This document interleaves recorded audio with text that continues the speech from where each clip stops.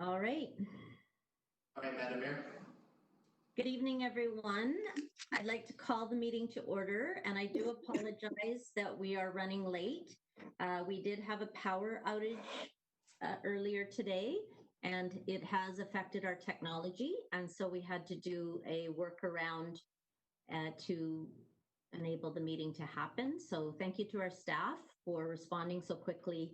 And I do apologize for members of the public that have been waiting and wondering what's going on. But we're going ahead now. And so I'd like to acknowledge first that we are holding these meetings on the traditional, ancestral, and unceded territory of the Squamish Nation, Tsleil-Waututh Nation, and Musqueam Nation.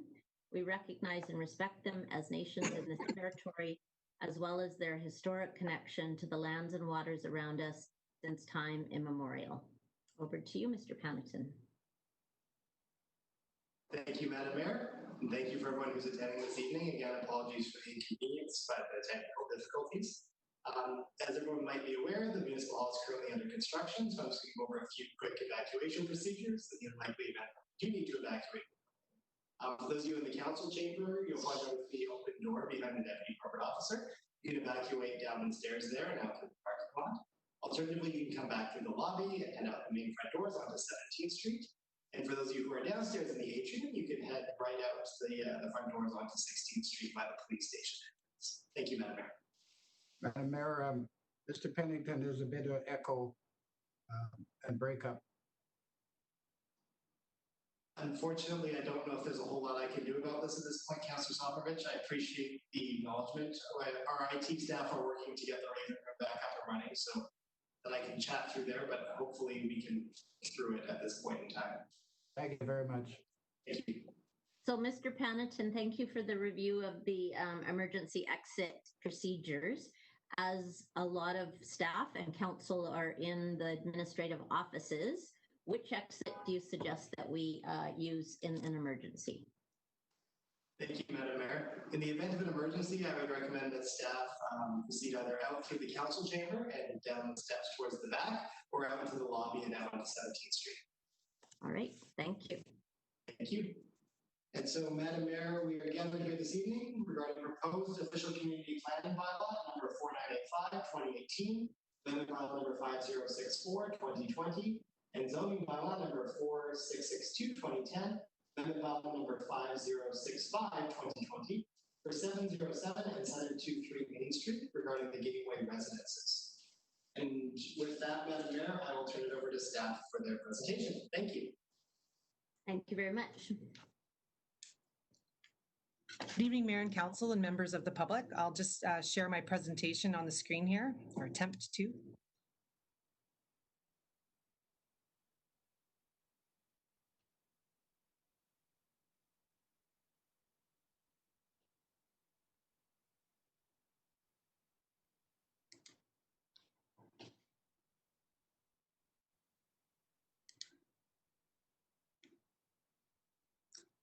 So hopefully everybody can see the PowerPoint presentation now.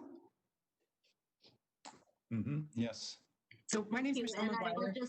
Sorry, Michelle, just before you start, I'll just say that I have heard from Councillor Cameron. He is running a bit behind schedule, but he will be joining us shortly. Thank you, Madam Mayor. So good evening, members of Council and Mayor and members of the public. So the application before you tonight is proposing a zoning and development permit amendment for Park Royal development that is currently under construction at Marine and Taylor Way. And the site, just to note, is currently addressed 707 and 723 Main Street. It was formerly addressed as 752 Marine Drive. So on screen there's a map, and that shows the development site that's split diagonally between the District of West Vancouver and Squamish First Nation. The portion of the site highlighted in gray and located at the corner of Marine and Taylor is within the District of West Vancouver, and that's the subject of the bylaws before Council tonight. This slide shows what was approved by Council in 2018. The artistic rendering on the right there shows the development, and it was approved by Council in 2018, as I said, for mixed-use buildings at 11, 14 stories for the west and east building, respectively. A total of 203 units were approved.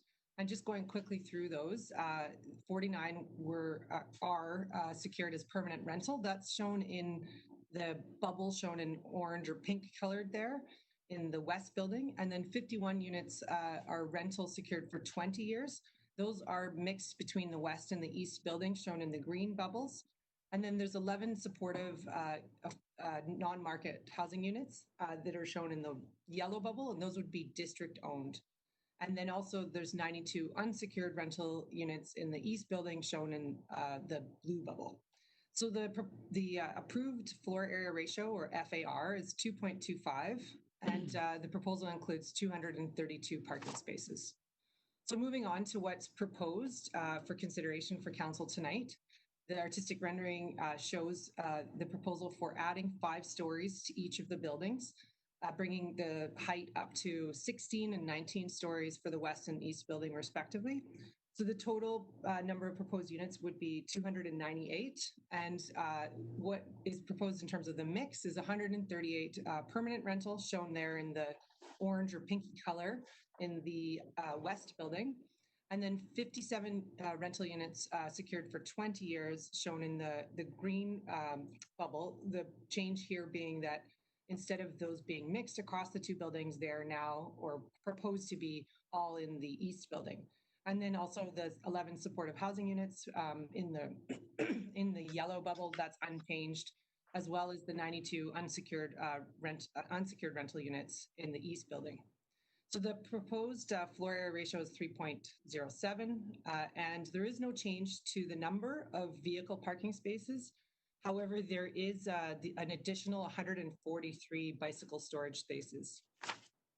This slide here just shows a detailed breakdown of the approved and proposed housing mix, which is to summarize the total number of additional units is 95, with 89 additional permanent rental and then 6 additional rentals secured at 20 years.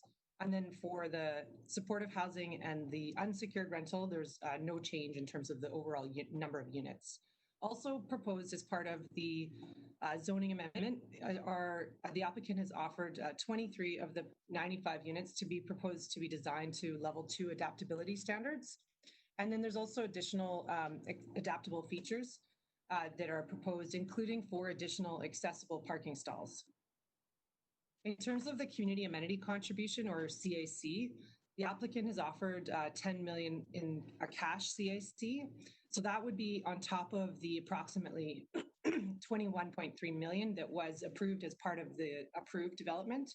So that is broken down between 10.7 million in cash and, 10.5 in the supportive housing units and the childcare facility. So if council was to approve the rezoning, it would be a total CAC package of 31.3 million. In terms of technical review of the application, the North Shore Accessibility Committee on Disability Issues, or the ACDI, reviewed the proposal last year in November. They provided detailed comments and recommendations. The ACDI was supportive of the inclusion of the 23 units of adaptable housing and additional accessibility features for the East Tower. The applicant responded to the committee recommendations and provided a detailed response with clarifications and information about the proposed adaptable and accessible features. And then later in November of last year, the Design Review Committee, or DRC, they reviewed the proposal and supported it, subject to review by the applicant of specific comments. The applicant provided a detailed response with specific changes incorporated into the development permit plans. And then in terms of transportation considerations, the application is proposing to keep vehicle parking spaces as per the current approved number at 232. And as I mentioned before, they're proposing to add 143 bicycle storage spaces. The parking ratio for the residential units is approximately 0.6 per unit. And the parking is proposed to be decoupled. So that means that tenants could choose to opt to rent a stall or not, depending on whether or not they owned a vehicle. And then the applicant did provide an updated transportation impact assessment report that analyzed the specific changes, and our engineering staff have reviewed that and are generally supportive and satisfied with the conclusions. As far as sustainability features, the application will achieve the next step, so step 3 of the BC Energy Code, and that exceeds the minimum requirement and meets Council's sustainable buildings policy. So in July of 2019, last year, Council approved a motion directing the applicant to conduct public consultation on the proposal to address traffic impacts and mitigation measures, specifically considering improvements to benefit residents of the West Royal Towers, to also consult with residents in the Taylorway and Lions Gate view shed area, and propose revisions to building bulk and urban design concerns. As well, Council directed the applicant to work with staff and Council on options for allocating the CAC. So just in response to that direction from Council, the applicant did host a public information meeting of last year before submitting the application in September. The notification area was further than typical. It extended to Keith Road and included those in the view shed for the Lions Gate Bridge. The applicant reported at the time that 49 people attended the meeting and 18 comment forms were submitted. And the applicant reported that approximately 60% of the comments were supportive or neutral. It should be noted that since that time, as Council's aware, there has been a significant amount of feedback that's been received by Council in terms of correspondence, with that being mostly in opposition to the project, just to note that. And then in terms of proposed transportation improvements, the applicant is proposing to add a barrier on Main Street, further restricting any vehicles from turning north onto Taylor Way from Main Street. The existing approved application will install a right in, right out system there. Together, these features are intended to reduce congestion on this part of Main Street, improving access for the West Royal Tower residents. Also, the applicant is working with Squamish Nation and the district on other improvements, including to the Welch Street Bridge and cycling and multi-use pathways serving the area. The applicant did review potential urban design improvements related to view shed concerns. And given that the buildings are currently under construction, options are limited for changing the building footprint and massing. The applicant did provide view studies at note for review by staff and the DRC. The DRC did support the application and in fact indicated that they felt that the additional 5 stories helped with the proportionality of the buildings. And then in terms of options for allocating the proposed CAC, staff note that Council could choose to use the funds towards Marine and Taylor Way public realm improvements, other transportation goals, and or other supporting community uses in the wider area. So before Council tonight are an OCP amendment that's consistent with the proposal, a zoning amendment bylaw consistent with the proposal, and then a housing agreement amendment and a development permit amendment. If Council was to approve the application prior to the adoption of the bylaws, a modified development covenant would need to be registered. The CAC would need to be paid, and MODI, the Ministry of Transportation and Infrastructure, would need to approve the rezoning bylaw. So following from first reading, the applicant did host both virtual and in-person consultations. So their in-person meeting was on June 11th, and they held it on the Park Royal site. 45 people attended, 11 comment forms were completed.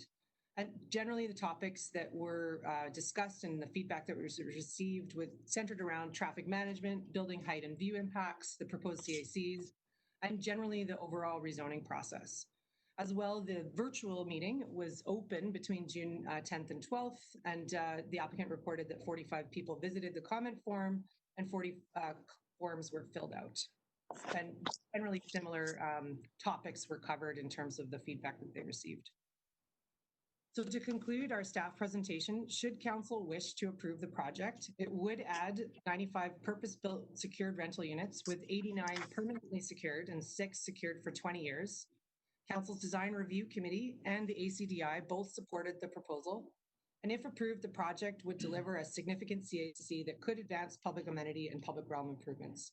And that concludes our presentation. I am aware that the applicant team is in Council chambers and they do have a presentation as well. Thank you. Thank you, Ms. McGuire. Before we go to the applicant team, are there any questions from council? Yes, Madam Mayor, if I may. Yes, Councilor Soprovich. Ms. McGuire, in the presentation of the local area plan and our decision to go to 11 to 14 stories, and as I understand through the process that the applicant must build what's within the building permit, and if not, there are consequences, or there may not be. So how did the applicant get to reinforce the structure, which is outside the building permit of the original? Thank you for the question. Through the mayor to Councillor Soprovich, the current approved building permit is consistent with what council approved in 2018. So that's entirely consistent with what's already approved by council. If council approved the zoning amendment and OCP amendment and the other amendments tonight, they would be required to submit a building permit amendment that would allow for the additional stories. Okay, and fair enough, and that's an unknown decision at this point in time, but why would a builder or even a house that steps it over the boundaries gets a stop work order or anything else and allowed to come to council and get it? You know, we've turfed a few and said, take out what you've redone. Why isn't that applying to this applicant? Through the mayor to Councillor Soprovich, as I said, the building permit that's approved is entirely consistent with what they have approval for. So those structural considerations, they are a part of that building permit review. But as I said, the building permit itself that's approved is entirely consistent with what council approved in 2018. And so my next question then, in 95 units, we don't know, what sizes they are, but just in supposition, Ms. McGuire, that there is 2 people in each apartment, and there's no restriction, as I understand, if they're going to be sold to strata in the future or rental that says that you can only probably have 1 car. So, you're looking at over possibly more than 100 cars plus. Why is there parking for those new directions? I can't believe this, that we go ahead and look at an add-on like that with almost 100 units and no parking available. Yeah, and I just want you to comment. I don't expect you go ahead. Sorry, I didn't mean to interrupt.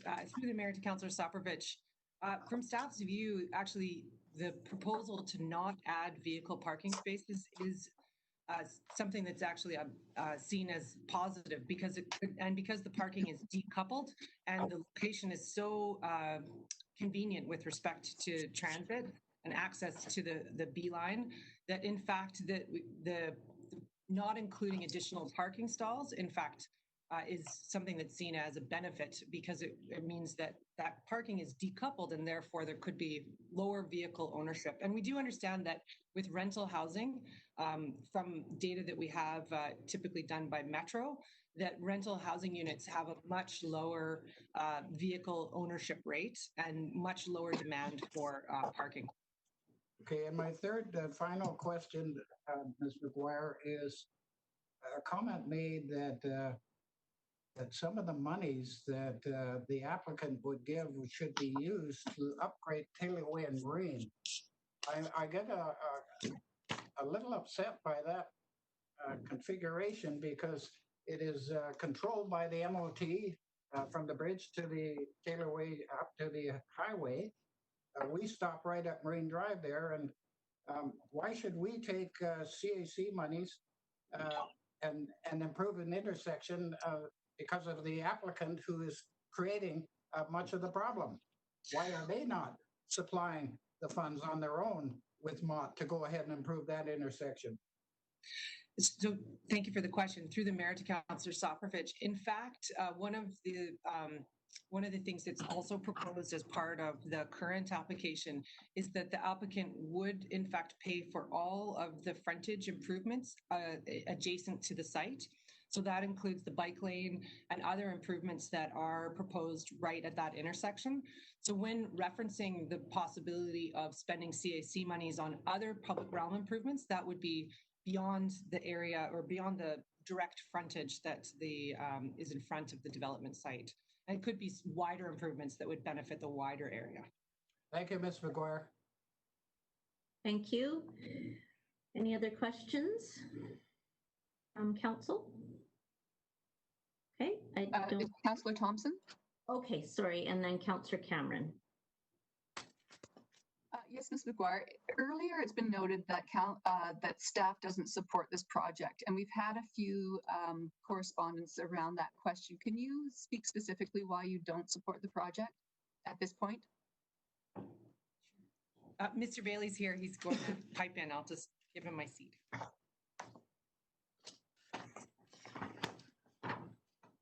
Thanks for the question, Councillor Thompson. Through the mayor to Councillor Thompson, staff's recommendation in July 2019 to not support the proposal was largely based on the fact that the proposal was not consistent with the local area plan. If council will recall, we spent a number of months, even years, working on a local area plan for the area. And staff's, again, advice to the public and to council was that when we saw applications come forward under new local area plans, our desire was for them to be consistent with that plan. This proposal is not consistent with the plan and hence staff's recommendation. So that was the main rationale for that. Thank you. Thanks very much. And I understand that Councillors Gambioli and Wong want to speak, and then I've got Councillor Cameron in the queue as well.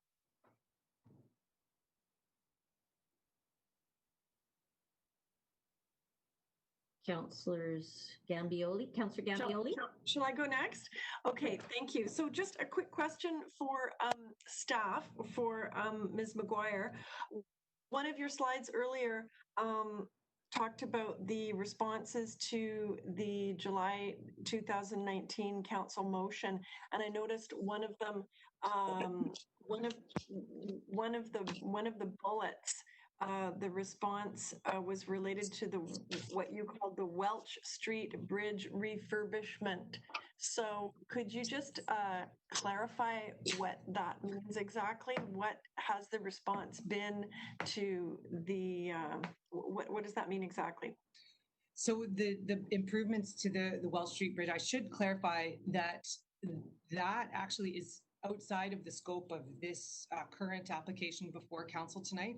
That was secured at the time of the approved application. So those improvements would proceed and are secured through an agreement. And in fact, the district is pitching in funds towards those improvements, and they would aid with cycling and pedestrian access to that bridge, and are intended to be delivered no later than next year, June 30th, 2021.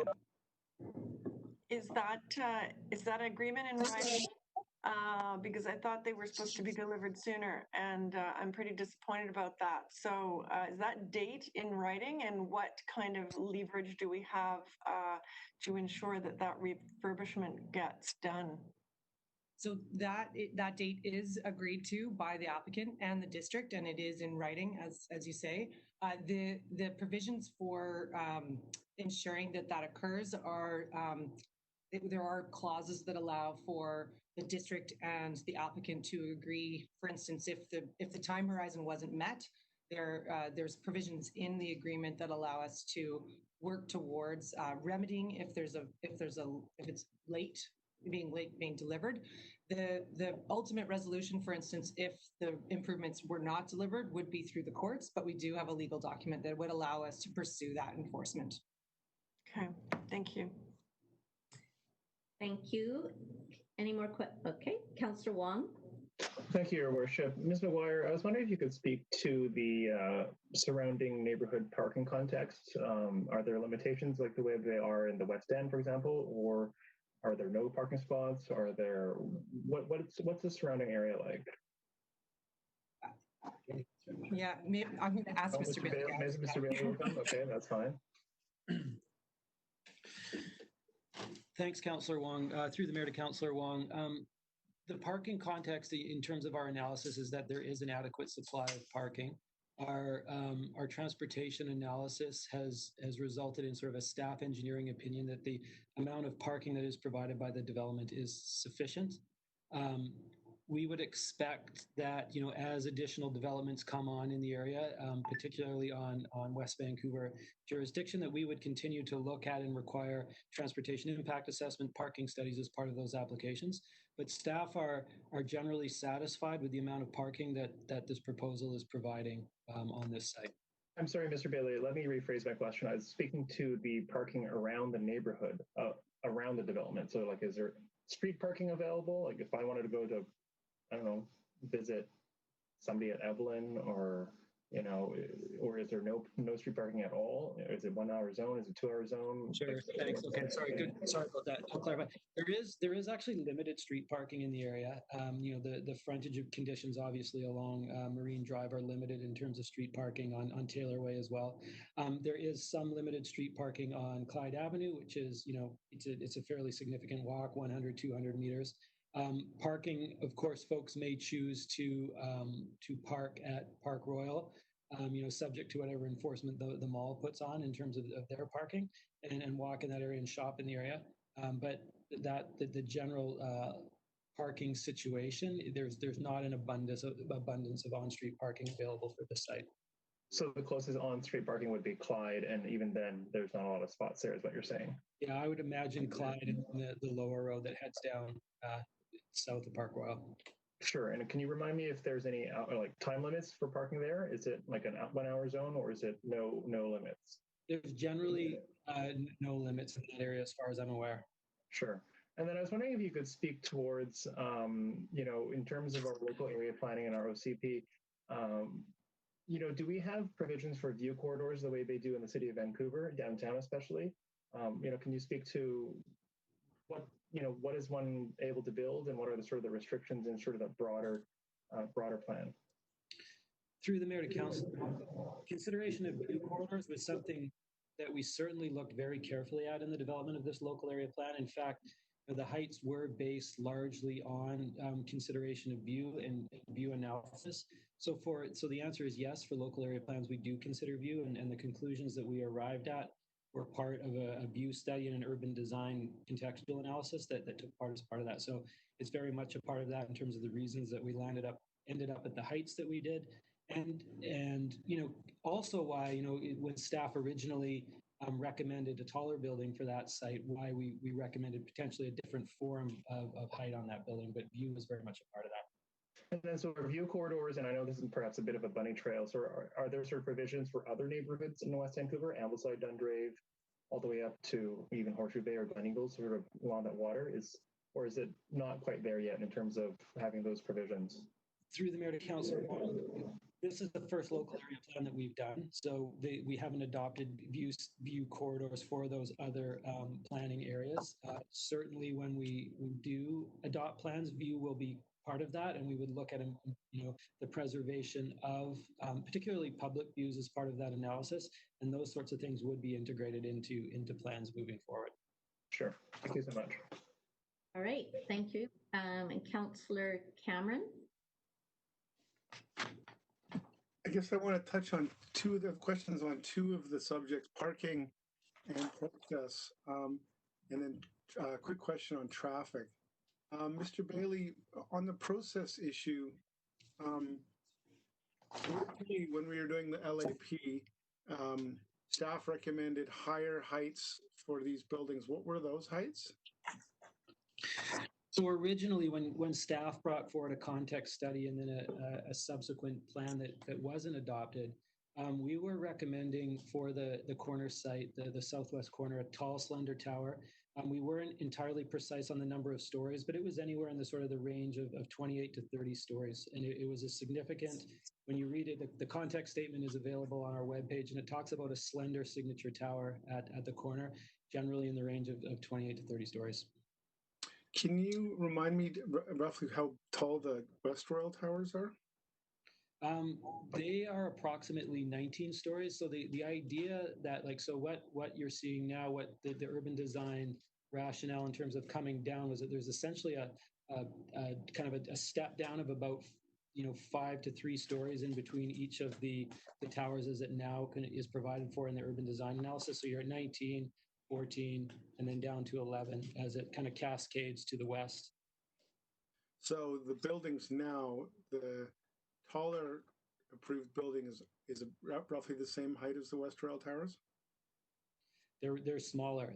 So the tallest building, the eastern building at the subject site is 14 stories, while the West Royal Towers are 19 stories. So the taller of the two buildings that are presently approved. Yeah, they would be roughly the height of the West Rail Towers. No, they're 5 stories lower. Councillor Conran, we're only at 14 stories versus what the proposal tonight is 19 stories. Okay, I misunderstood what Mr. Bailey said then. Right. Okay.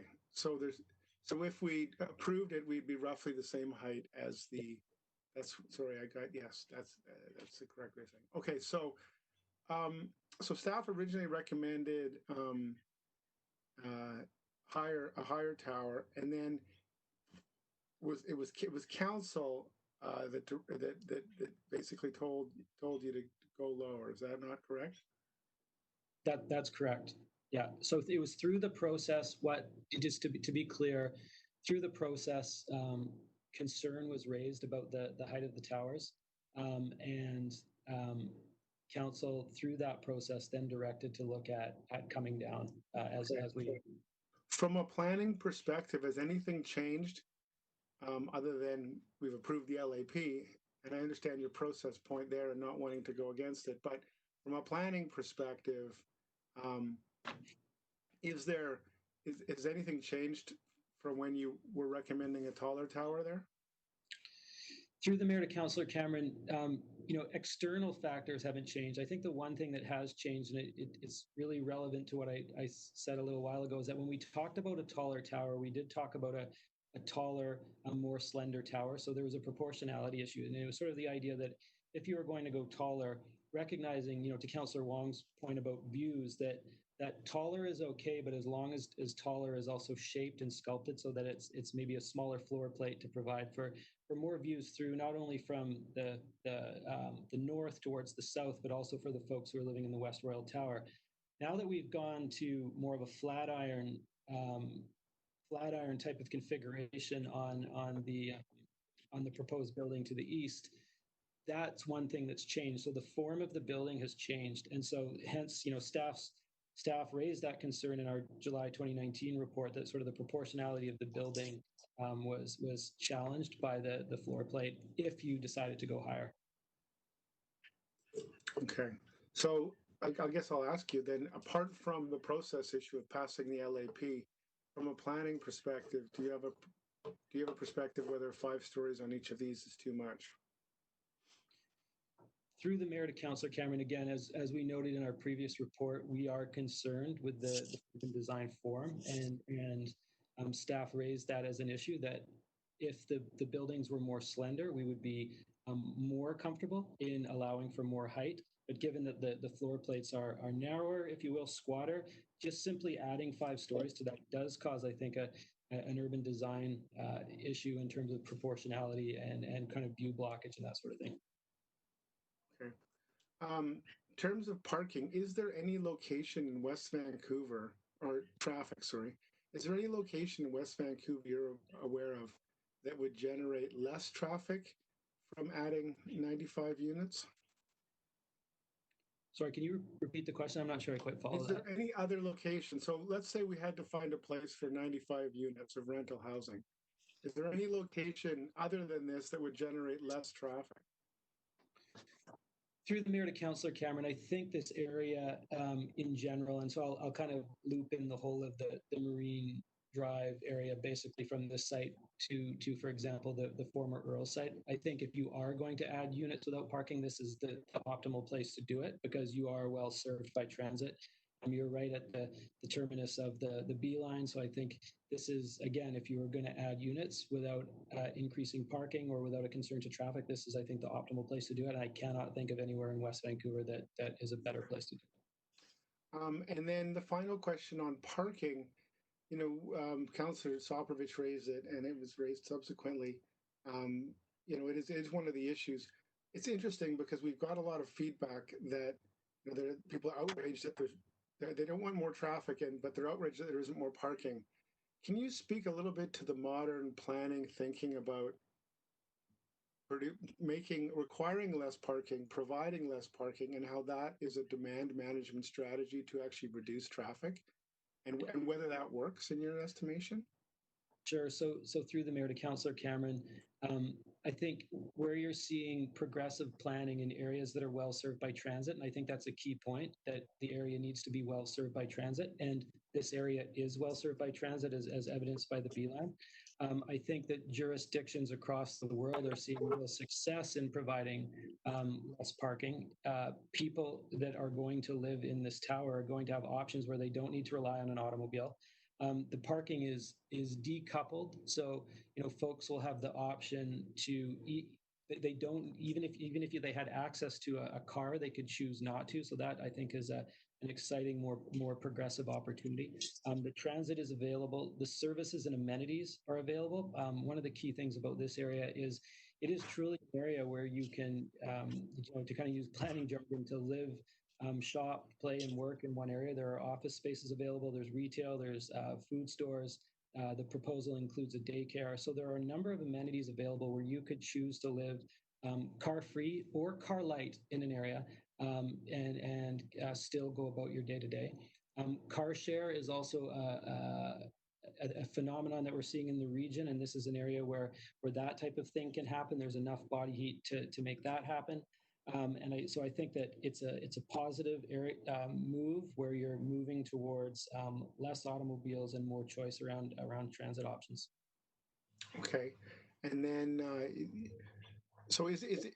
I'll ask 2 more questions. Is it our study of the? I know when we did a parking study in Ambleside, and we looked at the available parking, both private and public. We did some canvassing of some of the apartment buildings in the area, and we found, well, do you know what we found? In general, yeah, I mean, I think to Councillor Cameron's point, I mean, in general, we did find, I think there's underutilized parking. There's parking spaces that are available, particularly in underground spaces.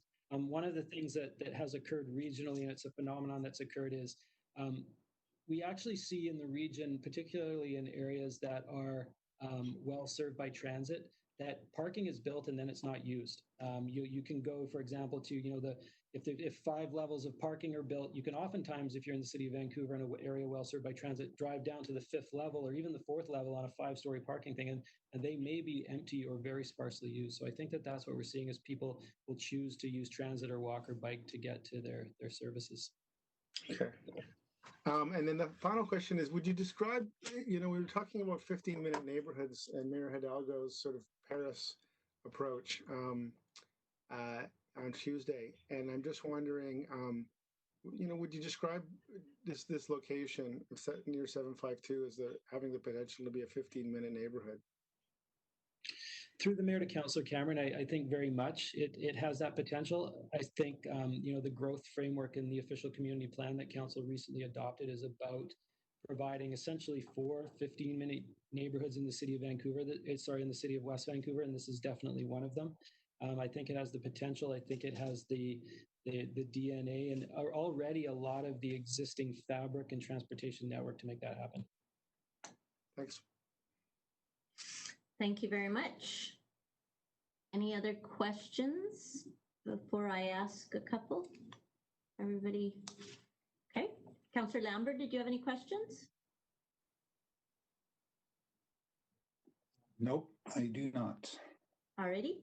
And it may just be that I've forgotten this, but Mr. Bailey, do you know how much visitor parking is being provided in these buildings? Madam Mayor, there are 11. 9 car share, 11 visitor. Okay.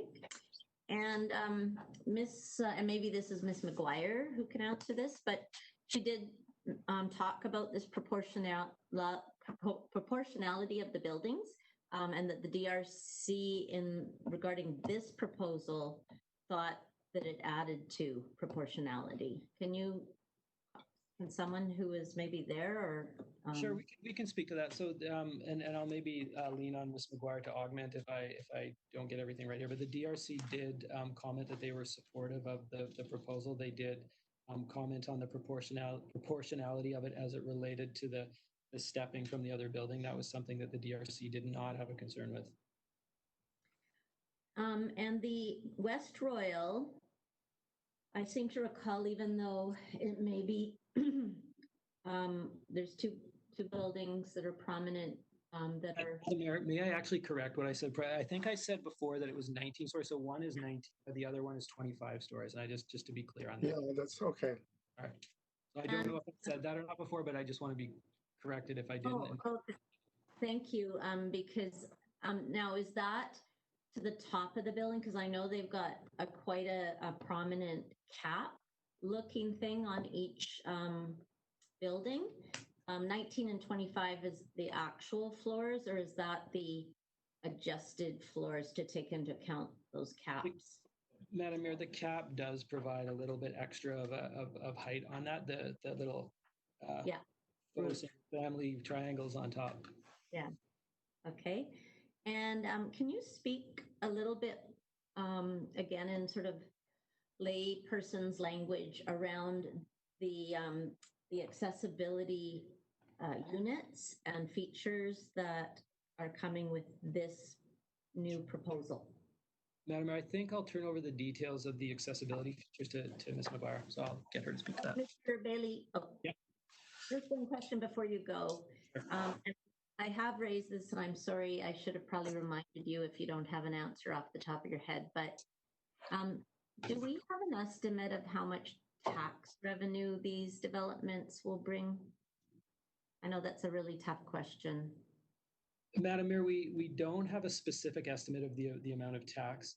And in general, it's a very difficult question to ask because typically when new units come on, you spread the taxes and, council would look at the mill rate and the idea is that, you pay for services as they go. But I can say that both the residential and frankly, the commercial space in this, and I think the commercial tax base is also really important, would lend to the tax base of the municipality. So I don't know the exact number. Right. I'll turn it over to Ms. McGuire for that. Okay, thank you. Thanks. Thank you for the question, Madam Mayor. So as I said in the presentation, the applicant is proposing of the 95 additional units to propose 23 of them as what we consider level 2 adaptability. What that actually refers to is actually the City of North Van's guidelines. So because West Vancouver doesn't have specific detailed policies that prescribe the numbers of accessible and adaptable units, the West Vancouver, when we have a rezoning application, we do take those all to the ACDI and we use those guidelines as a benchmark, but just noting that they aren't actually West Vancouver's guidelines themselves. And so level 2, what that means is essentially that unit is visitable immediately. So someone who has the need for a wheelchair would be able to visit the unit. And there are certain adaptability features that could allow the unit to be adapted for use by someone with mobility needs, but it's not fully accessible. So that's a sort of general description of what level 2 means. And have we been adding or requiring this kind of accessibility in any of our developments up till now? So we can't really require it. So we basically negotiate on a case-by-case basis with rezoning applications, also leaning on the ACDI to help us with that review, with the expectation that we do expect applications, specifically rezoning applications, to do better than the minimum. However, as I said, we don't have our own specific policy. There are broad policies in the OCP that support accessible and adaptable features, but not a specific one that prescribes numbers of units. So we do reference the City of North Van's guide, and we do try and target the number that that policy asks for, which the policy for the City of North Vancouver requires 25% level 2. So that is a target, I guess, when we're negotiating with applicants, but as I said, it's not a specific West Vancouver requirement. Okay, thank you very much. So if we don't have any more questions of our staff, thank you, Ms. McGuire, Mr. Bailey. I'll move to the applicant's presentation.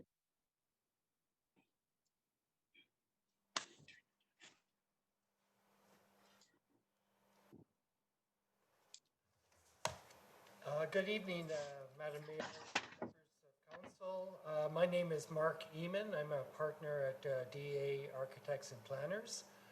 With me today for the presentation, I have Peter Joyce from Bunt and Associates and Rick Amanti from Park Royal, who will speak after I touch on the architectural aspects of this application. So perhaps if I could have the presentation.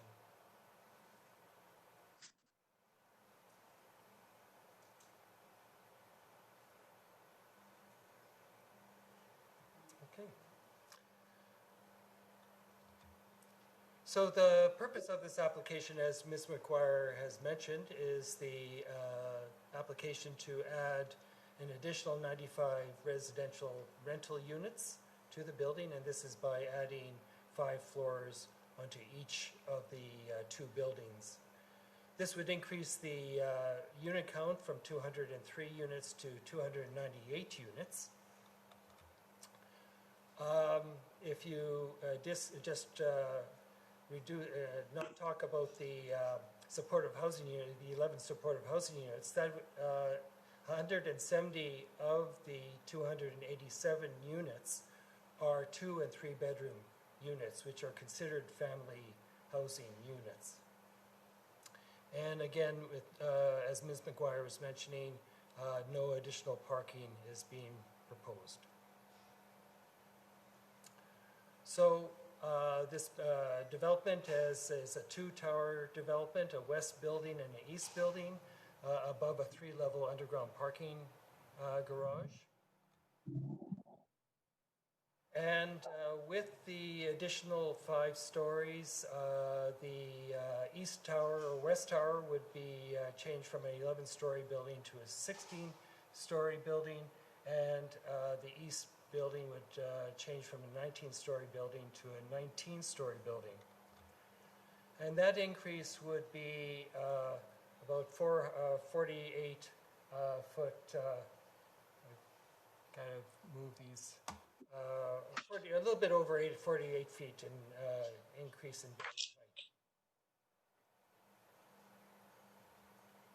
So there's some questions regarding the comparison with the West Royal Tower development, and comparing the East Tower, East Building, our East Building, to the West Royal East Building. That building is 37 foot 6 inches higher, taller. And we're looking at the west, our West Building. Our proposal for the West Building is actually shorter than the West Building and the West Royal Towers by 7 foot 2. And in fact, the East Building would be only 15 foot 4 inches taller than the West Royal West Tower. So in terms of comparing the separation of these buildings between the West Royal development and our development, above the 4-story podium, the separation between our 2 towers is 113 feet, compared to something which approximates about 75 feet for the West Tower. That's a difficult thing to measure. I think that's a generous dimension, actually. I think it might be even less than that.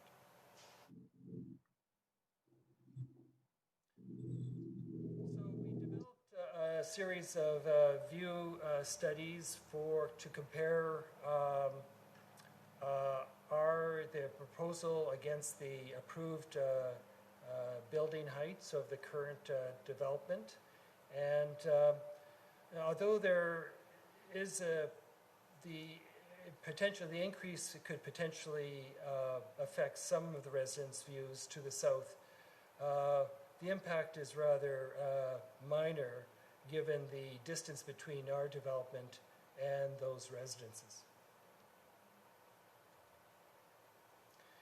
Again, Ms. McGuire mentioned the fact that we presented this proposal to the Design Review Committee, and which supported the application.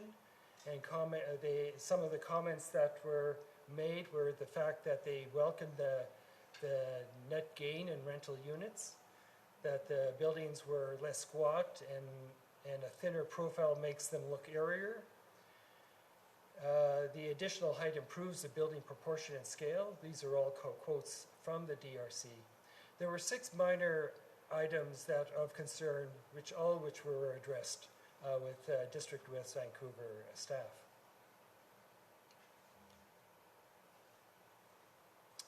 As also mentioned, the current proposal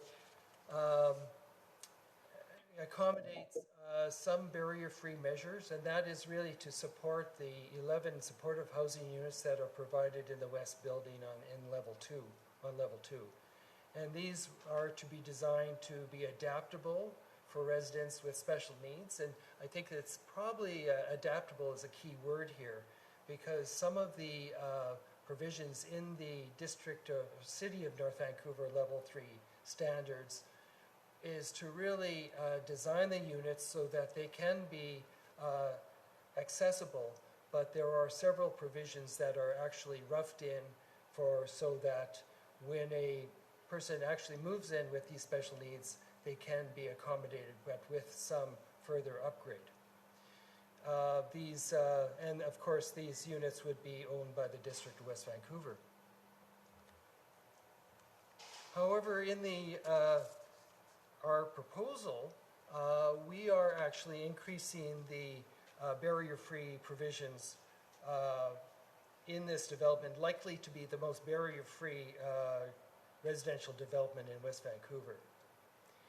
And some of the proposed features include, and these of course were, as mentioned, supported by the ACDI, and that is there were several additional measures that we've inserted or added to the 11 supportive housing units to make them rather more accessible than adaptable. And that includes power doors on the entryways, to provide, in the first instance, the appropriate appliances, the side-by-side fridges, the wall oven, and to actually lower and some other provisions within the kitchen that actually makes them more accessible, as well as accessible shower stalls, as well as what are in the bathrooms. And as mentioned, we are providing the additional 23 adaptable level 2 units. And maybe just to expand on what Ms. McGuire was saying about those level 2 units, it's more than simply to allow a person with who is mobility challenged to actually enter the suite, but is actually to provide additional features for people living in those suites.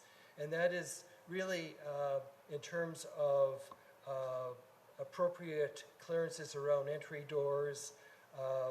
The bathrooms are basically designed like a level 3 bathroom. The kitchen design, in this case, we are designing the kitchens so that they're very similar to the level 3 units, as supportive housing units.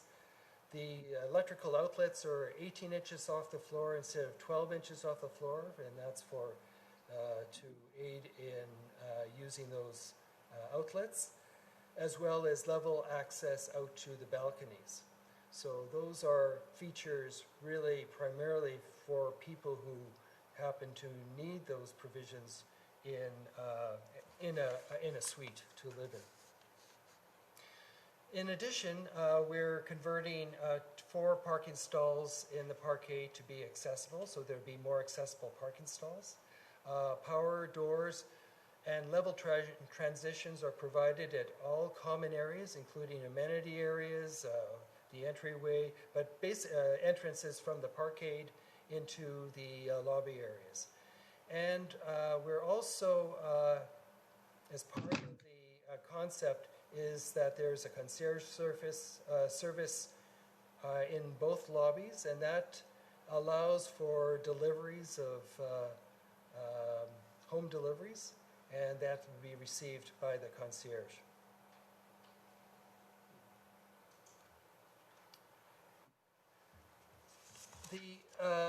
In addition, the application actually aligns with Council's initiatives to address climate change by adhering to smart growth strategies, including, and when you look at these points, all these points really speak to how appropriate this application is for this particular location. So optimizing land through densification, well, in fact, that's what we're proposing to do. Provide diverse housing options. Not only are we providing more rental residential, and not only, and family rental residential, but also the adaptable units for people in need to, physical needs to allow them to live there. Cluster with commercial and recreational amenities, well, that's another check mark. Access to multimodal transportation. Peter Joyce is going to talk about that in more detail. Sustainable building design. We are achieving level 3 of the BC Energy Code.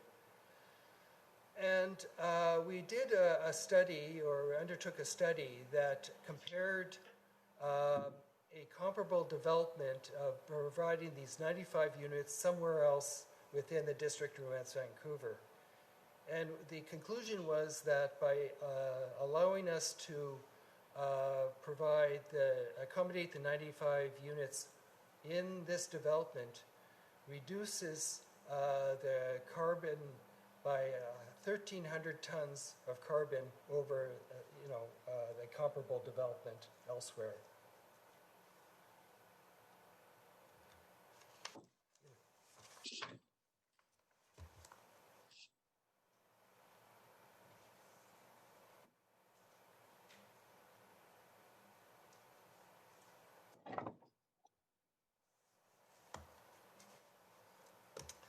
Good evening, Madam Mayor, Council, members of the public. Peter Joyce with Bunt and Associates. Building on a point that came up earlier in the questions from Council to staff, we do a great number of projects across Western Canada, across Metro Vancouver, and indeed here across the District of West Vancouver. And simply there is no better site than this location to locate residential and commercial uses with the least reliance possible on automobile trips. As mentioned earlier, this site, like really no other in West Vancouver, benefits from multiple transit routes within literally steps of this building, and convenient walking distance to the many shops and services and amenities of this area around Park Royal. The transportation features of the project, previously approved as part of the earlier scheme, 9 car share vehicles, that remains part of the proposal. Public bike storage and end-of-trip facilities. Previously, there were 284 secured bicycle parking spaces, of which 254 for residents and 30 for commercial, and that was compliant with the previous requirement in the district of 1.25 bike spaces per unit. What is proposed now, 143 additional secured bike parking spaces for the residents. That is now compliant with the 1.5 bike per unit requirement of the district, and overall That yields a total of 427 bike parking spaces on the site, and for the residential component, a ratio that is just over 1.33 spaces per unit.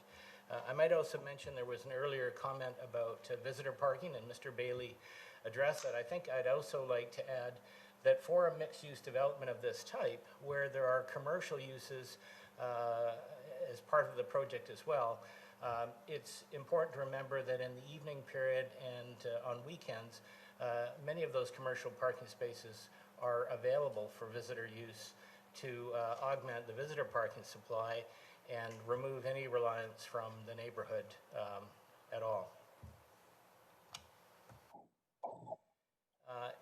One of the items that was certainly talked about with the previous application and has remained part of the conversation with the new proposal is the configuration of the intersection of Taylor Way and Main Street.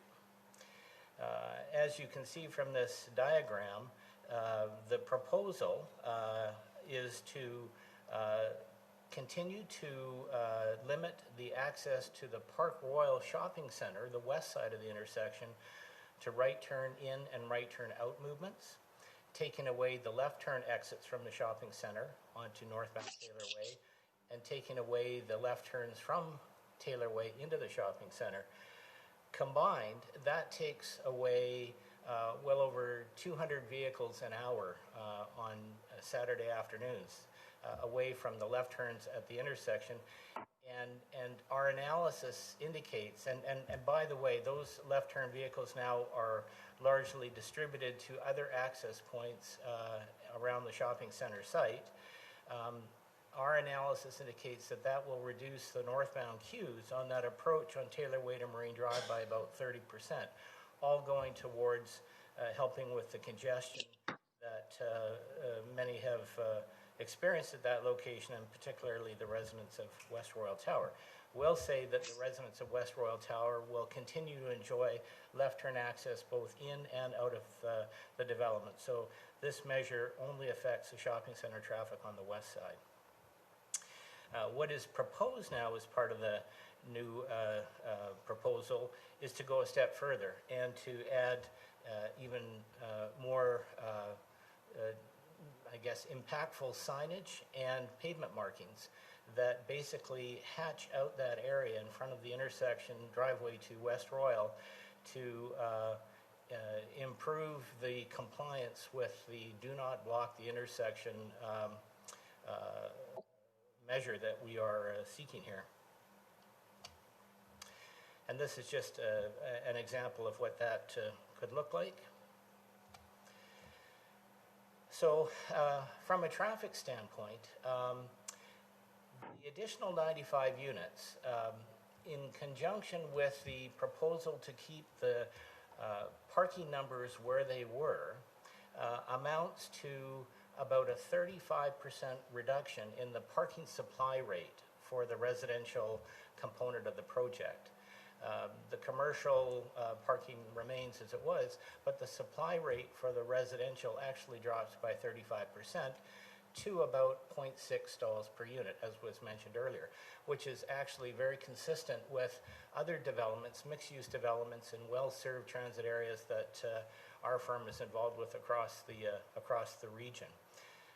With that 35% reduction in the resident parking supply rate, we estimate that there will be a corresponding, we're being a bit conservative here, a 25% reduction in the vehicle trip rate.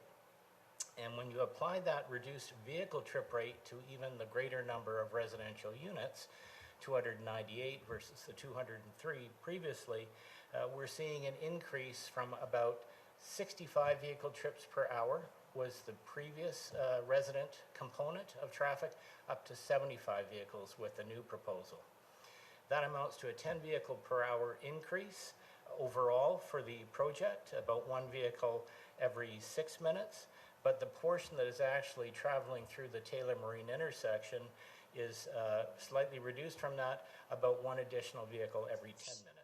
And in our view, that is going to create no significant changes to the way that intersection operates.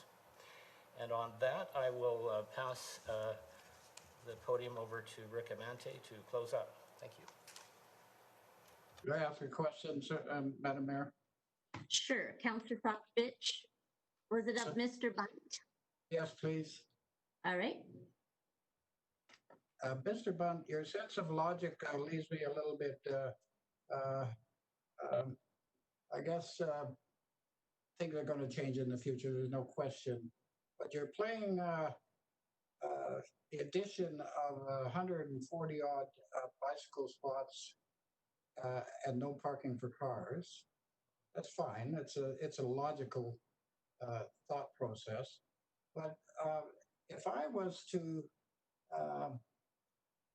don my spandex and head down to the basement to get my bike, and on the back of my bike would be the box to go to a grocery store or whatever, and I don't want to shop in Park Royal, and there's 8 months of inclement weather.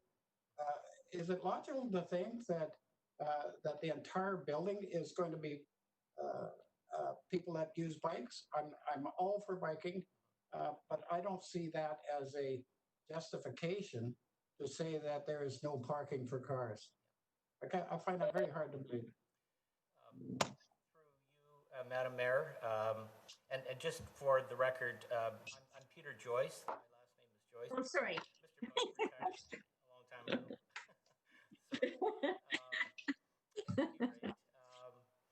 A good question. In fact, we don't expect that everyone will be using a bike for all trip purposes.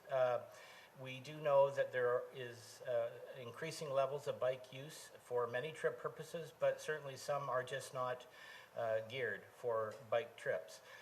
One of the other key offerings in this project is the 9 car share vehicles, so that even if I don't own a vehicle, I have access for that grocery trip or that trip to IKEA or wherever. I can make use of a shared vehicle for that purpose, but I don't need it all the time.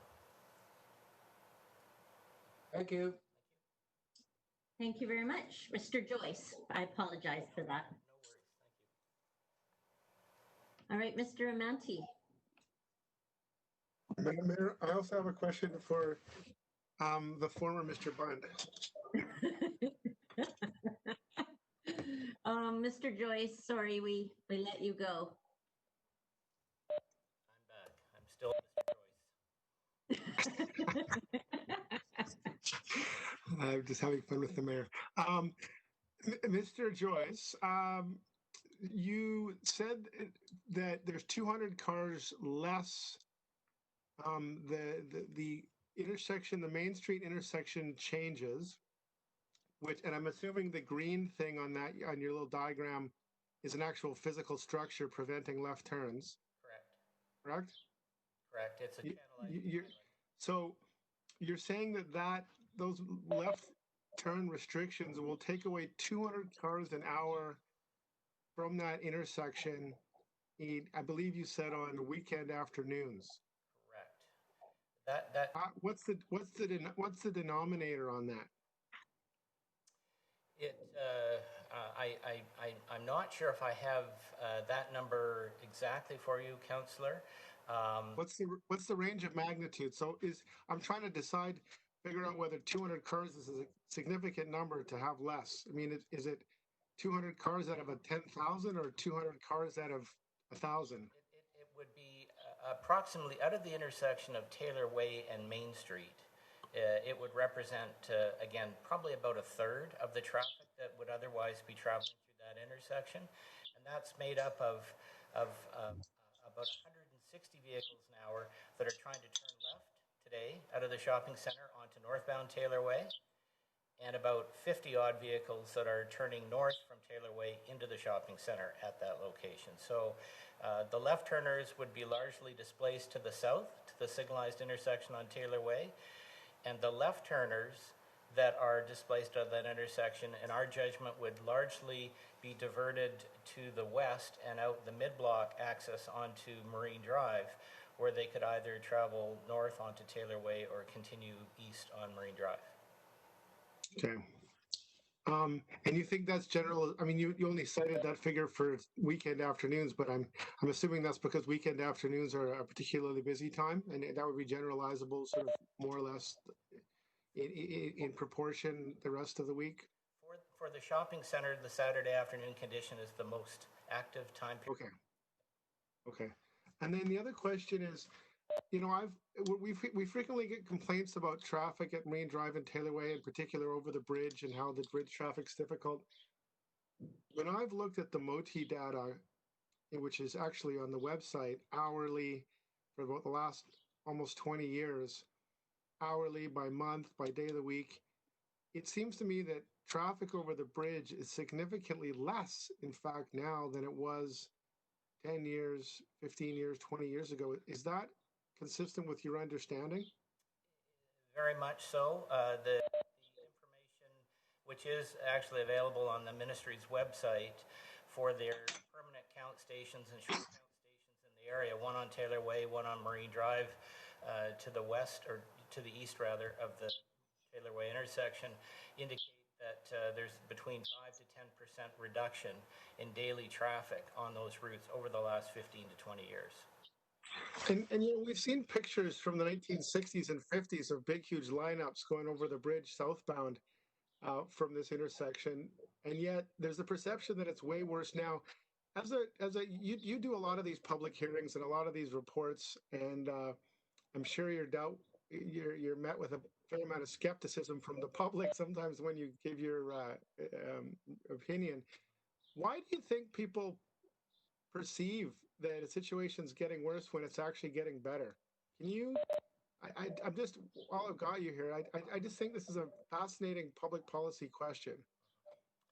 Yeah, I lay awake at night wondering about it sometimes. But yes, I think that traffic is one of those very emotional subjects, and like it, but we're all part of it. But I do think that there are some very understandable reasons why traffic volumes are generally decreasing in this region, partly because we have more developments like what is proposed here, mixed-use developments on transit corridors. There is more car share, which has made it a tremendous difference in this region. And we haven't even seen yet really the full effect of ride-hailing, which is now just kind of introduced itself into this region. So, I'm pretty confident that the traffic volumes that we've seen going down, I do expect that trend should continue into the future. Thank you. Thank you very much. I think we've got a bird that has joined our meeting. I can hear a bird tweeting. Mr. Amanti. Good evening, Madam Mayor and Council, and members of staff and the community. I trust I'm kind of centered where I need to be centered in terms of the Zoom photo. Mm-hmm. Yes. I'm going to try to get through my portion of the presentation relatively quickly if I can, because I know there's a lot of people that are prepared to speak tonight. I just wanted to share some community engagement information with Council and the community. As you can see from this slide, we have spent a lot of time talking to people in the community, including a number of different organizations, and many of these, we did so before we even contemplated putting an application forward for the additional 95 rental apartments. We were quite extensive, and this decision to make this application was not taken lightly, and the foundation for it was, could we actually go forward with an application for these additional 95 units and the additional 5 floors on each building by providing benefits to the community that were extensive? And that's really how we measured this approach. And at the end of the day, we felt quite confident that that was the case, that this was a good planning decision, this was a good community decision, and ultimately dovetailed quite nicely with a lot of not just Council's priorities, but the broader spirit of the OCP and future generations that we would hope to see living in these buildings. So I just wanted to comment on that. You can also see on the right-hand side of this list the letters of support we received from a number of organizations, both from West Vancouver as well as from the region. These organizations represent hundreds, if not thousands, of residents in West Vancouver and hundreds of businesses. And I think at the end of the day, it's important to note that we met, we talked, we went through our proposal with all of these organizations and their boards, and each one have really lent their support to the notion of adding these 95 rental units in this particular location. Just give me a second here, bear with me. On the community engagement side, and Ms. McGuire already talked about this a little bit, you know, we have had a very robust community engagement.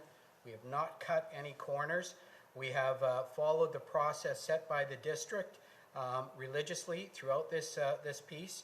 And the one thing I want to mention is and again, Ms. McGuire did mention this, we have gone far and above what the district requirements are in terms of notifying tenants to come attend public information meetings, to provide them with the relative information, the important information for this project, and to make sure that they have accurate, truthful information.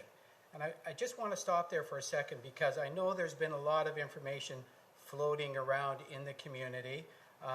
You know, some of it talking about this being a done deal, which couldn't be further from the truth. I think our efforts have displayed that we have taken this approach very, very seriously and are doing everything we possibly can to make sure the process is true.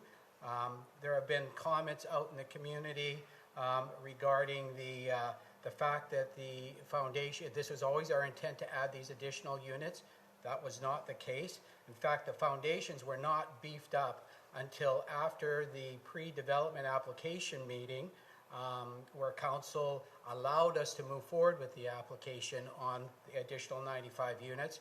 And only then did we do it at our risk, without any guarantees, without any certainty, without any commitment on behalf of anybody from staff, and certainly not from council.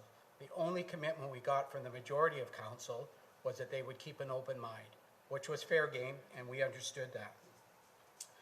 I also think that it's important to just acknowledge and make sure that people know that we respect the public's opinion, and we've always respected the public opinion. That's because we do business with the public, and we do business with them every day. And so we understand the need for council to hear from everybody. What we don't respect is groups and individuals who are passing on misinformation, untruths, name calling, posting Facebook notices that show community leaders as rats eating cheese. Those things are just, from my standpoint, very disrespectful, not just to an application like ours and a good corporate citizen like Park Royal, but disrespectful to the entire community. And we hope at some point in time that stops and we can get back to a more level kind of conversation with people.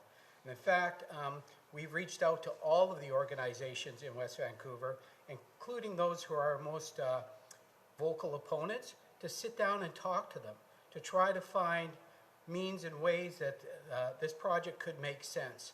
And some have met with us, but the bigger opponents have chosen not to. So the information that they're promoting and providing is certainly not information that they got through any kind of discussion with us.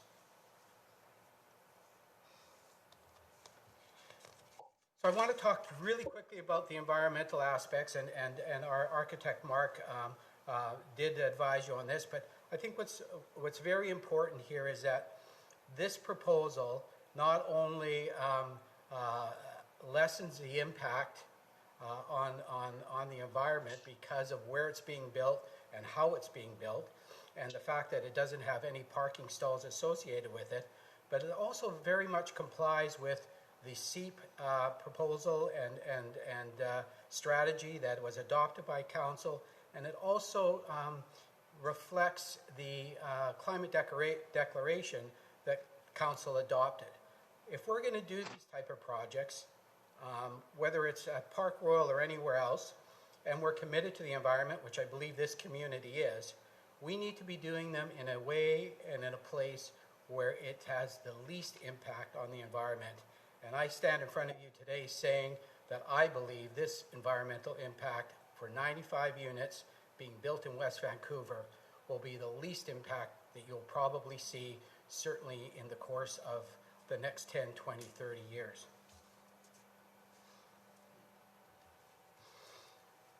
Well, Councillor Cameron, here's your photo. Traffic, traffic, traffic. And this is a photo from the 50s, as Councillor Cameron alluded to. And you can see that congestion was then what many perceive it to be today. And the reality is simply this. For all of us, including myself, who have owned a car and driven a car through and about West Vancouver in the last 70 years, we are part of the congestion woes. We're not the answer to that. We are part of it. And by eliminating the need for an automobile in this particular 95 unit application, we think that that's a statement, a strong statement. And Park Royal in and of itself and the Gateway residents is certainly committed to not only eliminating the use of the need for a car, but we're committed to improving active transportation and the use of public transportation in our Gateway residents. And we've enlisted the services of Hub to do a bikeability assessment program and strategy for us to help us understand how biking can be better used in and around Gateway residents and Park Royal. We've also, just give me a second here, I'm going to catch up with my notes. I apologize, I wore the wrong glasses today, so if I lean into the screen, you'll know it's because I need to read it a little bit closer. We've engaged a consultant to help us design an active transportation strategy for the surrounding neighborhoods, which would allow people, instead of getting in their car who don't live on the Park Road property, to get to and from the property in a much more active way, lessening the need for a drive here. We've started a mobility hub, and we're probably about 60% down the road with that. Park Royal eventually will be a mobility hub, and we hope it'll be the premier mobility hub for the North Shore. The Spirit Trail extension, we're committed to doing that, just like we were committed to working with the district back in 2009 on the Spirit Trail through the property. And we think that we're doing as much, if not more, to allow for people to get out of their cars and move around more freely and differently at Park Royal. I want to talk quickly here on the community well-being. I mean, obviously the CACs is a big number, and I won't go into any more detail on that. I think Ms. McGuire provided a good synopsis of that. But we've done some additional things that we think are kind of unique and interesting. Our architect, Mark, he had expressed the number of 2- and 3-bedroom units that we're putting into this facility, including the additional 95 rental apartments. Those, unlike many other developers, are designed for young families and for those people who want to downsize but don't want to get into a shoebox. So from two standpoints, we think this works for the community of West Vancouver. And one of the things that we're doing is we have an alliance now with the West Vancouver Football Club, which has approximately 1,700 members who play on the fields immediately west of us, soccer, for those of us that are a little bit more old school. And we're working with them to create an opportunity for young families to come move into Gateway and to have either discounted or free registration for a period of time for their young children. And again, the idea here is if your child plays that sport, they will be able to walk to and from the fields, except for away games, obviously that's a different story, but to and from the fields, and soccer moms no longer have to worry about driving their kids to the playing fields. So we think that's a good approach. Sorry, my apologies again, everybody. We have the locals first rental strategy that we agreed to as part of the original DP. We will extend that obviously to the 95 units. So again, we're giving West Vancouverites and West Vancouver employees the first right to rent units from us. And obviously there's the West Vancouver Child Care Facility. And what we're proposing for that as part of this application is to increase the flexibility in the use of that space. Remembering that these buildings are going to be around for generations, as opposed to identifying and securing it as a child care facility, we're suggesting that West Vancouver would have the ability, and we will agree to that in the new application, to use the facility as they see fit. And in the short term, it may be used for, and I know that there's an adult daycare facility that's going to be part of the Gordon Avenue project, but that could be, 2, 3, 4 years down the road, who knows. But there may be a decision that a portion or all of that space should be used for adult care while the new one is being built. There could be other needs in the community that I'm not aware of that the district could use and be flexible with the space to accommodate those needs. So that, again, is part of this application proposal. And just on the vital signs front, I just want to make sure that everybody is aware that, we understand the needs in this community. We respect the vital signs report. We feel that we have ticked off a number of boxes in terms of what that report says. And we are very proud of our inclusivity and diversity.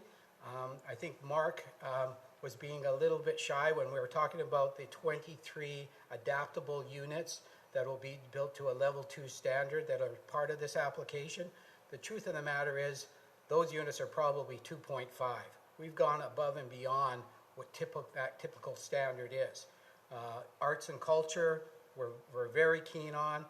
As you already know, the plaza has a performance stage. We're working very closely with the Squamish Nation. It will be a beautiful place for cultural art and performances and other needs that address the Squamish Nation and increases their profile on their lands. We are getting around. We've talked about active transportation. Obviously, Park Royal is a very walkable community. To Councillor Cameron's point, this is a 15-minute community. In fact, I would say it's probably an 8.5-minute community to get to one and to the other because I walk that on regular occasion. Health and wellness, we've talked about our ability to accommodate not just people with mobility challenges and other disabilities, but also to create spaces where people can age in place if they so choose to do that. So we're very, very proud of that. We talked a little bit about the housing and community. Obviously, this increases the housing choices in West Vancouver. And again, unlike other developers, we have put our money kind of where our mouth is to try to appeal to young families and those who want to downsize but don't want to go into a studio apartment. And then the last thing is safety and security. I don't know if I mentioned this at our last presentation, but we are planning on incorporating a concierge station in both buildings. That concierge will be there to help people, to monitor the building, to monitor who's coming and going, to collect deliveries when people aren't home, so to make sure people aren't getting up into the building who shouldn't be there. We're very keen on the health and safety angle of the Gateway residents. And quite frankly, Park Royal is a vibrant neighborhood with lots of activity, and our crime rate is considerably lower than just about any other regional shopping environment, maybe in Canada. So my last slide here is about the overall benefits, and I'll go through those in just a second, but there's two things that I need to address. One is the Wells Street Bridge, which somehow has come up into this discussion with the Gateway, and we understand it. We're not saying that you have to separate the two issues. We are what we are. We're Park Royal. We are committed 100% to finishing that project. We made that commitment to the District of West Vancouver. But what people need to understand and know that we could not move forward with this project without a partnership and the consent of the Squamish Nation. This is their land, and we needed to make sure that we've addressed all of their needs, benefits, as well as the District of West Vancouver's. And in that regard, we've been able to address items like business partnerships with Squamish Nation partners. We've been able to address membership employment.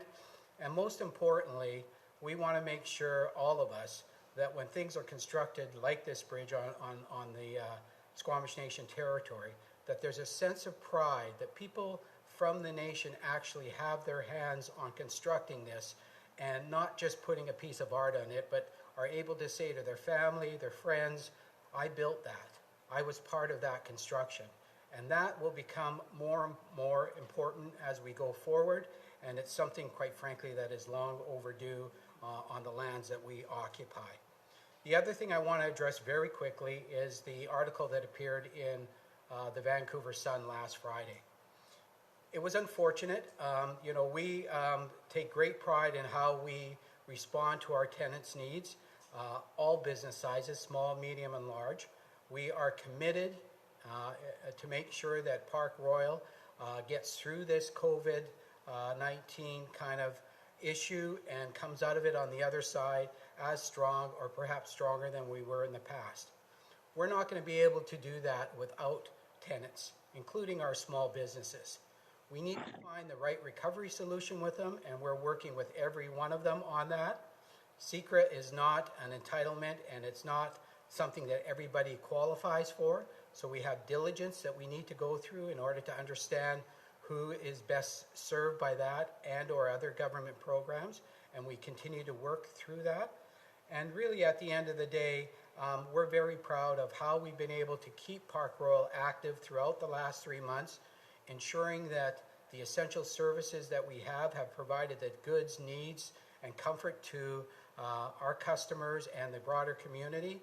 And we feel that going forward, we are going to be in a great position to not just celebrate coming out of this COVID-19 scenario, but to actually do business at the level and consistencies that our customers expect from us and that West Vancouver has enjoyed for the last 70 years.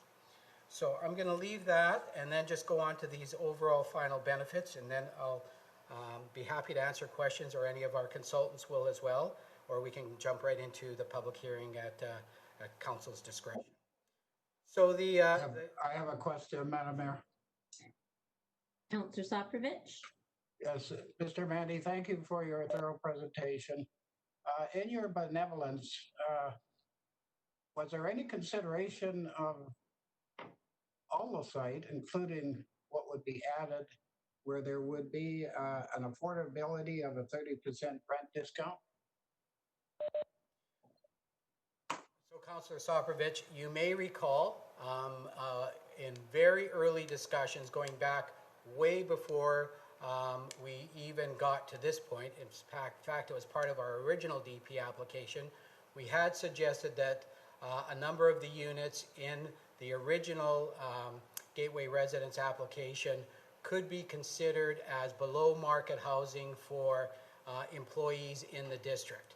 And at that point in time, it was Council's decision, and I think they were also discussing with staff that the Gordon Avenue site would be a better scenario for that particular type of accommodation. So we instead went to units that were market units and paid the CACs based on those market units. So the district ended up getting $21.5 million in cash and in kind as a result of that decision. Well, thank you, Mr. Mandy. I guess, sense of logic is that we could, in fact, do something at Gordon, which we did do, but it doesn't take away from the fact that that you, as an organization, could contribute greatly to housing in West Vancouver if you introduce something of that name. nature. I'll just quickly finish off on the overall benefits. So I talked a little bit about the climate emergency declaration. Obviously, we think that this development matches with that declaration. There's no question from a smart growth and a transportation standpoint, you'd be hard pressed to find a better location for these 95 rental apartments, not just in West Vancouver, but maybe in the entire region. Inclusivity, we are keen on continuing to make our property, not just the Gateway residents, but the property as a whole, as inclusive as we possibly can. And we've demonstrated that by adding to this application these 23 adaptable units, as well as a number of measures that we responded to based on the ACDI comments on this application. Community well-being, we're going to be here for generations. We know that at the end of the day, we need to stand tall and always recognize what's important to the community as well as what's important to our own business interests. And I think through the years, certainly the last 30 years that I've been with Park Royal, we have demonstrated that on multiple levels, on multiple occasions, and in multiple situations. So we're proud and we want to build the community with other community builders in West Vancouver. The OCP and regional growth, well, the regional growth commitment that is made by Council, these 95 additional rental units will go some way to help achieving that. The OCP, look, we did not want to make this awkward on anybody, and I'm stealing some notes from Nora's comments, or Councilor Gambioli's comments from the last meeting. But the truth of the matter is, this is the right place to be doing this. And OCP and rezoning amendments are not that uncommon. They're certainly not uncommon in this area where Evelyn Drive, West Royal, Towers, and Water's Edge all went through OCP amendments and rezoning amendments in order to provide accommodation for the people living in those buildings. And the councils of the day had to make tough decisions in the face of a lot of opposition. But if they hadn't, where would those people be living today? And that's really the question here. This is not for us today. This is for people 10, 20, 30 years down the road. And I just want to make sure we're keeping that in mind.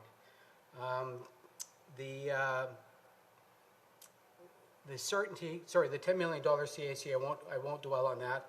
The most important thing I think in all of this is certainty. We're providing certainty, not just certainty in terms of the CAC contributions, not in terms of the inclusivity, but we're providing certainty that this will be done in about a year's time.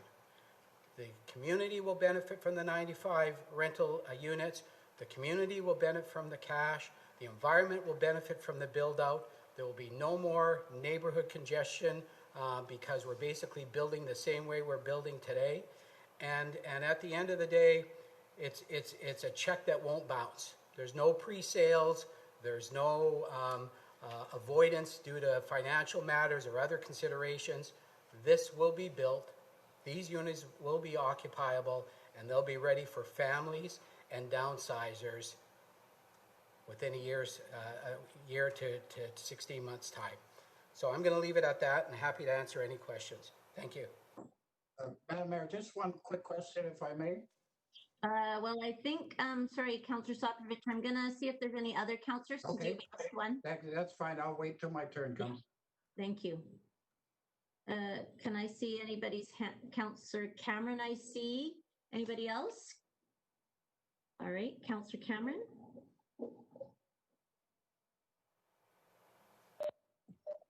Mr. Amanti, Councillor Soprovich alluded to it, but I'll just ask directly, will, as part of this proposal, LARCO agree to make some of the rental units are protected for 20 years only? I think there's 51 of them. Will LARCO agree to make a portion of those, let's say 30, rent controlled on the same basis as the units in 2195 Gordon, 70% of the CMHC rates? So this proposal came to us very late in the day. before we had a chance to include it in any discussions regarding the additional 95 units. The truth of the matter is we've ran the numbers, remembering that the district, through their own market appraisal, put a value on these units, rental value on these units, in the order of $3.15 a square foot. We did a quick check and analysis on the CMHC rates. For the most recent numbers we had were from October 2019. Those rates were someplace in the order of the low $2 a square foot. So if we were to go down this path, and we really don't have an appetite for it, the district would have to revisit the CAC contribution of $10 million, because really 10% a deduction on a $2 a square foot rental is $1.80 compared to the value that we paid to the district, which is in the order of $3.15 a square foot. So business-wise, it doesn't make sense. If we would have known about this, a year ago, maybe we would have built 7 stories on one of the buildings or 7 floors on one of the buildings, and we would have been able to provide multiple units at below market. But it's just too late in the game to start reviewing that. Well, I will say this then. First of all, what I'm proposing is a 20-year, not in perpetuity. So the numbers you cited me aren't quite accurate, because after 20 years, it reverts back to effectively a strata, at least legally. So it doesn't cost you that much. So with that in mind, how much off the CAC would it cost to get 30 units at the same rate that we got at 2195 Gordon? I do recognize that this has come up late, and really what it's born out of is the notion that it's expensive to get below market rental, and it takes a long time, and there's a certain attraction to getting some of these units soon, to give us time to get approved and build other units for the markets we're trying to serve. So the question is, I'll reiterate it, recognizing that we're talking about a 20-year, not an in perpetuity commitment, what would it cost us out of the CAC to get 30 units protected at the rates that were used for the indicative rates that were used for the 2195 Gordon project?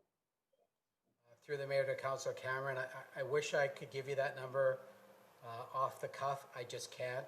As you know, it takes considerable effort in terms of coming up with an appraised value, the effect on the return on investment. That job is for people that are much more experienced in this type of work than I am, and we haven't had the chance or the opportunity to do that analysis. I will say this though, just as a follow-up, we would hope that at some point in time, and look, we recognize this as much as anybody, we would hope that at some point in time in the not too distant future, we would come back to the district with perhaps another application somewhere else on the Park Royal properties that could see workforce housing being constructed. We have 5,500 employees that work at Park Royal.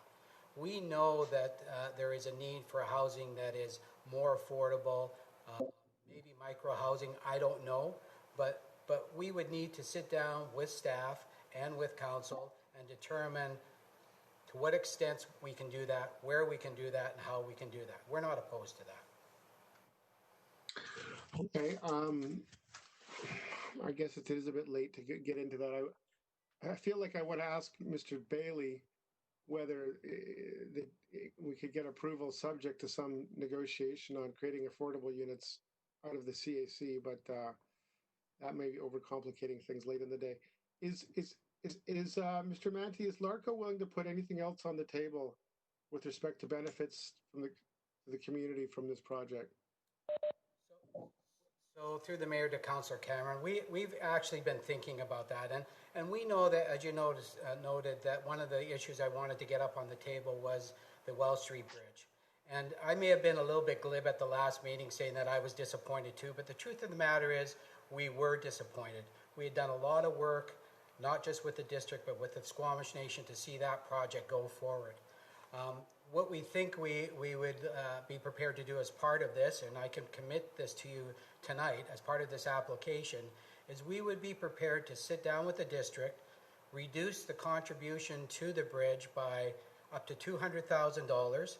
the district would be able to either take that money and use it elsewhere for community benefit, and or redeploy it so that the bridge itself maybe even becomes better in terms of its design, in terms of its character, in terms of its art approach, in terms of a number of things that the current budget just haven't and hasn't allowed for. The district's contributing 700,000 at this point, right? That's the district's contribution, correct. Okay. Okay. Well, thank you for that. Thank you, Councillor Cameron and Councillor Soprovich. Thank you, Madam Mayor, as always. Mr. Manty, in your comments about additional 95 units, were you not equally as excited to the 11 and 14 stories? You mentioned that in the future that you're going to be doing possibly workforce housing, which is terrific. Is the sky going to fall if you don't get 95 units? Well, the proposal all day long has been for these 5 floors. And remember, there are only 5 floors, although they're on 2 buildings. It's very difficult, I would suggest it would be very difficult to build 95 units elsewhere in West Vancouver that would not be in 2 buildings, because then you're talking about 10 or 12 floors just for these units. So the performance has been done, the CACs have been negotiated, the design drawings and everything that has been done have all been focused on these 95 units with these 5 additional floors. To be honest with you, that's what our target is, that's where our goal is, and we think that's where the best benefits are served to the community in terms of all those things I just mentioned. Thank you. All right, thank you very much. Any other questions from councillors? Okay, so seeing none, I'm going to suggest, thank you, Mr. Amanti. I'm going to suggest before we launch into the public, just that we take a very short break. It's 8 o'clock. We've been sitting for 2 hours. Stretch your legs, use the washroom, get some water, get a snack, and we will reconvene exactly at 8:05. Thank you, Madam Mayor. And friendly reminder to council to please mute your phones and your devices if you're going off screen. Thank you.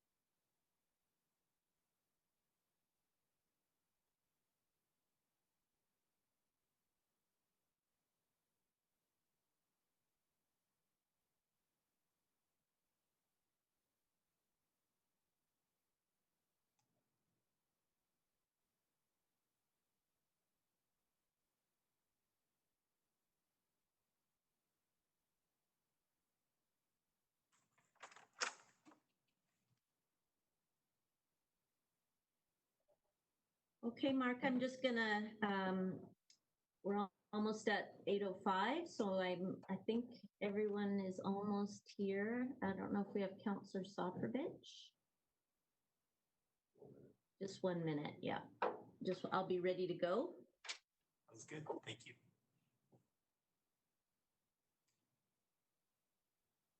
So, and Madam Mayor, just before I read the public hearing procedure, and just for the benefit of those waiting, for a phone call, I'll just note that the first three speakers are Holly Kemp, Michael Evison, and Nancy Farron, and they're all participating by phone.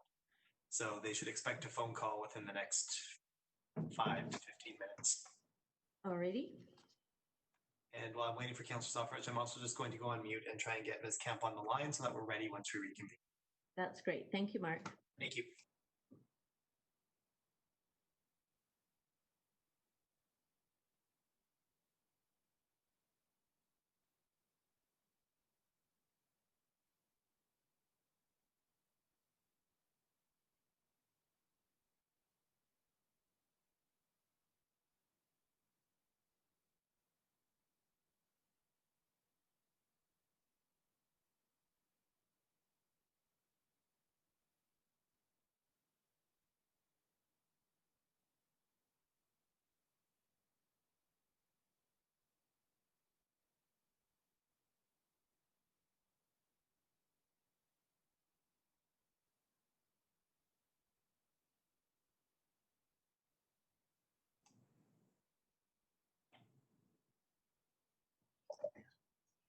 Madam Mayor, I have Ms. Kemp on the line, and we'll just give Councillor Sofrovich another minute to come back, and then we'll be ready to proceed. Okay, thank you.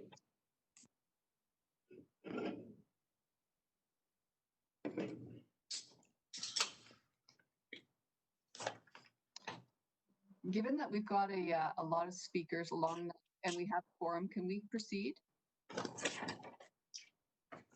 Sure. Oh, there he is. Perfect timing. All right. Thank you, Madam Mayor. So if we're calling back to order here at 8:06, I'll turn the floor over to Ms. Kemp. Ms. Kemp, you're on with council and you have 5 minutes. Please go ahead. Thank you. Thank you, Council. Thank you, Mayor. On behalf of the West Vancouver Chamber of Commerce, we would like to pledge our support to the Gateway residences and their application. The multitude of benefits and reasons for approval have been outlined in detail, and when read, all suggest they fall within the OCP and plans as set forth by the Council. The OCP is the structural drawings of the city's foresight into its future and have been discussed and documented with a vision in mind. Density, diversity, a strong community, and economy are what every city council should strive for, and that main mandate is clear and focused.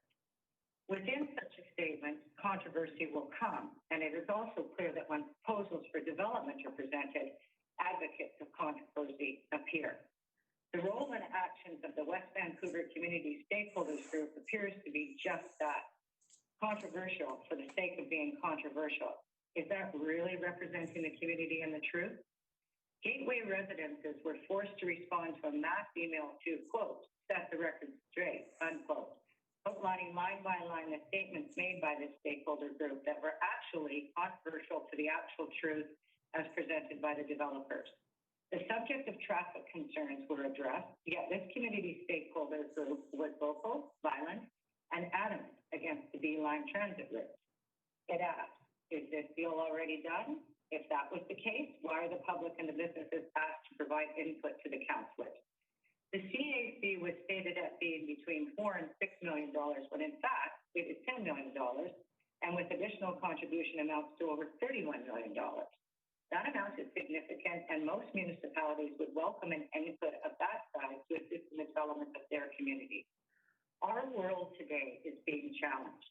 Individuals, businesses, all levels of government are finding a way to work together to rebuild, move forward, and stay on track. The Gateway Residence proposal helps in a way that follows course with the OCP, stays with the mandate of the local government, and is rebuilding the community to a sustainable level. Additional rental units, attainable units aimed at the missing middle, a CAC of significant value, art, entertainment, public space catering to active child play. All of these are standout points that need not to be overlooked. It appears that the West Vancouver Community Stakeholder Group is against any and all of the developments proposed by City Council. If that truly is the case, then it is clear that the not in my backyard syndrome is the leading force of this group. No community or municipality ever grew with that mindset, and neither will West Vancouver if it continues to be led by those who are threatened by change. The old adage of the only thing constant is change, and it is just that change that now needs to come into effect. We are in a world pandemic. Our largest neighbor and trading partner, the U.S., is in a state of panic and chaos. And here, in our own little world, is an opportunity for change. Let's make that change. Let's believe in our future, and let's follow the plans that have been set out. The Gateway residents should form part of those plans. If I still have a minute, I would like to also read on behalf of Min Kim. Dear Mayor, Madam and Council, just 2 days ago, I spoke about our community's need for not just below market rental, but various forms of housing so that people can move up or down the spectrum of housing diversity from below market rental to market rental to ownership. In addition to these thoughts that have been repeated so much, I would also like to comment on the future and vitality of retail centers. Our retail landscape is very different from much of the highway-oriented commercial uses and big box forms in other metropolitan centers. The future and economic sustainability of our retail depends on our Tier 1 and Tier 2 retail centers, creating its own consumer base, protecting brick-and-mortar businesses from the ever-increasing online platform. It is commonly said in retail, if you don't change and stay relevant, you die. So the retailers must transform and create a lifestyle-oriented village in and of itself. You can see this trend everywhere: Oak Ridge, Redwood, Richmond, Logie Town Center, Burnaby, Quad Real. Our OCP and EDP are clear in identifying Ambleside as our town center. When Park Royal opened in 1954, our district established the Ambleside apartment area as a response to revitalizing Ambleside by increasing the local consumer base. In today's world, it's not either or. It's about the 15-minute community that Mr. John Peters spoke of, and these communities help one another. As we think of our children and their children, I can't help but to imagine a vibrant and revitalized town center at Ambleside, but also a sustainable village center in Park Royal, and later at Cypress Village. Thank you. Thank you, Ms. Stepp. Sorry, you were just at the time right when my alarm went off, so thank you very much for your comments. Great. Thank you for your time. Have a good evening. Thank you for coming or for calling. So, Madam Mayor, in my haste and eagerness to hear from the public speakers, I neglected to read the public hearing procedure. So with Council's indulgence, I'm just going to go through that really quickly right now. Council is convening this public hearing to consider and receive submissions regarding proposed official community plan bylaw number 4985, 2018, amendment bylaw number 5064, 2020, and proposed zoning bylaw number 4662, 2010, Amendment bylaw number 5065/2020 for 707 and 723 Main Street, also known as the Gateway Residences. A public meeting is being held concurrently with the public hearing to receive submissions regarding proposed development permit 19-047 for 707 and 723 Main Street. Anyone who believes that their interest in property is affected by the proposed bylaws and the proposed development permit will be heard either in person or via telephone, and or may make a written submission, either in person or via email to mayorandcouncil@westvancouver.ca. No one will be discouraged or prevented from making their views heard. Council members may ask questions of you following your representations tonight. The council's function during the public hearing is to listen to the views of the public, not to debate the proposed bylaws and proposed development permit. After the public hearing and concurrent public meeting has concluded, council may, without further notice, give whatever effect council believes proper to the representations. Your only opportunity to comment on the proposed bylaws is during the public hearing. Council is not permitted to receive further submissions once council has closed the public hearing. Council has received documents which are available for the public to view. A list of these documents and copies of these may be obtained in hard copy from the Deputy Corporate Officer who's in the council chamber during the hearing and concurrent public meeting. And for those who are joining us online, these documents can be viewed at westvancouver.ca/notices. Please note that the online copy of the documents will not include items received after noon today. However, we'll be updating the agenda after the close of the public hearing so that everyone can see those items. To maintain order and to ensure that everyone has a reasonable opportunity to be heard, here are the rules of procedure. First of all, a speakers list has been established. For those attending in person, you may place your name on the list at any time throughout the public hearing and concurrent public meeting. If you are speaking from prepared remarks, council requests that a copy be provided to the Deputy Corporate Officer. If you wish to participate in this public hearing via electronic communication facilities, please phone 604-925-7004, that's 7004, and provide your name and phone number to staff who will add you to the speakers list. Staff, namely me, will phone you during the public hearing in order to provide you with an opportunity to address council via telephone. Please note that staff will not be in a position to provide you with a specific time slot. However, I will note that we have about 40 speakers signed up, so that's probably about 4 hours worth of speakers at 5 minutes each, Madam Mayor. So we ask that participants who wish to address council by phone be available for the duration of the public hearing. Council requests that you please begin your remarks by providing your name and city of residence. If you are speaking on behalf of some other person or organization, council requests that you please identify the name of that person or organization. Council requests that you please limit your remarks to 5 minutes and to the subject of the proposed bylaw and proposed development permit. You will be notified when you have 15 seconds remaining to speak. I'll be timing you on my trusty phone here, or Pascal will be in the council chamber. And you'll be notified, and we ask that you please be respectful to others. And lastly, after everyone has spoken once, you will have an opportunity to speak subsequent times to provide additional information if you so wish. Please follow the process that I've outlined above to be re-added to the speakers list. If you have any concerns about the rules of the hearing, please address your comments to Mayor Booth as the chair. And Madam Mayor, I'll note that there have been 4 reports received up to and including today, 3 reports and 1 memorandum, specifically R1 through R4 in the package. We've also received written submissions since the May 25th, 2020 council meeting in which council set the date for the public hearings.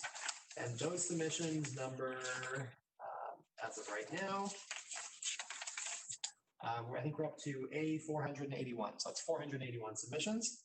And then in addition, prior to council setting the date, council received another 154 submissions. And on June 22nd, 2020, council set the date for this public hearing, concurrent public meeting. The statutory notice of public hearing was published in the North Shore News on July 1st and July 8th, 2020, and notices were mailed to property owners and occupants within the notification area. So with that, Madam Mayor, apologies. I'll get back to the public speakers. So I will phone Michael Evison next, and then we have Nancy Farron, and then participating via phone, and then Reed Addison participating in person. So if you could just make your way to the council chamber, you will be our 3rd speaker in that list. Thank you, Madam Mayor. Just be a moment.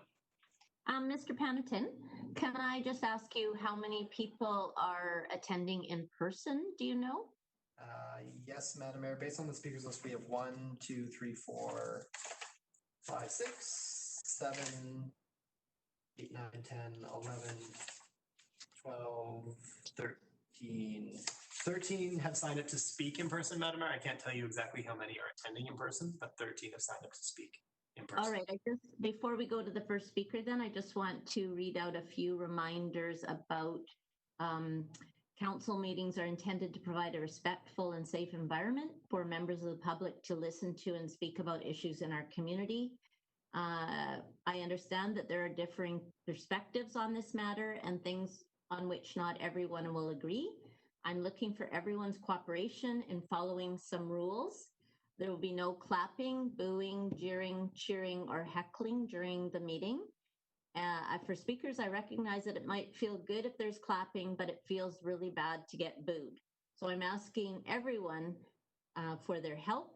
This needs to be a safe place. Council is conducting its business in public, and we're following strict legislative rules. And if you cannot follow these rules, you will be asked to leave. Thanks, Mark. Thank you, Madam Mayor. I'm just trying to get Mr. Evison on the line. Just be a moment. While we're waiting, could I just, could perhaps Mayor Booth could make a comment about the fact that it's nearly 8:30 and we're looking at 4 hours of commentary. So management of that, perhaps. Is there something you can say to that? Sure. When we ask people to speak, we could ask them to be brief, and there's no obligation to use the 5 minutes allocated. So if they're repeating what has already been said, it would be appreciated if they limited their remarks. So, Mr. Connaughton, how would you like to handle that? Would you like me to say that to every speaker, or when you talk to them on the phone, do you want to mention that? Or I'm happy to mention it on the phone, Madam Mayor. I believe most speakers who are phoning in are also listening to the meeting via the web stream, so they're probably hearing your comments live right now. I do have Mr. Evison here live and ready to go if council's ready to hear from him. Great, thank you. Okay, Mr. Evison, go ahead. You have 5 minutes. Thank you. You're welcome. Good. Go ahead, Mr. Evison. No, still speaking. Oh, you must have the live stream going on in the background. There's a bit of a delay. If you'd like to mute that, you're on live right now. I'm live. So I will say good evening, Mayor and Council. If I may, somewhat of an oversimplification. I believe we have reached the stage of this development as more of a philosophical conversation. Gateway is under construction. So now we're faced with secondary, not primary decisions. We have pleaded for rentals for years. So here's an opportunity to fill that need and benefit from quite a generous financial contribution to the municipality's dwindling financial resources. The loudest, yet not convincing voices against this expanded development argue the old traffic congestion case. Well, times have changed. Traffic counts at Taylor Way are down due to the impact of COVID-19.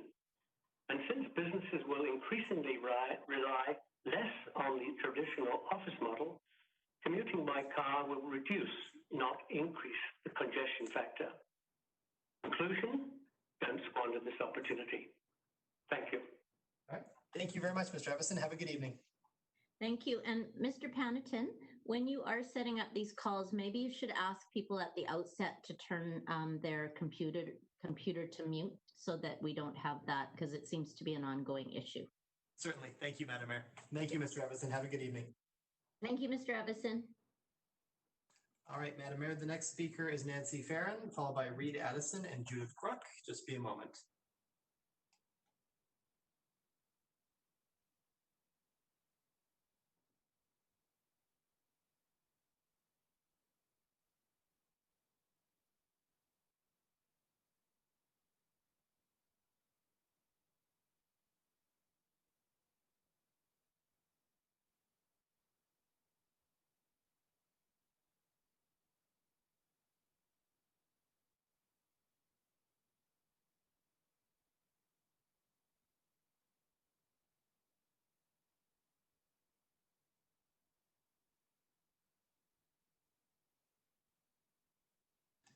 Thanks, Mark. All right, Ms. Farron, you're on with council. Please go ahead. Thank you. Good evening, Mayor Booth and Council. It's Nancy Farron. I just want to reiterate a few things. One, I have responded in favor of the project as a private citizen but tonight I'm also speaking on behalf of the West Vancouver Community Foundation, West Vancouver Foundation. Adine Neese, our CEO, sent in a lengthy letter of support for the project. And in summary, what we look to when we look at any project is, does it reflect back to our vital signs research? As you can imagine, we were approached by a number of different developers to endorse things, and we always look through everything through that litmus test. And the Park Royal project does meet our criteria. We have been talking since our very first vital signs report about the need for addressing the missing middle. And to us, the missing middle is both the demographic of middle-aged people, where we see a gap, and also of housing stock, where we see a gap. We do believe that the Park Royal project addresses the missing middle quite adequately, in fact, more than adequately, by providing rental stock for people. If they choose to downsize, they have an option. If they choose to come into the community with their children and families, they have an option. So we fully endorse this project. Others have spoken about the environmental impact and how there's efforts for that to be a positive. We have looked at the CACs, and that's for you to determine, not for us. But at the end of the day, we are satisfied and indeed enthusiastic about what Park Royal is proposing, as it does reflect all of the work that we have done and all the understanding we have of what this community truly needs. So we would encourage you to approve this project and look forward to a revitalized West Vancouver. Thank you. Thank you, Ms. Barron. Thank you for your brevity as well. Thank you. Brevity's good. Thanks, guys. Have a good evening. Madam Mayor, the next speaker is Reed Edison, and Reed should be actually in the council chamber according to my notes here, and ready to speak. So if Reed Edison is there, please approach the podium. Just one moment, please, Reed, and I'll just take you off mute. Please go ahead. All right, good evening, Madam Mayor and members of council. My name is Reed Addison, and I live at 5410 Keith Road. Tonight, I'm first going to read letters from two acquaintances of mine who unfortunately couldn't make it tonight, and then ending with my own letter, all of which will be in support of the proposed expansion to the Gateway residences at Park Royal. So to start off with the letter from Donald R. Milliken. I was intending to attend this previously scheduled public hearing in support of the expansion. The rescheduling of the public hearing to tonight has made my attendance in person or by phone a challenge. I am just returning from a week away with my family at a lodge in the Rockies. I have written to District Council twice in support of the application. I here reiterate my support. I believe that the added apartment density requested is needed in West Vancouver and is at the ideal location. To add a generous $10 million to the CAC makes this truly compelling. In my view, District Council should easily be able to look beyond the usual naysayers to the greater good. Thank you. I will now read a letter from Kate Milliken-Binns from 2489 Bellevue Avenue. Dear Mayor and Council, I had planned to phone in for tonight's public hearing, but my travel plans have precluded it.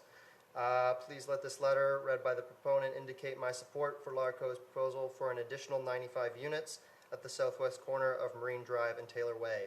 I believe that this is the right location for additional density and will help achieve the district's goals of adding to the residential options for West Vancouver, particularly in the rental area.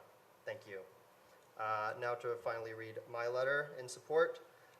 So last year I graduated from Rockridge Secondary and am now completing my undergraduate degree at UBC. I've lived in West Vancouver since 2010 and I'm very proud to call this city my home. Having nature at our doorsteps and convenient access to the beautiful Greater Vancouver area is really something special. Unfortunately, as my peers and I realize, our time in West Vancouver may be coming to an end soon. With the high demand to live here comes high real estate prices. For me and people like me, this means an inevitable move away from the great city that we grew up in, with hopes of returning later in life when we can afford to live here. The new project at Park Royal is a step towards making sure people that grow up in West Vancouver can stay in West Vancouver, by providing more supply to meet the ever-decreasing demand we face. Moreover, the proposed increase in the number of floors to the Gateway residence would help protect the environment that makes our city so beautiful. If living space is created here, that means less environmental displacement is going to be needed elsewhere. On top of this, the concept of residents using mostly public transport and rideshare to get around will help cut our carbon emissions and contribute to the fight against climate change. So for both these economic and environmental reasons, I strongly support the proposal to increase the number of floors and living space in the Marine Drive and Gateway residence at Park Royal. Thank you. Thank you very much. Thanks for coming. Madam Mayor, I have Judith Brooke on the line. If council's ready, then, all right, Ms. Brooke, you've got 5 minutes. Please go ahead. Thank you. Good evening, Mayor and Council. My name is Judith Brooke. I'm a long-term resident of the North Shore for over 30 years, and I'm calling in this evening to give my support to this project going ahead, the Park Royal Gateway Residences, with the changes that are proposed. I'm very much supporting the child care center, the bike stations, the electrical vehicle stations. I think the community area is a great idea. It will help the residents to have social time together and to meet their neighbors. Also, I'd like to ask if there's any opportunity if these extra 95 spots could indeed be included with those that have cheaper rents than market, because my understanding is these extra 95 spots are set to not have cheaper rents than market.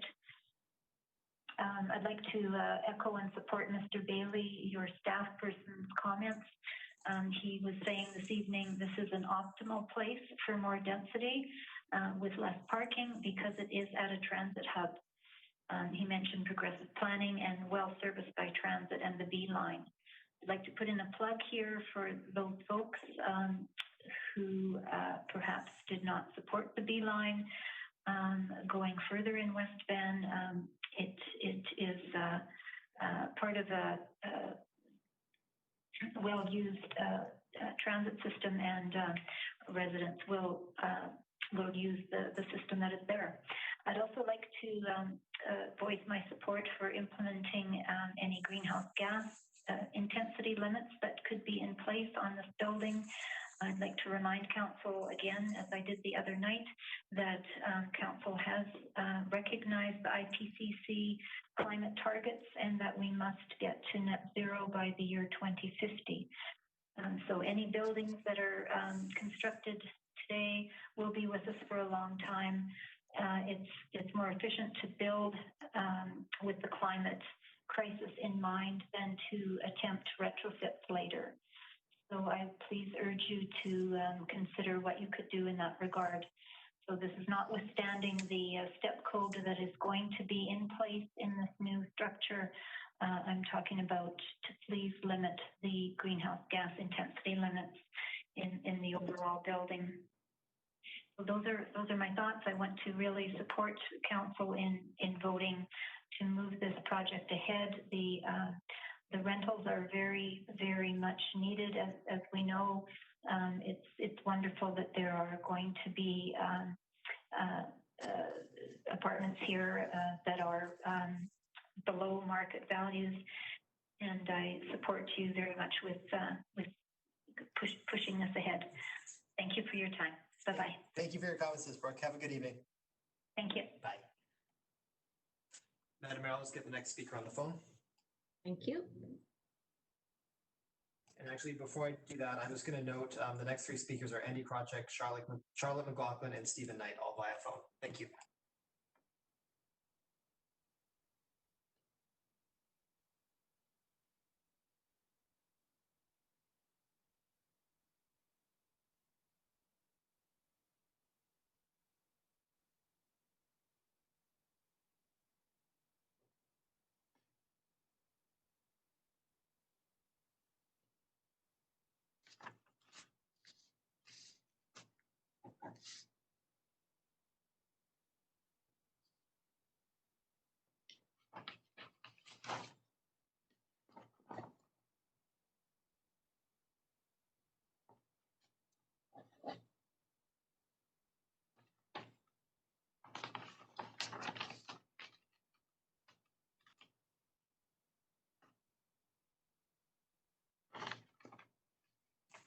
Madam Mayor, I have Mr. Krawczyk on the line. Mr. Krawczyk, you have 5 minutes. Please go ahead. Once again, good evening, Mayor and Council.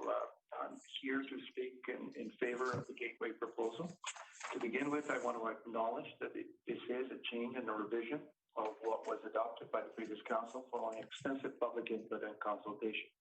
This should not mean that therefore this proposal is rejected, but this proposal needs, however, and I would agree, need to meet a stress test. And I would suggest that this proposal meets a stress test. It meets it for a number of reasons. First of all, it was the previous revision was adopted before the OCP came into place. So the local area plan under which it was adopted was in fact changed, or sorry, predated the OCP. It is the OCP.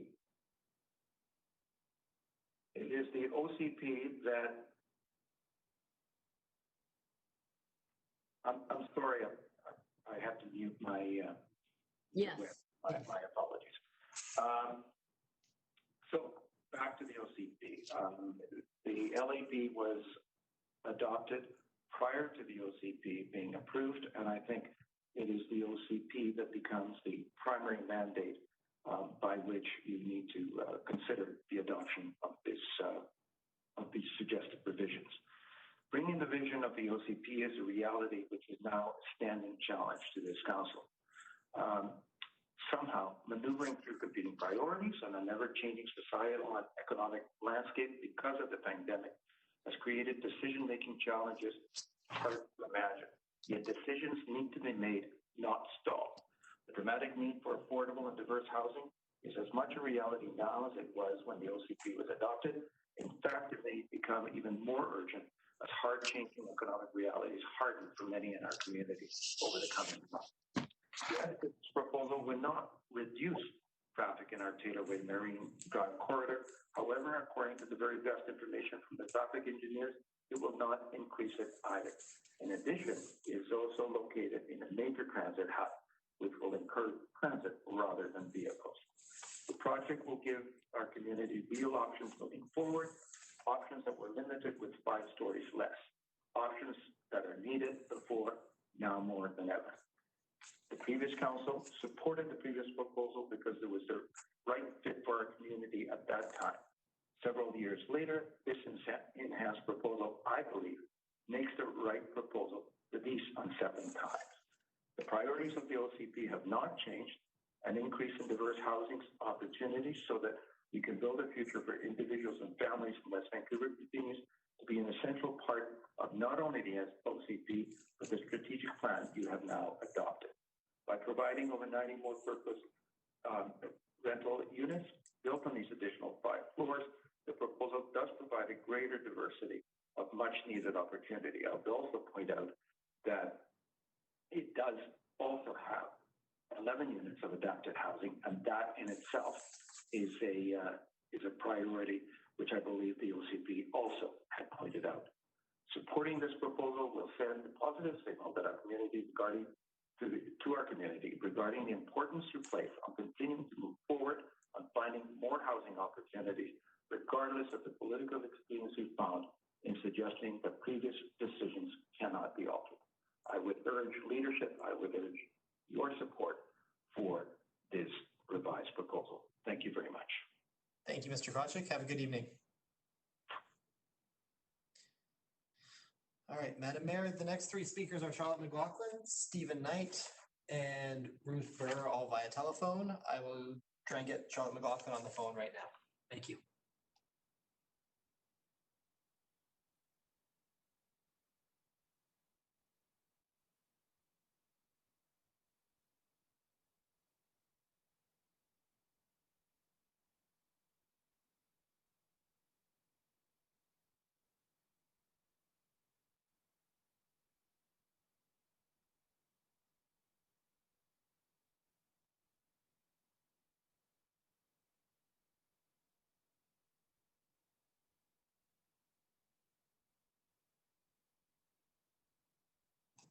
Thank you. Madam Mayor, I have Ms. McLaughlin on the phone. Go ahead, Ms. McLaughlin. You have 5 minutes. Thank you. My name is Charlotte McLaughlin, and I live in West Vancouver. As past chair of the West Vancouver Community Energy and Emissions Plan, which was adopted by Council in 2016, I support the additional 5 floors to the Gateway residences. The C plan recommendations were merged into the OCP, which was adopted by Council in 2018. And 1 year ago, this Council unanimously agreed that we are in a climate emergency and at the same time acknowledged that the climate change crisis is escalating. Under the IPCC targets, we have 10 years to reduce our greenhouse gas emissions by 45%.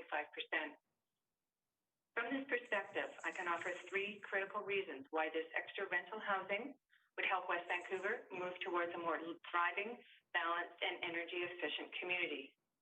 1, this project amendment offers much-needed housing choices. The requested change will provide more of our missing middle housing by adding an additional 95 rental apartments. This includes 11 supportive housing units and the conversion of 23 apartments to level 2 adaptable standards for our seniors and for those with physical challenges. As well, the majority of additional housing will be 2 and 3 bedrooms, big enough for a family or for a downsizer. None of this additional rental housing is widely available in our community today. Currently, the needs for housing choices in West Vancouver are not being met. 2, this project amendment offers much needed rental housing now. We are currently in a housing crisis, and this project expansion will be move-in ready within a year in 2021.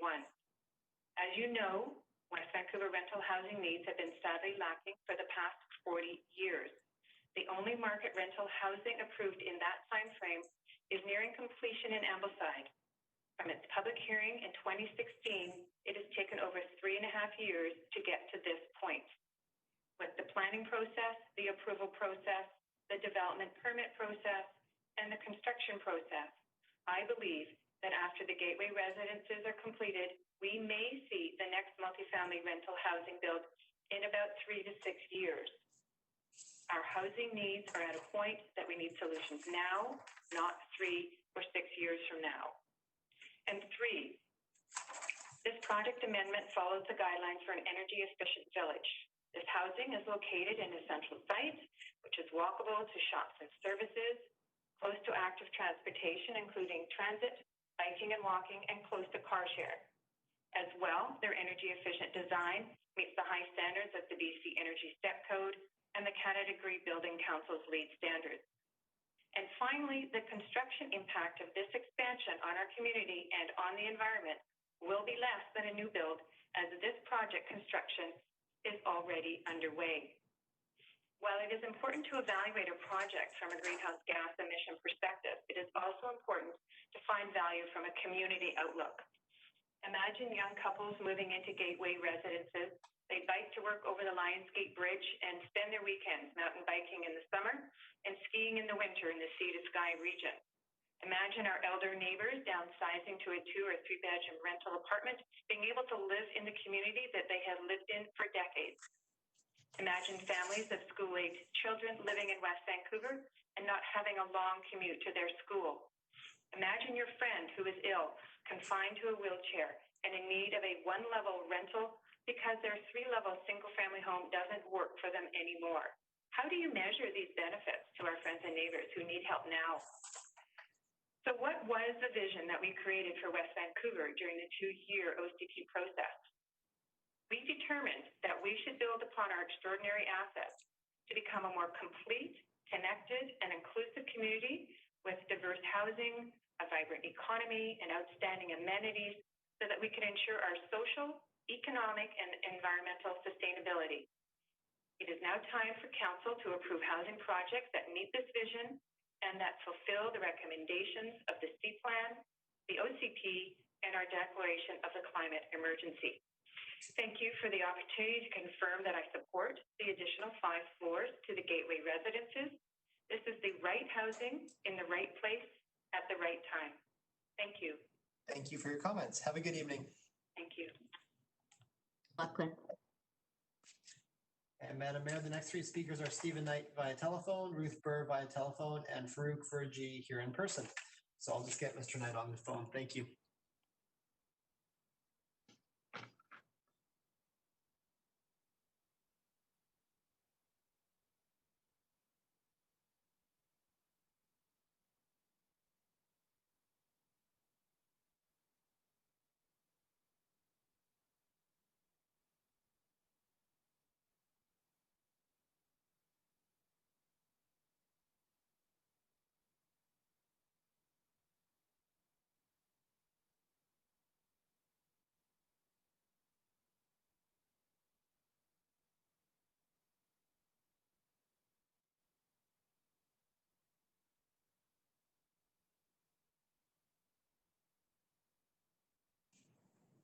Madam Mayor, I have Mr. Knight on the line. Mr. Knight, go ahead. You've got 5 minutes.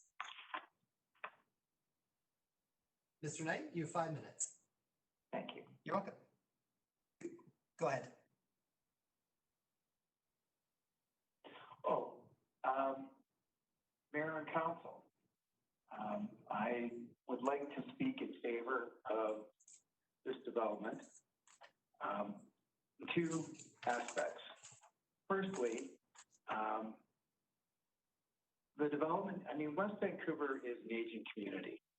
And as it ages, I mean, right now we have an average age of 50.4 years, a median age, as opposed to Vancouver at 40.4. And what that means is that we have an aging population that needs to move somewhere, and more rental accommodation in the community will help. Right now, we have, West Vancouver has 25% of the housing stock is rental. And the City of Vancouver, Greater Vancouver, has 36.4%. My point would be that we're not doing our share to provide rental accommodation to Greater Vancouver. We have a growing demographic in Canada of new immigrants. We have a pause right now because of COVID, but we're inviting 350,000 people a year into our country. 80,000 people a year are showing up in BC. And those people need somewhere to live.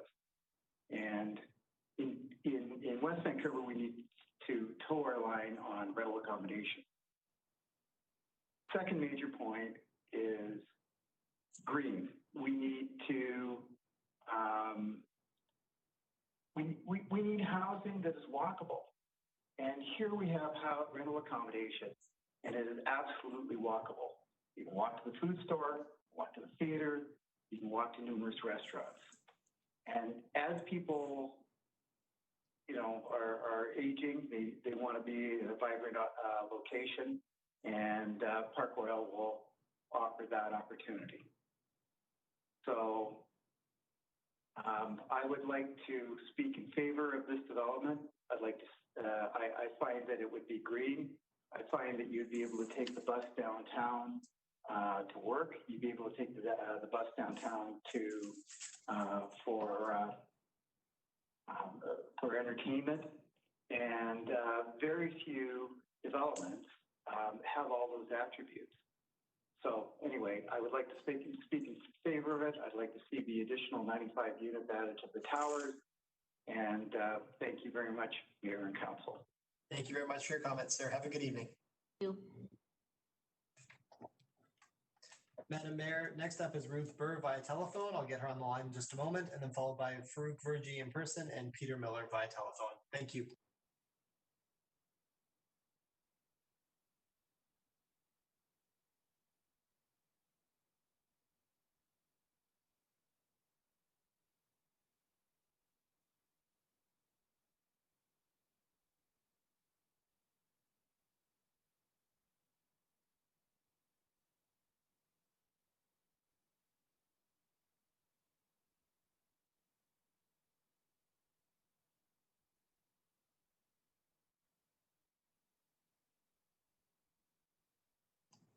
Madam Mayor, I have Ms. Burr on the line. Ms. Burr, you have 5 minutes to address council. Please go ahead. Thank you very much. Thank you. Good evening, Mayor Booth and Council. My name is Ruth Burr, and I'm the president of West Van FC, your local soccer club that operates out of the fields at Ambleside. Our club is made up of more than 1,700 youth and adult members that are primarily residents of West Vancouver. After seeing a presentation by Rick Amantia from Park Royal, Larco, the West Van FC Board of Directors approved a recommendation to support the proposed Gateway residence request for zoning and development amendment based on the information that we have been able to review. West Van FC believes the expansion of housing choices with the additional 95 residential rental units has the potential to attract younger families and professionals to our community and ultimately to our club, while addressing the need for rental units in West Vancouver. Members of our own staff are often seeking rentals in West Van, and the towers appear to be an excellent choice for our coaches with young families. In reviewing the Vital Signs report of 2019, we note that 70% of West Vancouver's workforce, including 90% of municipal employees, commute into our municipality. It is no different for West Van FC. Over half of our senior staff coaches are not able to live on the North Shore. We are like any other employer that struggles to attract and retain staff, largely due to housing costs and availability. It is our hope that some of our own coaches might eventually be able to live in this location, so convenient to their work. We are always concerned about additional car traffic around the outside field. With no additional parking added and the immediate proximity to the turf, any concern about added traffic at the fields is eliminated. As you are well aware, Parkville is becoming a whole neighborhood unto itself, and our club and members benefit greatly from being located within walking distance to a wide variety of amenities, groceries, restaurants, pharmacies, and retail, to name a few. It is our hope that families that move into the towers would choose to enroll their child in our soccer club that is within immediate walking distance to their home. West Van FC believes the benefits that the club might potentially receive by having the Gateway residents next door far outweigh any negatives to our operation, and we felt it valuable at this time to lend our endorsement for the project. This concludes my comments, Your Worship. Thank you very much for your call, Ms. Burr. Have a good evening. You too. Thank you. Thank you. Good night. All right, Mr. Virgie, if you are in the audience, I'd ask that you please approach the podium. And Madam Mayor, after that, we'll have Peter Miller and Don Peters both via phone. And just one moment, please, Mr. Virgie. I'll unmute your microphone there. Please go ahead and address council. Madam Mayor, respected councillors, staff, and public. My name is Farouk Virgie. I live at Shorewood Manor, 2020 Bellevue Avenue. I've been a renter in West Vancouver for 35 years. The building I live in has a large number of seniors who face annual rent increases and annual decline in incomes. They don't have any choices of where to go. More importantly, they've been cut off of their children and grandchildren for a very long time. And I think the addition of rental housing, which provides for young families, is a must, is a necessity. It's important also for our school system that young families live here, work here, and send their children to school here, as it is our schools are suffering from declining enrollment. We need to get away from the village mentality and come to a sound business decision. We're going to get $10 million into our coffers. The project is already underway, and 95 units will be delivered within 18 months or so. Mayor Booth's report in the North Shore News yesterday said that 70% of the residential taxes only have been paid on the due date, and only 14% of the business taxes have been paid by the businesses. So tomorrow, if council needs funding, who will you go to? The province has got a massive deficit. The federal government has a massive deficit. You can't go to businesses or homeowners. You should grab this $10,000, support this proposal, have 95 units delivered, and get on with it. I personally believe that if we do not act in a business-like manner, we're going to slow down our growth with a larger number of seniors and the uber-rich who run around in their Porsches and Maseratis. And there'll be no middle segment of the community to support us. Thank you for slowing down the traffic on Bellevue Avenue and for hearing me out. I hope you will arrive at a good, common sense decision. Thank you. Thank you, sir. And Madam Mayor, I do have Mr. Miller here just on hold. Just be a moment. All right, Mr. Miller, are you still there?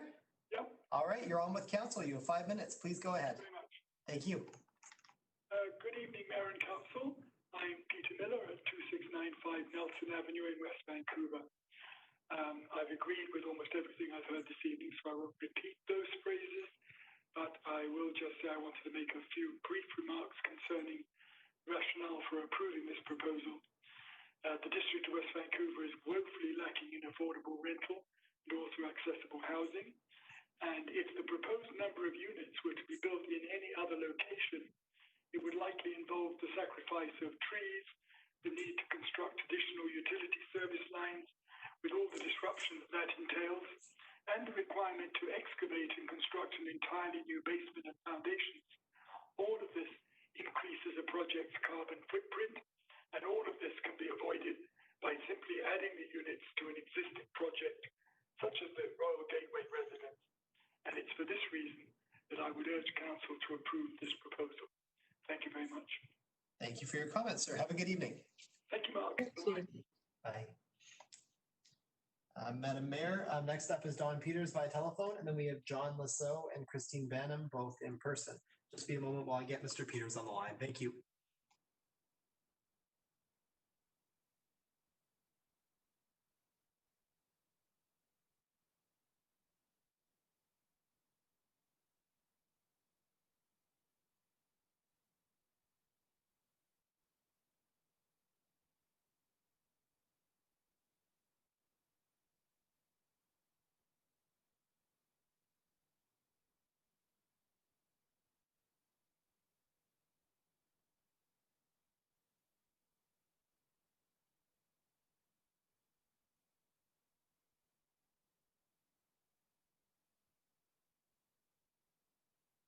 All right. Madam Mayor, I have Mr. Peters on the line. Mr. Peters, please go ahead. You have 5 minutes. Thank you, sir. Good evening, councillors.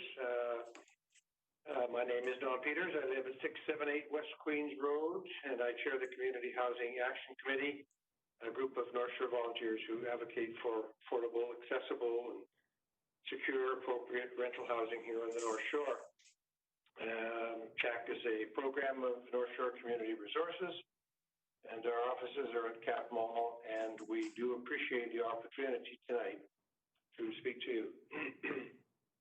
Council, we have been in review discussions with the developer for several years, and you'll recall we supported the original application on this site. And so we are pleased this amendment has come to public hearing because in our opinion, the elements of this amendment are of high value to West Vancouver. Certainly, councillors, you do not need to hear from me a detailed relisting of these features, as the executive summary in the staff report by Ms. Berg is very clear. We are pleased at the prospect of 94 more rental units and the inclusion of non-market supportive housing units, and are hopeful the district-owned childcare facility will contribute to the affordable livability of the homes here. And we are pleased that no additional parking spaces are included, but we are impressed at the significant addition of bicycle storage spaces. Also impressive is the developer's attention to reducing greenhouse gas emissions, to sustainable design, to smart growth principles, and especially to accessibility features as well. In our brief submission to you some weeks ago, Your Worship, we referred to the importance of data in everything we do in our efforts to plan for the future. This overall plan for Park Royal indeed responds to the data. It's careful building on the recent OCP and its housing policies, on the vital signs report on the 2016 Stats Can information on demographics, incomes, population growth, and population loss, on occupations, and on the vacancy problem in West Vancouver. And speaking of data, we are reminded of the 2015 Metro Vancouver study and the report titled The Transportation Cost Burden, which I mentioned the other night, and that refers to the combined household expenditures on housing and transportation. This study paid particular attention to households in the low to moderate income bracket, who notably comprise some 38% of owners with mortgages and a whopping 70% of renters.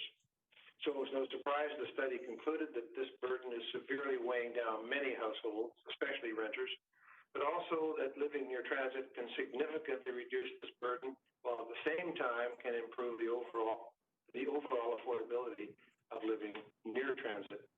You can see where I'm going with this, councillors. Gateway residents will enjoy that combination of living in a transit-rich proximity of West Vancouver, where you can forgo the car, travel to town, or Chipay, YVR, get up to Grouse. In other words, you're connected to almost anywhere, surrounded by shopping, services, restaurants, entertainment, with Ambleside and the world-class waterfront a short walk away. If you do the math, you see the cost saving can really be significant. All of Metro's 22 municipalities are bracing themselves in the struggle to find housing types and locations for the additional 1 million people coming to the region by 2040. Where will all these people live and work, we ask, and how will they get around? Where will there be affordability, and for whom? These questions have become sharper since 2015, even more so in the last several months. And while I personally and others may long for the pastoral simplicity of the West Vancouver I grew up in, more astute observers than I can see that gateway residences will become a modern, forward-looking model of a complete community, one that promotes smart density, walkability, sustainability, and fairness, and one that you can be proud to have built. Councillors, I urge you not to be distracted by the unfortunate distressing misinformation campaign against this development by people who really should know better. And I cannot close without publicly mentioning the superb efforts these last few months of the North Shore Homelessness Task Force, many of whom are from your staff. They are out there managing the sad, gritty, and messy business of clothing, feeding, and housing a growing number of people truly suffering here and across the North Shore. And we fear the worst is still to come. Thank you, Your Worship, and councillors, and good evening, everybody. Thank you, Mr. Peters. Have a good evening. Thank you, Mark, and same to you. Thank you. Good night. Thank you. Madam Mayor, the next two speakers are John Lasso in person and Christine Benham in person, and that'll be followed by Bill Chapman on the phone. Mr. Lasso, give me one moment here just to unmute the microphone in the council chamber. And you may go ahead. Please go ahead, sir. Good evening, members of council. John Lasso, 3599 Capilano Road. I've been here several times advocating for affordable rental housing. You're all familiar with that. And the redevelopment and repair of units that have been sitting now for 3 years right across the street from me that could be well used for this missing middle, these people that you want to serve here. I didn't come here for that tonight. I just came because I was interested in the pattern after being on a planning commission for 8 years as to how things are done in West Vancouver. You know, I had some notes here. The proposed density increases and height increases that were proposed in December of 2019 and suggesting that they needed to be predictable, practical, and permanent in terms of a decision that a planning commissioner would make. But apparently in West Vancouver, they're not. Or in these jurisdictions, they're not. It's a way to get in and then change the rules if you're a developer. I've never seen anything like that in the United States yet. That was something you just didn't do. You needed that predictability. That's what zoning planning is all about. Now,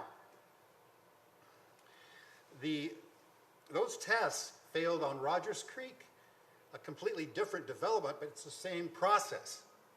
And when people lose faith in the process, people don't get reelected. I suggest that bending these rules is not refining the vision. Blocking views is not refining any vision. Basically, what you want is 100 more units, 23 affordable rentals in exchange for more density. Well, you could have had that if you'd, done a couple of the projects that I was suggesting a couple of years ago. This is not a big project. It's just an opportunity to get more by gaming the system. And that's what I'm saying. It seems to become a process now. You get what you want, and then you go get more. To assume that this development is going to help fight climate change is ridiculous. This is not going to affect climate change. Why do we keep on repeating this mantra of green building and climate change? It's not going to do that. It makes a mockery of the process in addition to the predictability. I'll close with this, though.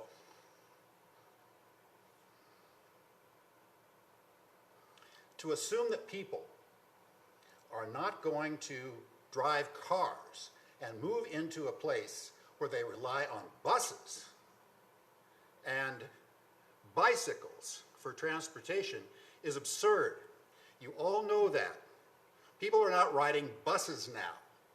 Do you suspect they're going to start riding buses next year when this COVID pandemic is over? No.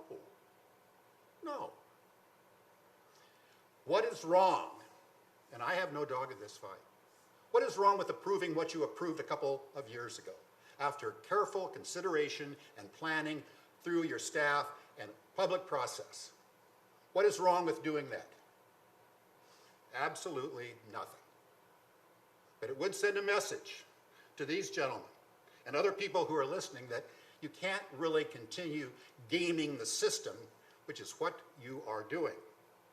Do not give them your imprimatur that this is going to continue, because it will not result in a good result soon. Approve the project as it was before, and don't give this extra height bonus and say it's not going to affect the views, because of course it is. Good evening. Thank you. Thank you, Mr. Lisseau. Madam Mayor, the next speaker is Christine Bannum in person, followed by Bill Chapman on the phone, and Kevin Lasif also via phone. I apologize in advance if I mangle anyone's name. So please go ahead, Ms. Bannum. Okay, well, good evening, Mayor and Council. I support the rezoning application in connection with the Gateway project at 702-723 Main Street. This is a project that is the right thing at the right place, and as a community, we should waste no more time in allowing this project to proceed. Now, I'm the one who has to back up. I'm a West Van citizen. I think lots of you guys know that. I live at 950 Taylor Way. You've seen me lots. I'm speaking on my own behalf tonight with these comments, but I've also been asked to speak for someone else as well. So let me just continue with what I started.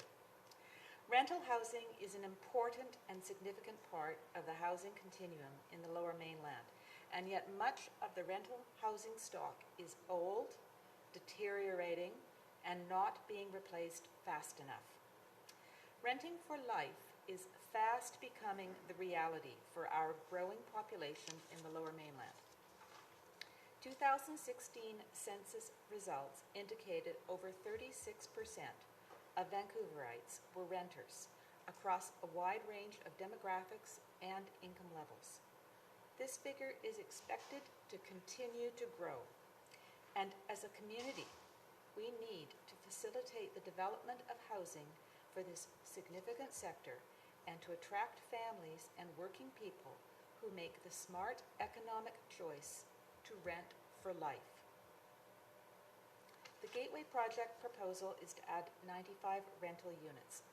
Let's do it. It's the ideal site and product, close to transit and shopping, designed to accommodate healthy transportation options such as cycling, and designed for the needs of young families with 3-bedroom units close to daycare. The proposal also checks the boxes for inclusivity and supportive housing units. The time to do this is now. Time is fleeting. I don't see many other applications queuing up to build additional purpose-built rental. Even if an applicant showed up tomorrow, the timelines to get a new project approved and into the ground would mean waiting years, maybe decades, based on some recent history in West Vancouver. The time to add these units is while the shovels are in the ground, which is right now. The building height will be increased to accommodate 95 units. I support the height increase. It's minimal and consistent with the heights of the neighboring buildings at the West Royal. Height is good. Generally speaking, for concrete construction, higher buildings are more cost-effective per unit than lower ones. I personally find taller, slender buildings allow for more generous setbacks from the road and are more appealing landscaping, and better view corridors than the buildings constrained by height limits into short, squat massings built to the sidewalk. But you know what? It's just my personal taste. What really matters is the Design Review Committee has said okay to do this proposal, and that's what matters. One last thing that should convince you to approve the proposal: the additional community amenity contribution. It's formula-based, so nothing to say about the dollar amount. But in terms of timing, This is good for the community at a time when tax revenue is going to be affected by the hardships facing local businesses. Timing is everything. Approve this proposal now. 1 minute left to tell you about something from Gabrielle Lauren. She had asked me to speak on her behalf tonight. Gabrielle Lauren was a West Vancouver resident for 53 years, past president of the Chamber of Commerce, who ran for council 2 years ago, along with councillors Wong and Thompson on the same platform. She now resides in North Vancouver at 175 Victory Ship Way. I quote her letter. She said, "When we moved into a downsized condo, the sense of community improved. We walk for exercise, but we also changed our habits and now walk daily for groceries. We hang out at local coffee shops, restaurants, and stores. And we see the same people inevitably we'd run into from our complex and neighborhood so often that a 5-minute walk for milk ended up taking an hour. Why? Because we are now part of a community that has a Facebook page to invite residents to organized walks, rides, dog sitting, etc. And yes, COVID-19 has put a damper on closely held walks, but we're still social distancing as we can. The sidewalks are wide and there are no car areas are vast. The shops and businesses stayed open when allowed because we needed them and used them." She says it's fantastic down there. She hasn't used a car in so long. She's ridden the transit more often than she ever has in her whole life when she lived here for 53 years. For the folks who are concerned about the traffic, the parking, you can build it and people will use the transit. And she's convinced that people who move into the future Gateway project will start to use transit the same way she has. Hi, Ms. Bannon. Thank you. Madam Mayor, I have Mr. Chapman on the phone right now, ready to go. Just be a moment. Mr. Chapman, are you still there? Yes. Excellent. Please go ahead. You're on with council. You have 5 minutes. Madam Mayor and Council, my name is Bill Chapman. In 51 years, I've attended council meetings. It's the first time I've appeared blind like this. As the land surveyor in West Vancouver, I do work for Larco and Park Royal, as council is aware. But tonight, I'm lending my family's support as a resident of West Vancouver. My wife, Sandy, and I have lived at 688 Dutchess Avenue for 29 years. We have the closest residential home to the Park Road Gateway residences north of Marine Drive. Currently standing at my picture window looking directly at the Eastern Tower. These twin towers will block a larger angle of view for our home than for any other home in West Vancouver because we're the closest home to it. But the community benefit of an additional 95 market rental units on 5 stories ready for development at the entrance to West Vancouver far outweighs any impact to us personally. Sandy and I support this proposal for you tonight, and we encourage all of council to give their approval. Stay safe. Thank you. Thank you, Mr. Chapman. Have a good evening. Thank you. Madam Mayor, the next speaker is Kevin Lasif, it looks like, followed by Claus Jensen and then Judy Chalmers. On the sheet, I have both Mr. Lasif and Mr. Jensen as in person, but I've also got a phone number. Are either of them in the chamber or available? Oh, there we are. All right, just be a moment, sir. Let me just unmute the microphone, please, for you. And are you Kevin Lasif, sir? Lace, as Lace. shoes, Oh. yes. Sounds good. Please go ahead. Apologies for the mispronunciation. Very good. Not a problem. Good evening, Mayor and Council. My name is Kevin Lace. I've been living in West Vancouver for a little over a year and wanted to relocate here quite a bit earlier, but it was impossible to find anything that was affordable. After trying for 6 months, I was able to find an apartment finally. High rent in a very old building. This project on Taylor and Marine that is asking for the opportunity to add 95 extra units, not just units, homes for people who wish to call beautiful West Vancouver home or just looking to downsize and remain in the area is a great idea. The location to shops, public transportation, the water, seawall, and even a movie theater, when we can go again, makes it a perfect location. Not to mention all the wonderful things, contrary to what money can do, that West Vancouver can do with the extra monies generated by just the additional units, putting aside the original monies for this building to be started. In my time here, in which I've been coming to the area for over 30 years now, and now am fortunate enough to live, the growth in pedal bikes is amazing. I don't like them, but it is amazing.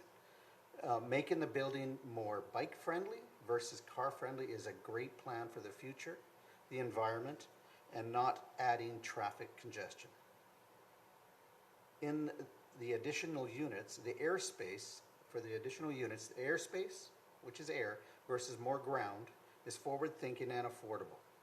The corner of Taylor and Marine will be the talk of the town as the best corner to live on, young and old, for years to come. A nice gentleman in West Vancouver who lives above the unit asked that I read his words also. I think I got a couple minutes if there's a clock here. I'm sure I got time. His name is Christopher Lote. I am unable to attend, this is Dear Mayor and Council. I am unable to attend the public hearing, and Kevin Lace has offered to read this on my behalf. My name is Christopher Lote, and I live on 780 Eden Place, West Vancouver. I am in full support of the project for many reasons, but primarily because of our housing shortage and the lack of younger residents. With no additional parking, traffic isn't an issue, and what better location being on a major transportation hub and walking distance to amenities and a Cineplex, another theater on the North Shore, shops and restaurants. The increased housing choices addressed the OCP and the West Van policy priority, plus the high green standards supported by Council Climate Energy. With the higher building standards, positivity, adaptability units, and the project will bring more exclusive mix of young families, professionals, people who want to downsize, and people with disabilities. These 95 units, these apartment units, will bring a vibrant and strong economy to West Vancouver. I only see benefits to our community as a whole. In addition, the 10 million in CACs. I encourage you to pass this project to make West Vancouver a more inclusive and thriving community. Thank you, Christopher. Thank you for your time, folks. Thank you, sir. And Madam Mayor, up next is Mr. Jensen, Claus Jensen. I believe he's in the council chamber. And then that'll be followed by Judy Chalmers and Duncan Pierce, both via telephone. Mr. Jensen, if you could just give me one moment to unmute you. All right, go ahead, please, sir. Hi, Mayor and Council. Thank you for being here and working late tonight. This is way past my bedtime. My name is Claus Jensen, and I lived in West Vancouver for more than 51 years. I lived at 1020 King George's Way for 43 years. I was here when there were only 2 traffic lights in West Vancouver. I went to Hillside, West Vancouver Secondary, and during high school, I delivered the Vancouver Province between 27th Street and 24th Street along Nelson, Mathers, and Kings Avenue. And I watched the very first high-density structure, the C-Strand, being built in 1981. My wife, Heather, and I have been married for almost 50 years. Heather raised our 4 children with a tiny bit of help from me. Heather was the parade marshal of West Vancouver Community Day for about 10 years. I was a grunt who helped with parking, directions, and placing signs. Heather was also president of West Vancouver Little League and on the board of West Van Minor Hockey for many years. You might say we have a history of fond memories. We certainly consider ourselves blessed to have lived in West Vancouver. When we purchased our house, we went all in and took on debt that no sane person should have, could have, or would have done. And the interest rate was only 7%, and it went to 14%. We regularly ate at our parents' and did our grocery shopping from their pantry, freezer, and fridge. We did our laundry in their washer and dryer while we ate our free dinner. I am at this public hearing representing the West Vancouver community stakeholders and not my personal views. Indeed, I am here representing 27,997 eligible West Van municipal voters who oppose the additional floors at Park Royal Gateway. That is 27,997 West Van residents, most of whom will be eligible to vote in the next election. I am also representing here 444 West Vancouver residents who took a recent survey that enabled me to come to the conclusion that at least 91% of all West Vancouver voters, that's 27,997 people, oppose the Gateway application for additional floors and additional people. I do not know why they oppose. I have no clue whatsoever. We simply asked whether they were in favor or against, and it could be they're concerned about the environment. It could be they don't like the looks of the building. I don't know, but at least somebody has asked many, many people. Samples of 3 and 4 and 5 speakers that we've had is, I'm afraid, not statistical. At least when I took statistics, it wasn't a valid sample. So I was pretty excited and yet sad that this many people opposed Gateway. I am sad because clearly this council does not seem to have the pulse of West Vancouver's voters. When you proceed to promote and entertain an idea of changing a recently approved permit to add these additional floors, I believe the big selling feature was the developer would give an additional $10 million towards the CACs, and some of the most additional units would be rentals, at least for a few years. For some of you, I assume it was too much money to pass up, and others, possibly the word rental seduced you. I am sorry to say that I am also very naive about local politics. I had this vision of our council being a group of people who took their marching orders from West Van residents. I was also naive about the statutory obligations that elected council members have in BC. My education started after I read one of Councillor Cameron's Twitter rants about public hearing, what public hearing represents, and some of the... Madam Mayor, I don't believe I am required to take abuse from Mr. Jensen. If he can't remain civil, then I would ask that you remind him to remain civil. And if he can't meet that and take it away from the personal, then I would ask him to conclude his comments. Yes, Mr. Jensen, please keep your comments to the facts and don't comment on the motivations or the personality or the character of anyone, including a council member. Thank you. I should do that, but if he had let me finish, he would hear me said this. Council members, actually, a pretty concise description by Councillor Cameron that included the statement that public hearings are not a referendum of the voters of West Van. I was shocked at that statement, and I sought an independent legal opinion which pretty well supported Councillor Cameron's view of public hearings. So I have concluded that West Van residents elect councils for a 4-year dictatorship because you in your role of being a West Van councillor can vote as you please, irrespective of community wishes or inputs. There is no statutory or legal framework requirement for you to justify your vote. I've also... So, Mr. Jensen, thank you. That was 5 minutes. Thank you very much.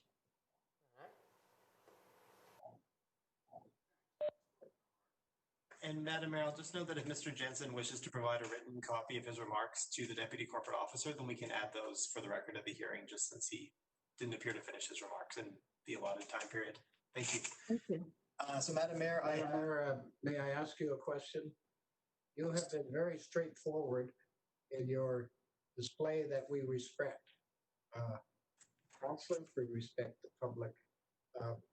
I do take exception of the presentation by the Chamber of Commerce to belittle any organization, large or small, because they are in opposition.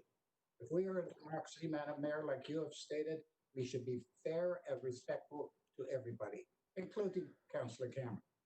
So my hopes are that the presentation from the Chamber of Commerce, that they in fact take a second look at what they're trying to do here and belittle any organization, Madam Mayor. Thank you. Yes, Councillor Soprovich, I was actually paying close attention to Ms. Kemp's remark, and they did not cross the line of disrespectful.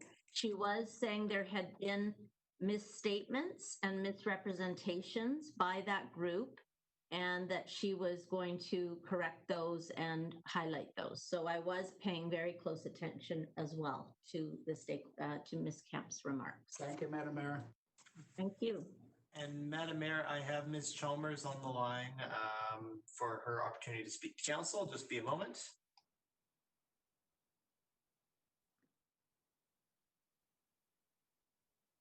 Here. All right, Ms. Chalmers, you're on with council. You have 5 minutes. Please go ahead. I think they're still talking. Oh, sorry. If you still have the video running in the background, please mute it. There's a slight delay between the video and the being live. So you are on live right now. All right. Judy Chalmers, I'm a West Van resident, and good evening, Your Worship and councillors. I've written to all of you with my concerns around this proposal, but when you consider the trust this community wants to have in the LAP process, that in itself is paramount. Community consultation and the hope that what this community is going to look like in the future is thoughtful density and height, and not a concrete mass of high-rises to satisfy the OCP need for rental. The Marine Drive local area plan set out specific height and density criteria for Park Royal. To allow this developer to achieve what he really wanted originally deceives this community and erodes trust. Seems we are now told that an LAP must have flexibility. We will never have a sense of what our community will look like in the future. Community consultation must play a role in local government decisions, or what do we have? The voice of council and no one else. A community that feels they are not being heard, so why bother to engage? Community consultation enabled us to achieve our new OCP. Community consultation led to the local Marine Drive local area plan. Your own surveys on many projects in the community has been a focus of what seems to be, tell us what you think, and also letting us know who in the district is listening.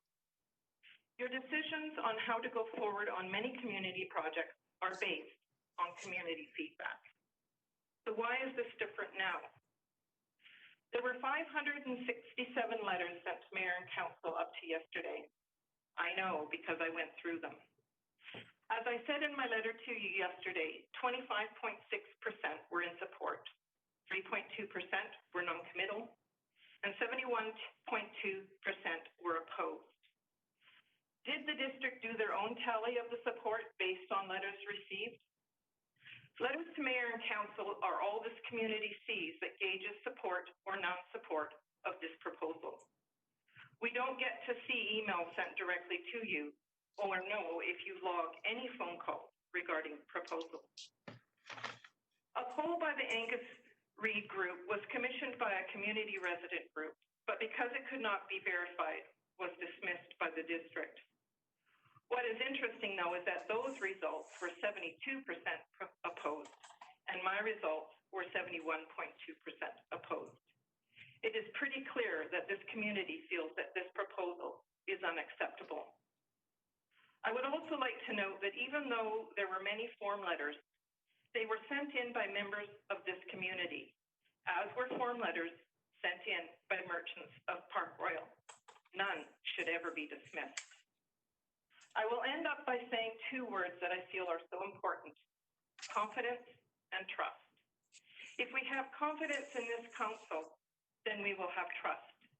It goes a long way to keeping a community engaged and feeling like they are being heard.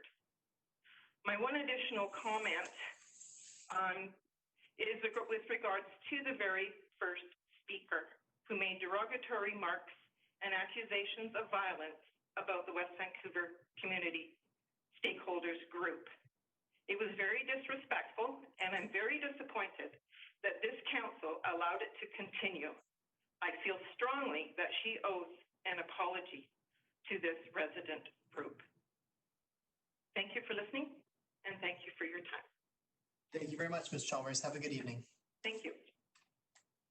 Madam Mayor, the next speakers are Duncan Pierce, Dana Mulhern, and Joy Hayden, all participating via telephone. Just be a moment while I get Mr. Pierce on the line. Thank you.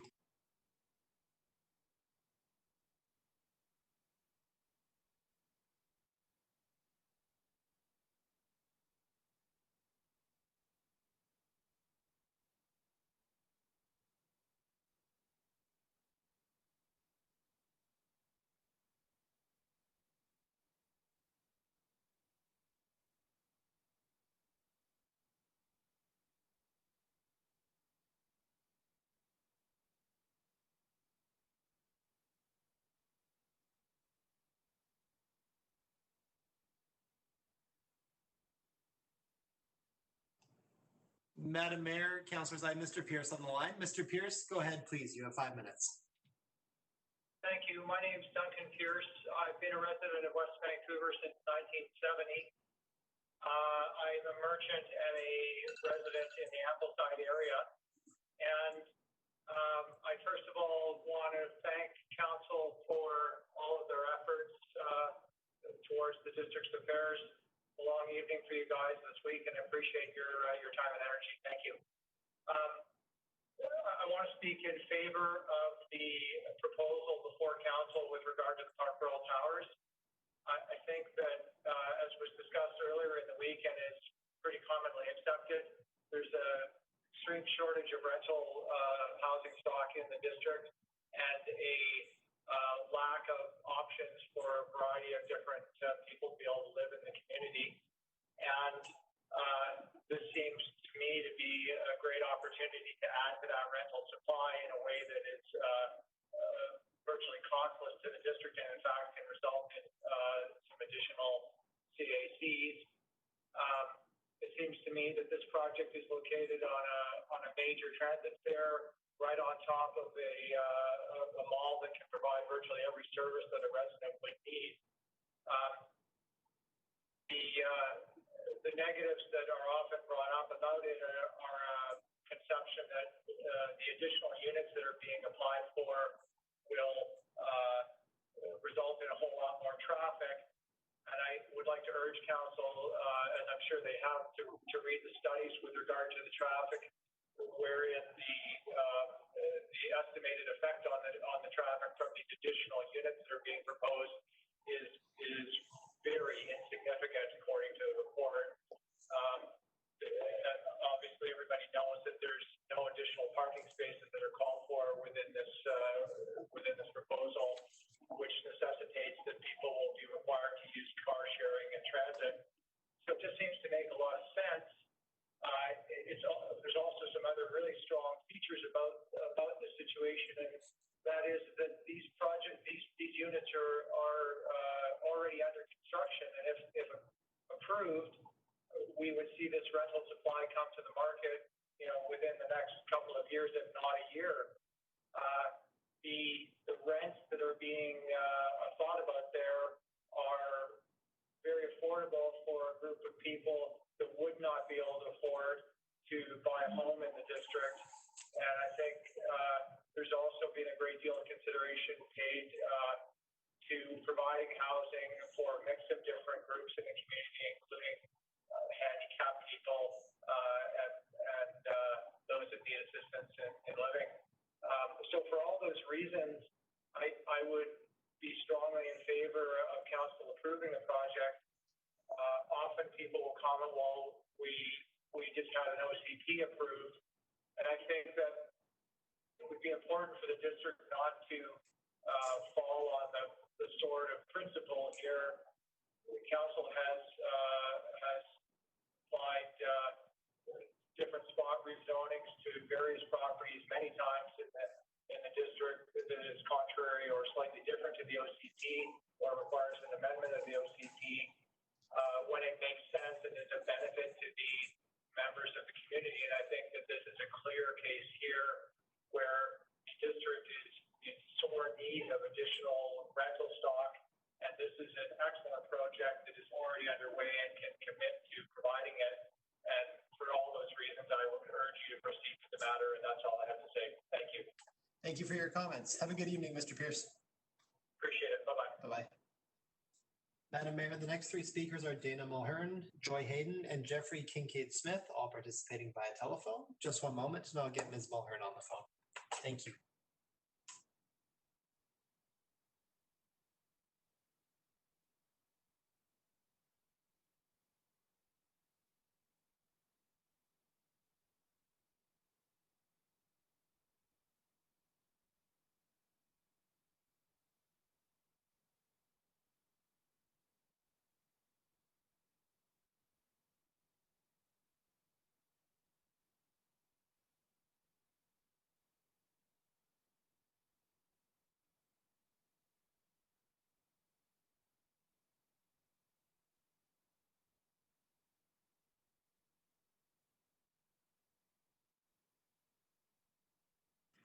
Madam Mayor, I have Ms. Mulhern on the phone. Ms. Mulhern, please go ahead.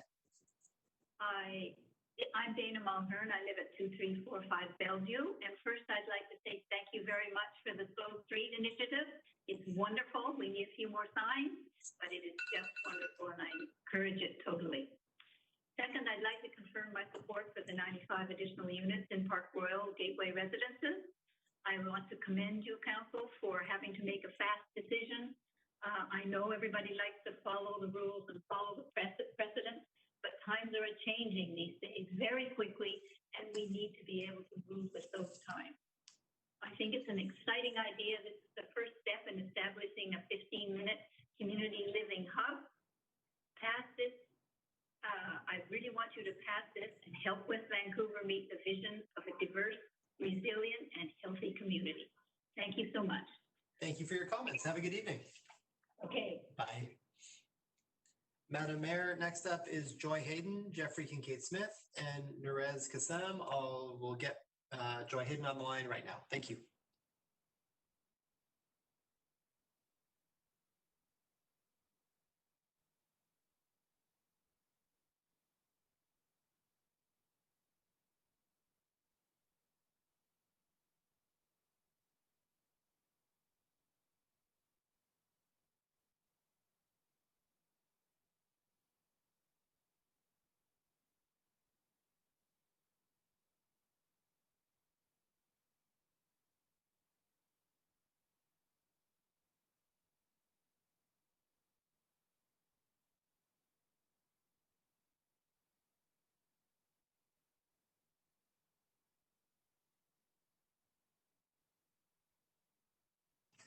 Madam Mayor, I have Ms. Hayden on the line. Ms. Hayden, you have 5 minutes with council. Please go ahead. Thank you very much. My name is Joy Hayden, and I work at Hollyburn Family Services Society, located at 104-267 West Esplanade, North Vancouver. Thank you, Mayor and Council, for this opportunity to express my support for the amended proposal for additional floors at the Gateway Residence development. My support is based on the 95 rental units, housing for populations and demographics who otherwise would be unable to return to West Vancouver, the walkable community, opportunities for seniors to downsize, and of course the community amenity contribution, which right now, as we're still unclear of the financial impact of COVID-19 will have on our communities, is very important. I'd also like to point out that this building is not just about 5 additional stories today, but rather housing for tomorrow. And let me explain. In our line of work at Hollyburn, our staff spend countless hours helping young people, seniors, individuals, and families find housing for a variety of reasons. But they have in common that they're all renters. There's a severe shortage of housing. We know that. This shortage puts too many people at housing risk. My concern is West Vancouver's inventory of older rental buildings that are very close to coming to the end of their lifespan. And when those buildings are no longer safe, are deemed too expensive to bring to current fire and bylaw standards, and people need to relocate either by choice or because of, God forbid, an emergency, then these 5 near stories and these 95 additional units will be very much appreciated. In closing, Mayor and Council, I can only imagine how challenging your job is. It's enormous, but we count on mayors and councils to keep at the forefront of their decision-making, the bigger picture. The impact of your decision today and tomorrow. I sincerely hope you do just that when you make your decision tonight. And thank you for your time this evening. Thank you, Ms. Hayden. Have a good evening. Thank you. Madam Mayor, the next speakers are Jeffrey Kincaid-Smith, Nerez Kassam, and Mansour Karimafar. Just be a moment while I get Mr. Kincaid-Smith on the line. Thank you.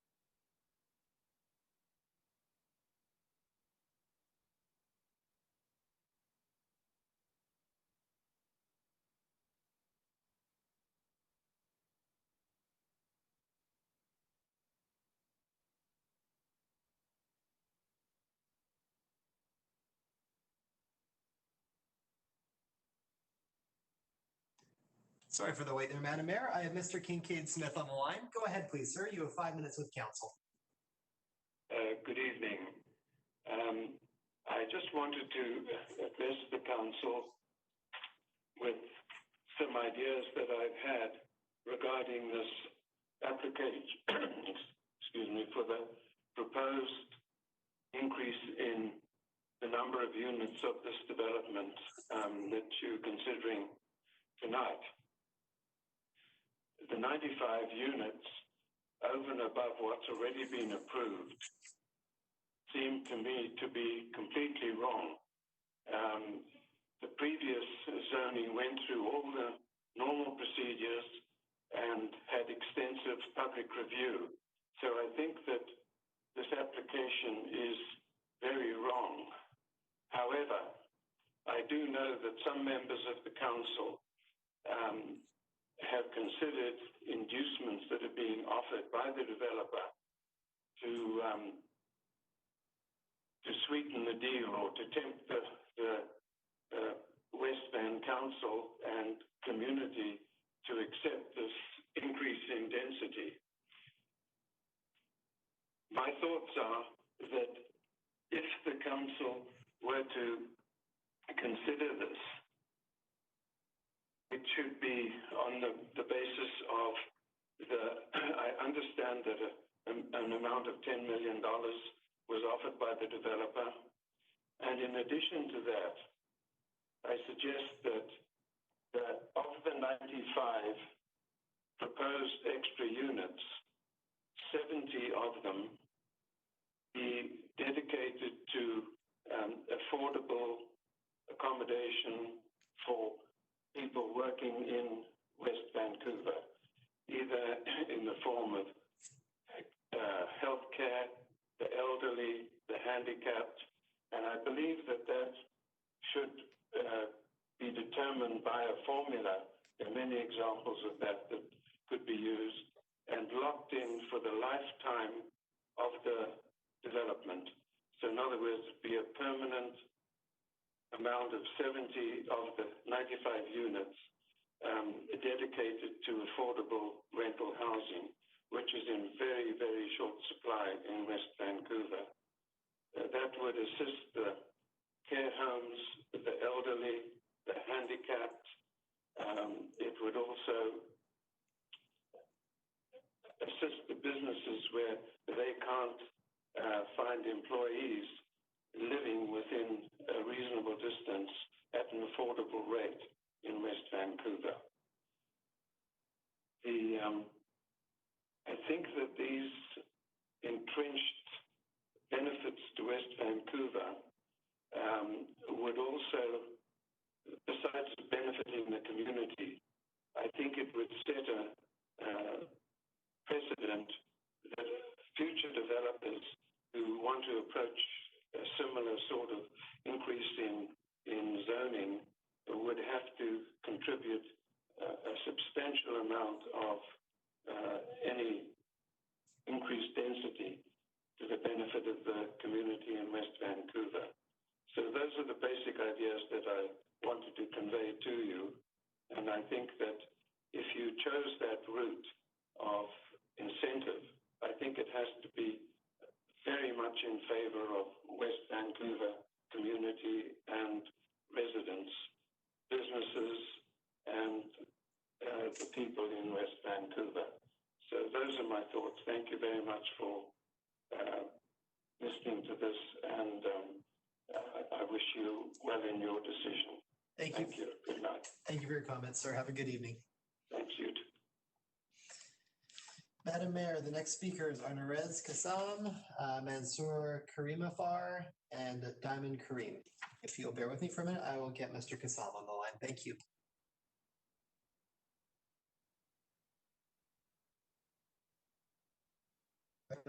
After we hear the next three, could we do a 5-minute break? Thanks.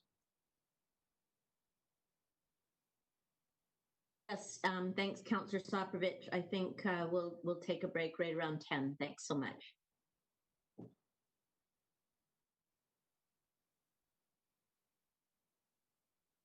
Thank you.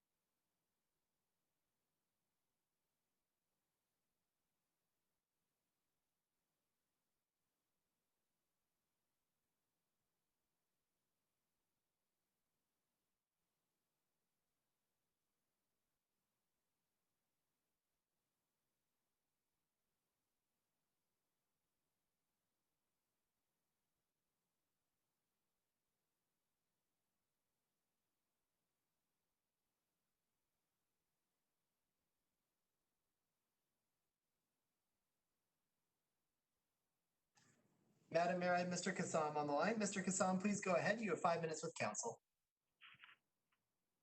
Good evening, everyone. My name is Dr. Narez Kassam, and I lived in West Vancouver since 1987.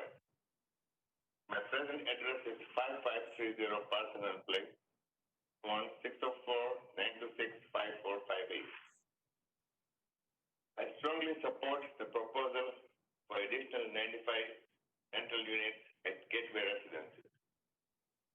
As a resident of West Vancouver, I believe more housing options are important to the health and vitality of the community. This is the ideal location for additional density. Where else in West Vancouver can this be done? My daughter was in US for last 10 years for studies and work. She has recently came back home. She's been trying to find a good place to rent and has been finding it very difficult to find one in West Vancouver. Now she's looking at Vancouver area. We will in near future plan to downsize and will be looking to rent in West Vancouver. There are many people in our situation. What better place to rent and live than Gateway Residence at Park Royal? Majority of the units are 2-bedroom, 2-bathroom, catering to the young professional, family, and downsizers. This is an ideal place to continue to stay in our community. The present vacancy rate in West Vancouver is less than 1%. The additional rental units will help this issue. Gateway residents are surrounded by amenities, shopping, and entertainment as part of a complete and walkable neighborhood. The needs for increasing house types and reliable units are embedded in the current OCP Council priorities and community good goals and needs, and help meet West Vancouver regional growth commitment.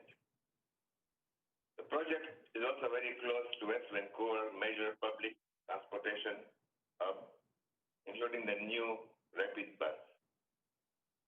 The project also boosts increased accessibility to disabled people and includes large childcare facilities. The economic benefits to the city is also great, including additional property taxes and development cost charges.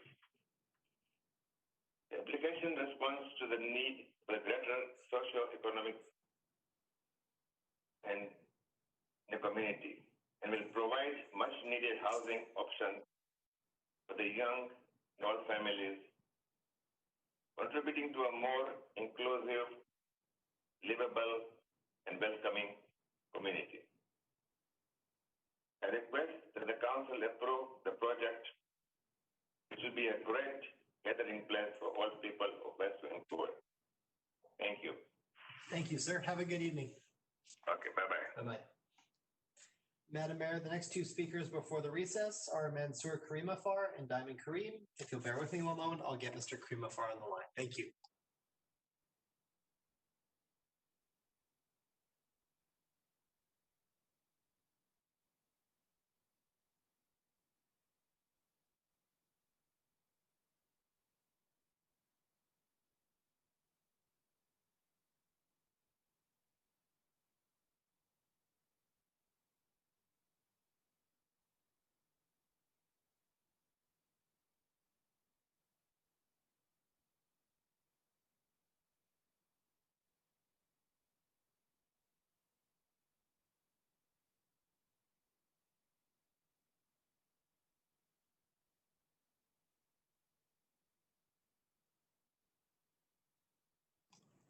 Madam Mayor, I have Mr. Karimafar here. Go ahead, sir. You have 5 minutes to address council.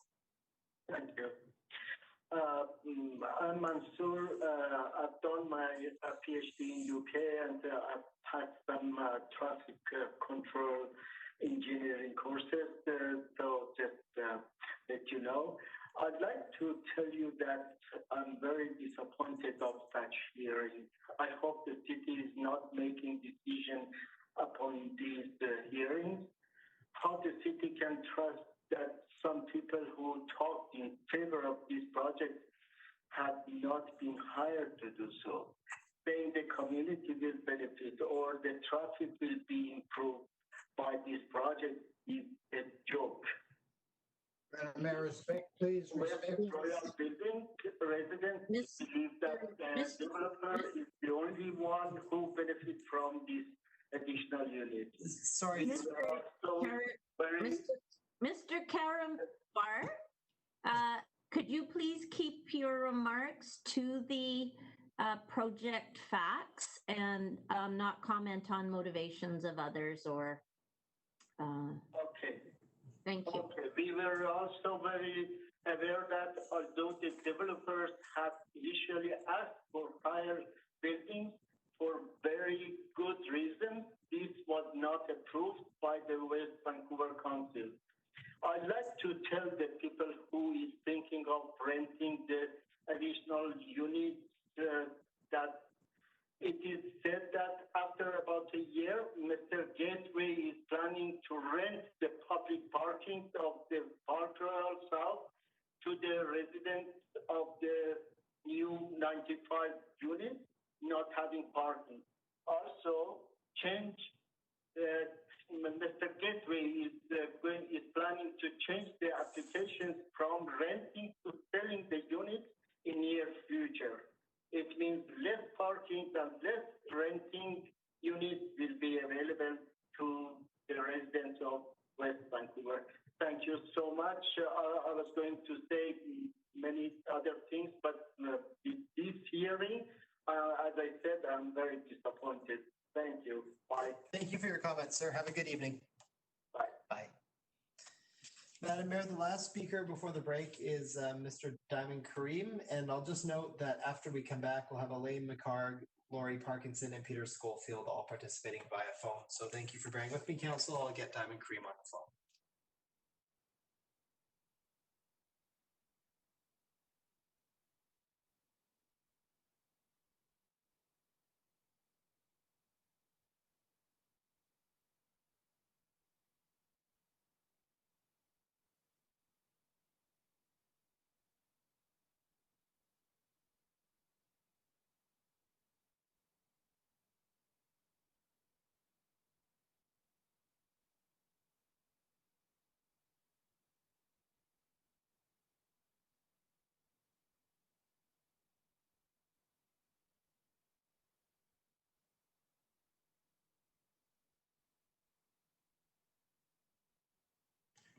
Madam Mayor, I have Mr. Kareem on the line. Mr. Kareem, please go ahead. You have 5 minutes to address council.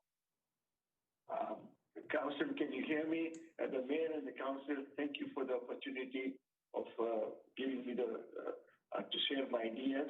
Can you hear me, council?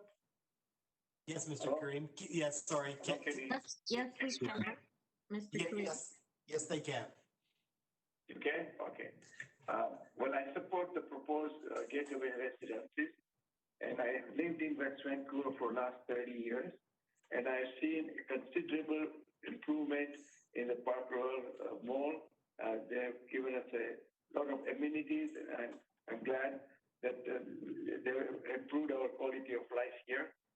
And I think with COVID, what's happening now is people are shopping online. The customers are basically changing the habit of shopping.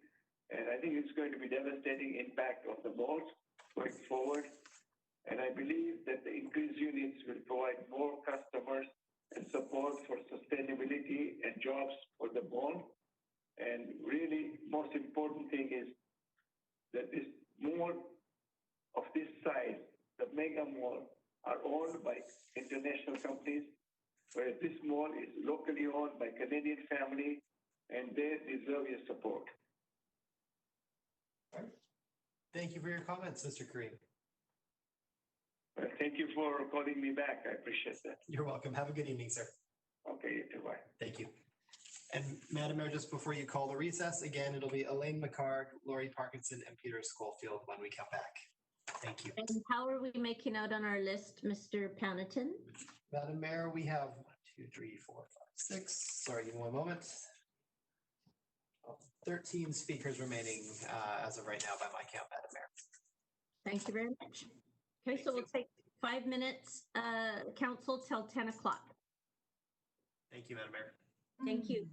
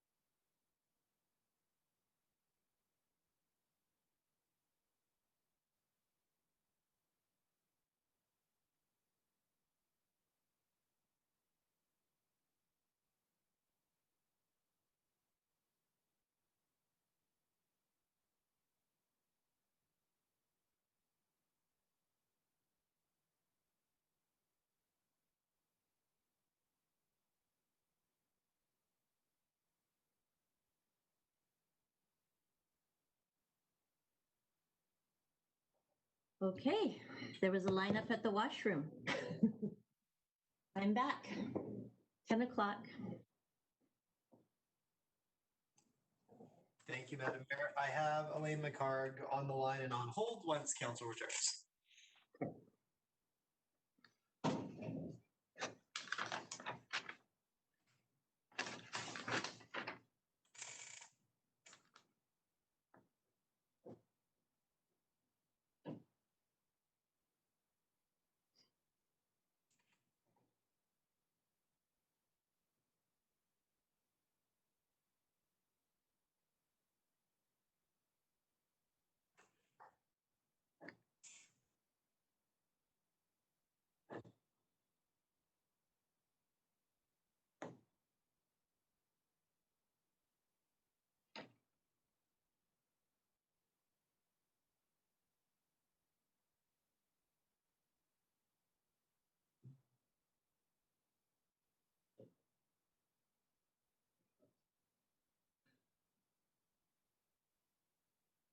That's a good.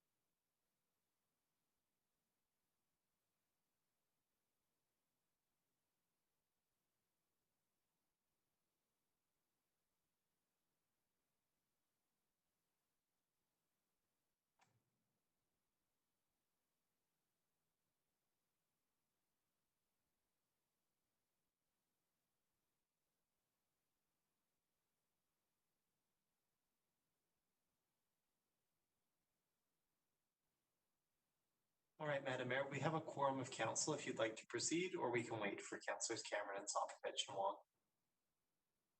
Oh, I think we better proceed. They're going to join us any minute. All right, thank you, Madam Mayor.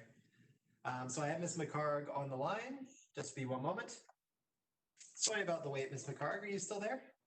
I am. Excellent. You have 5 minutes with council. Please go ahead. Great. Good evening, Mayor and Council, and thank you for this opportunity. My name is Elaine McHarg.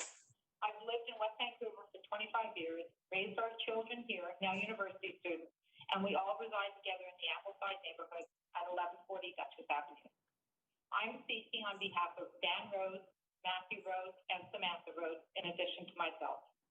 We collectively are expressing our support for the expansion of the Gateway residence with the addition of 5 stories to the residences, resulting in 95 homes. Our reasons for this support: addressing the need for purpose-built rental properties in West Vancouver that has a mix of sizes, formats, and includes design of it for accessibility and families. The housing mix will appeal to all ages and will allow for more choices at every stage of our residents' lives. Plus, the additional 95 units will come to market within the next 12 to 18 months, addressing urgent needs. The addition of 5 stories on these residences will be built in the most economically and environmental manner. There has already been discussion around the environmental benefits of adding to the existing buildings in minimizing resources and GHG emissions. Your commitment to climate action is important to this family, and every initiative in the community counts. It's adjacent to transit, including the rapid bus, which makes it appealing to young people and professionals who work downtown in Vancouver, in North Vancouver, and here in the West Vancouver community. More people are choosing not to drive, and yes, in fact, many are using transit and cycle. We say this as a family of Compass card holders with 5 bikes in the garage. These are changing times, and it is important to ensure that the decision of council reflects every new reality. There are many studies indicating that due to the economic downturn as a result of COVID and continued high cost of housing, it is more likely than ever that some families will be choosing to rent for longer periods. Additionally, downsizers may choose to rent rather than re-enter the housing market. The opportunity to have family apartment formats and other sizes with the amenities already cited by so many speakers will make West Vancouver an attractive option. We want to have as many young people and young families living in West Vancouver as is possible. There is never too many. The evolution of Park Royal Shopping Centre is to a vibrant neighborhood of West Vancouver with the services that support livability and engagement. A 15-minute walkable community with links to nature, recreation, and other parts of the community. We support this proposal and encourage you to vote in favor of it. On behalf of the McCartgrove family, we thank you all for your service to the community. Good evening. Thank you, Ms. McCarg. Have a good evening. Thank you. Madam Mayor, the next speakers are Lori Parkinson and Peter Schofield. I know that there's someone named Pat Frewer who has signed up to speak but requested not to be called after 8 p.m. So it'll be Camila Abadi appearing in person after Mr. Schofield. And I'll just be a moment while I get Ms. Parkinson on the line. Thank you.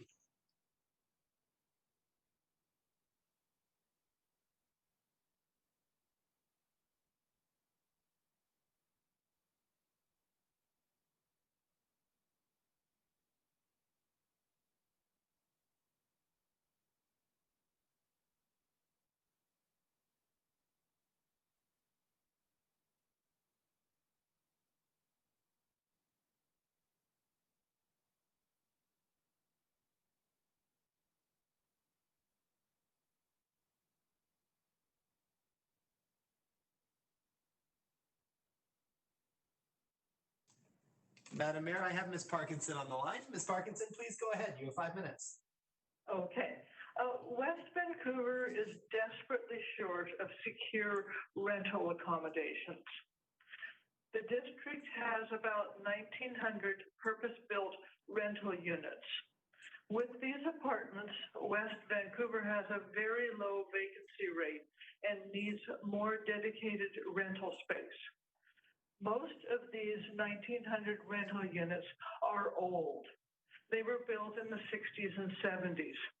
So West Vancouver needs new secure rental accommodation. Having recently declared a climate emergency, West Vancouver is wise to build high-density accommodations which are less carbon intensive to heat. Thank you. Thank you very much for your comments. Have a good evening. You too. Bye-bye. Bye. Madam Mayor, next up is Mr. Schofield. As noted, I will not be contacting Pat Frewer due to the 8 p.m. cutoff, and then followed by Camila Abadi and Caroline Reynolds. I'll get Mr. Schofield on the line. Thank you for your patience.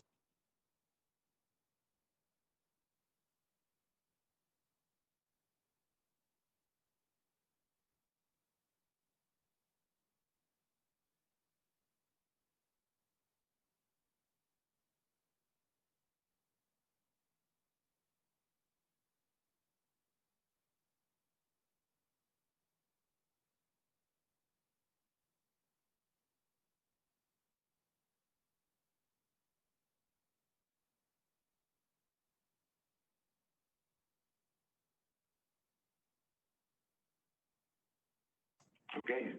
Madam Mayor, for me, it's my call for the council. Madam Mayor, I had Mr. Schofield on the line. Mr. Schofield, please go ahead. You've got 5 minutes. Thank you. Hi, I'm Peter Schofield. I live at 1288 Esquimalt Avenue and have been a resident of West Vancouver for 30 years. My support for this project is based on my experience participating in the Strategic Transportation Plan Working Group, the Community Energy and Emissions Plan Working Group, and the OCP Focus Group. The work of each of these groups contributed to plans that are meant to guide future development.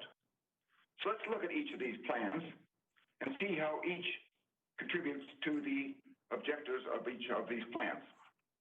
First is Strategic Transportation Plan. Noting that there will be no increase in parking spaces for the extra 95 units being proposed with this development, This will serve to attract occupants that do not own cars. This will contribute to one of the major objectives of the Strategic Transportation Plan, which is to promote a transportation mode shift away from single occupancy vehicles. Number two, the Community Energy and Emissions Plan. It's well known that multi-family structures are more energy efficient than single family structures. So the expansion from 203 to 298 units as a multi-family structure will be much more energy efficient.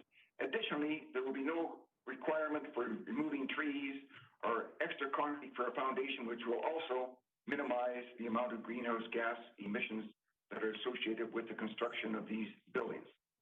Number three, the official community plan. According to the 2018 OCP, West Vancouver has the highest average housing cost, and it is difficult to find rental accommodation. This proposal for the 95 additional rental units will directly address these problems. In fact, it will address the missing middle.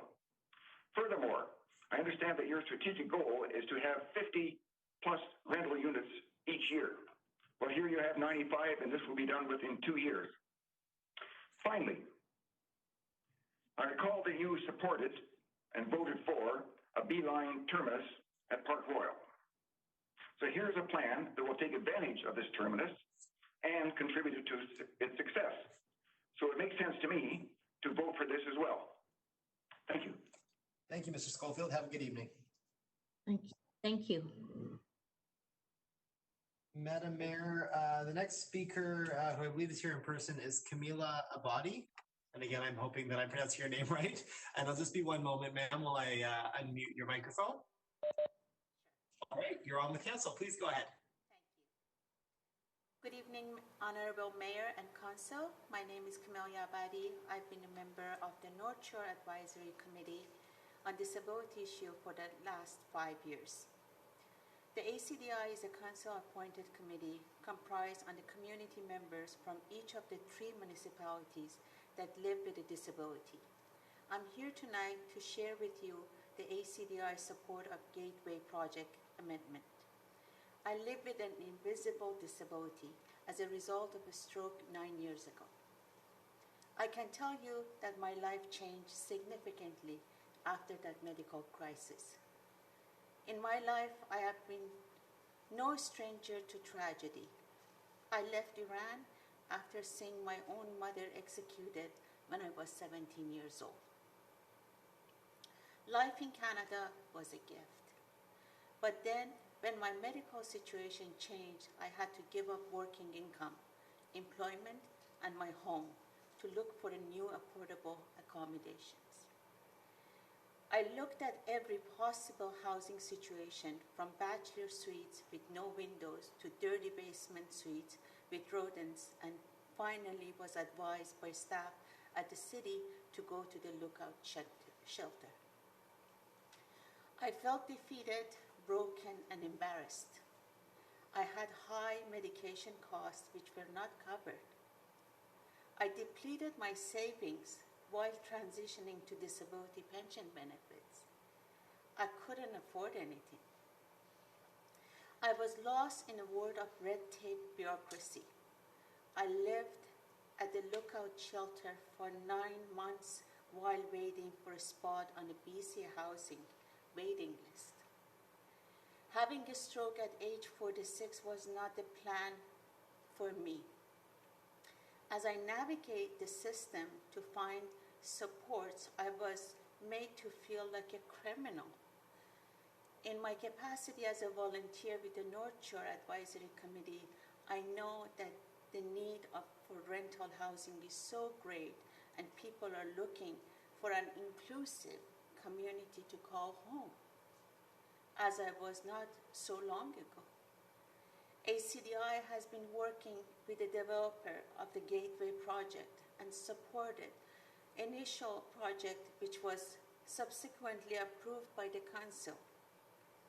The developer have been very open to hearing about the needs of the disability community and has provided 11 wheelchair supportive units.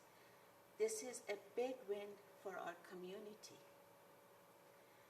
It is so hard to find housing that is wheelchair accessible and affordable in an area that is so full amenities and transit. But when the Beeline route was announced to stop at Park Royal, it seemed only natural that more density could be accommodated in this area. As a part of 95 proposed additional units with no additional parking spots, the community will have access to additional 21 level of 2 accessible units. These units are perfect for seniors who want to downsize and age in place, and also people with disabilities like me who need the resources of the community but not the level wheelchair accessibility. These level 2 units are built with an infrastructure so that the accessibility feature can be installed at the later date, like a grab bars in a shower with a minimal destruction to the rental unit. The ACDI supports the proposed amendment, and we urge you to do the right thing for a community of people who need affordable, inclusive, and accessible housing. An inclusive community of people who should not be made to feel like criminals for needing support, but rather to be welcome to stay in the surrounding. Park Royal is the right location for this increase in density, which is further supported amenities provided by the shopping, grocery services, restaurant, retail work opportunities, and entertainment that is just a step away. Thank you for your time, and I'm very sorry that it took longer. It was 4 minutes, but I guess it just, my condition didn't allow it. I really appreciate everything that you do for us. Thank you. I just want to thank you for sharing your personal story with us, and you're showing incredible courage. So thank you very much. Madam Mayor, the next speaker is Ms. Reynolds. I have Reynolds, so I'll get on the line. And then after that, we have Saeed Oranju in person, and Bill as well. I'll just a moment while I get Ms. Reynolds back on the line. Thank you.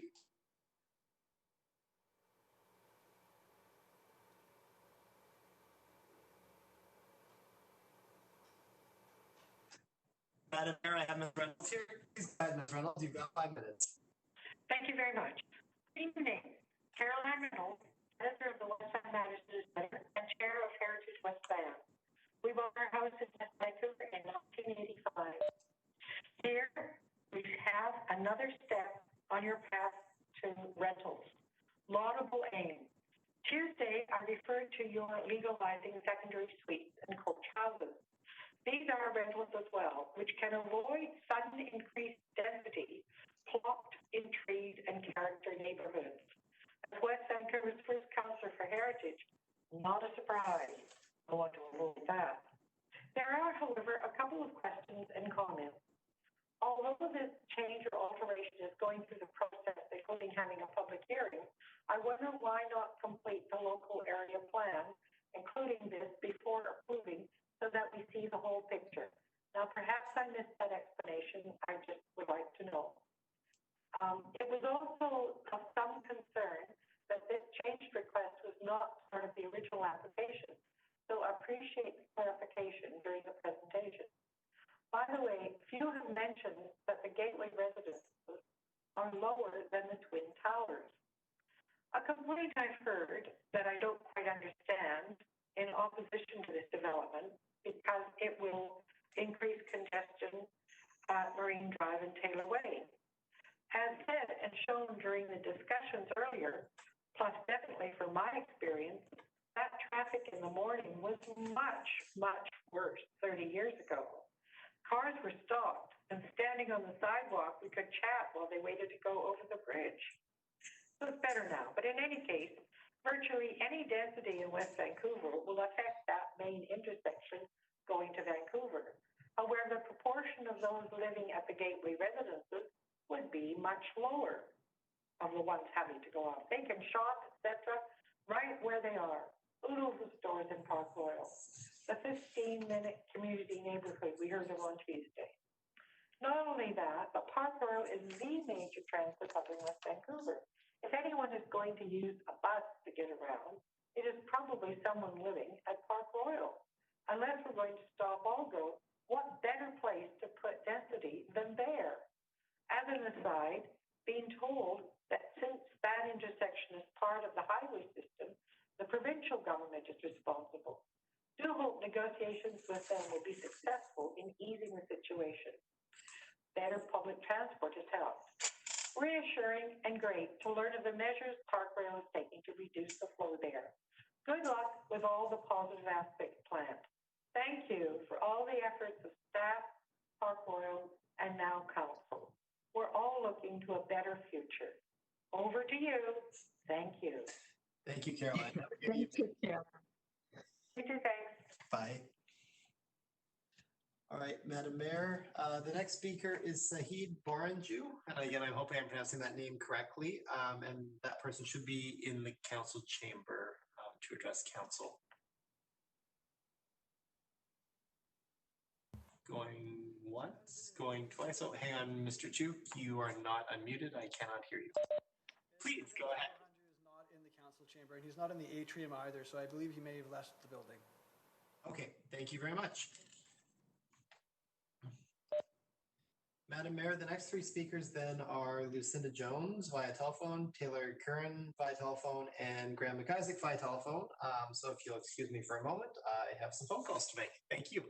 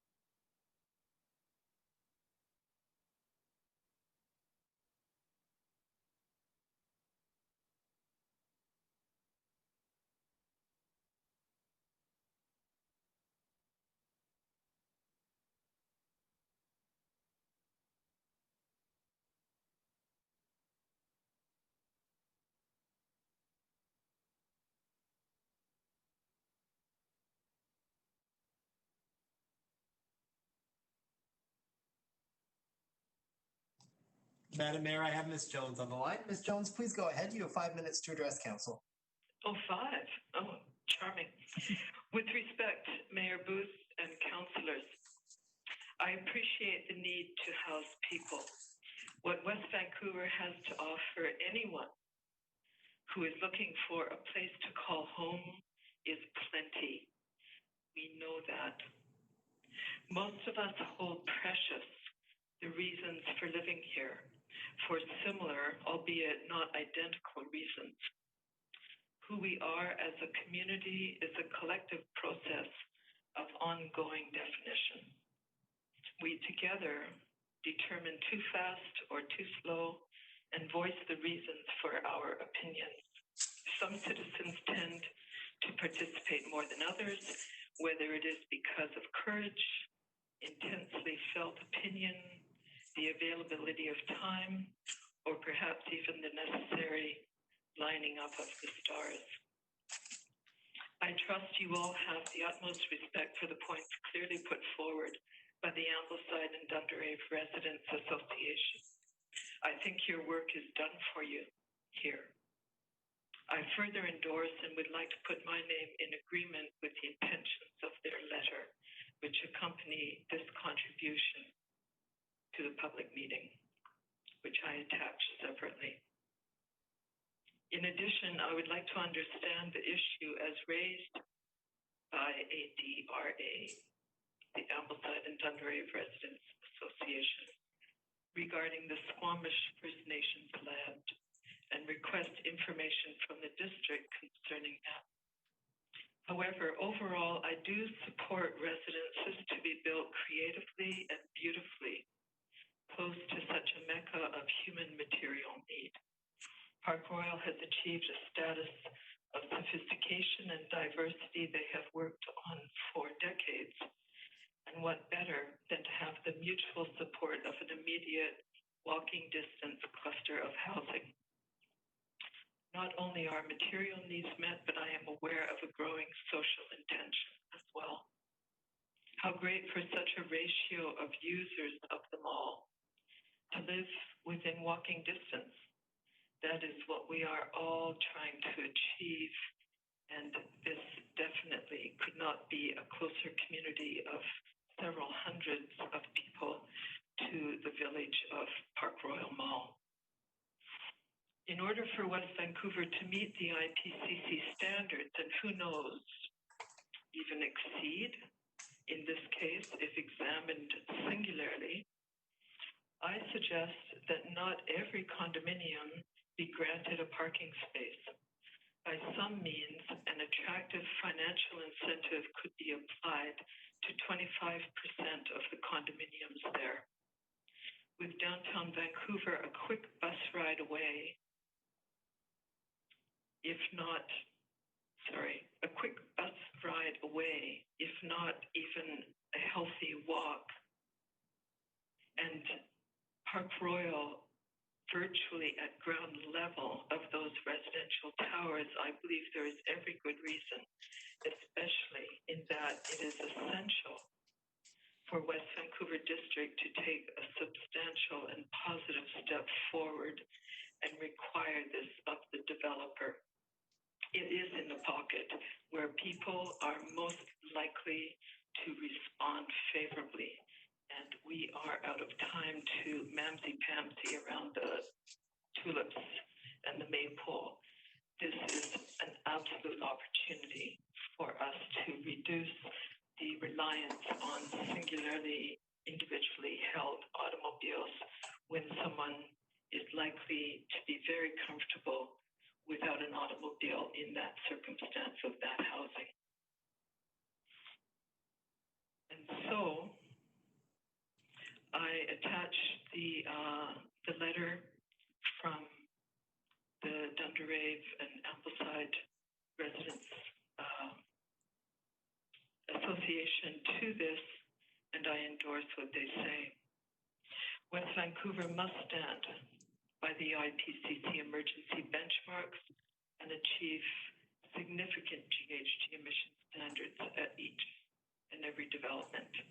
And I think this is not entirely bad, but I definitely agree with ADRA that the height has been set. It has gone through the process. We do not need to add any further density and height because that's not fair to existing neighborhoods. All right. Thank you. Thank you, Ms. Jones. Have a good evening. Yeah. Madam Mayor, the next speakers are Taylor Curran, Graham McIsaac, and Ann Eady, all via telephone. So I'll get Mr. Curran on the line. Thank you.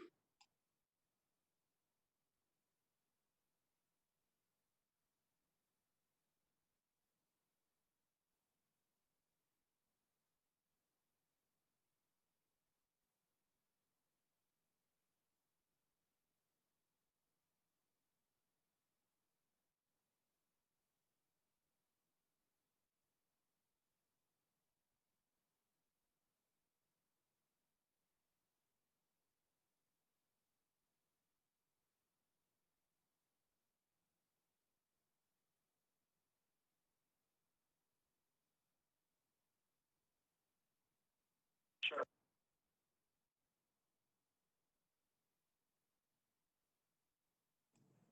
Madam Mayor, I have Mr. Curran on the line. Mr. Curran, you have 5 minutes with council. Please go ahead. Good evening, Madam Mayor and councillors. I'm here speaking on behalf of the West Vancouver Field Hockey Club and also on behalf of myself personally. I grew up playing for the West Van Field Hockey Club. As a kid, I progressed onto the Canadian men's national team and competed at the last Olympics. I've stayed very involved with the club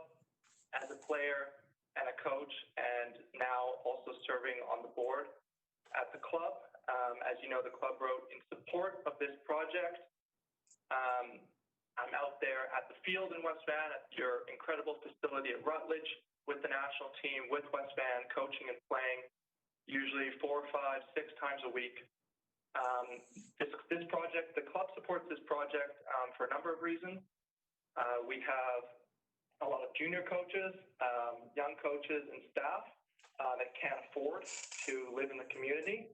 And we also depend on young families and kids, as do a lot of community organizations and community sports.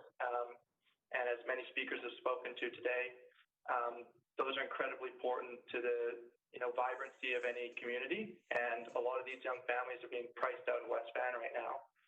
So we support the development as a way to bring more young families into the community, and especially noting that a lot of the units, 2-3 bedrooms, are appropriate for young families. I'm also in favor of the project personally because I think I'm the perfect target demographic for this sort of project. I take transit, I walk, I cycle, I bike. I don't own a car, and I would love to live in West Van. Love to live in this 15-minute community that everyone's talking about. Unfortunately, right now with the rental vacancy rate, it's a difficult ask. So I think this project goes a long way towards bringing young people and young families into the community. So I would urge council to support it. Thanks a lot for your time. Thank you for your call, Mr. Curran. Have a good evening. Madam Mayor, as of right now, I only have 4 further speakers signed up.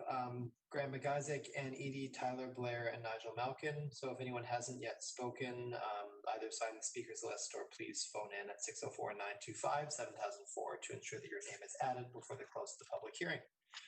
With that, Madam Mayor, I'll move to get Mr. McIsaac on the line. Please bear with me.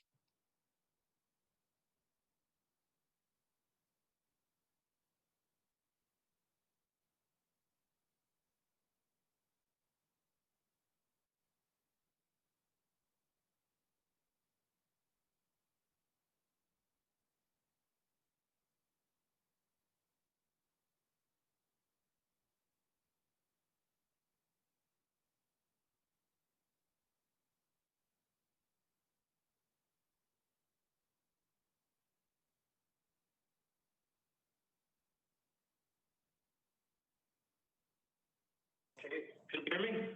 Yes, we can hear you. Madam Mayor, I have Mr. McIsaac on the line. Mr. McIsaac, please go ahead. You have 5 minutes with council. All right, thank you very much. Good evening, Madam Mayor and Council. I think you know my name is Graham McIsaac. I'm a 38-year resident of West Vancouver, and my kids and family all grew up here. They now live in Port Moody.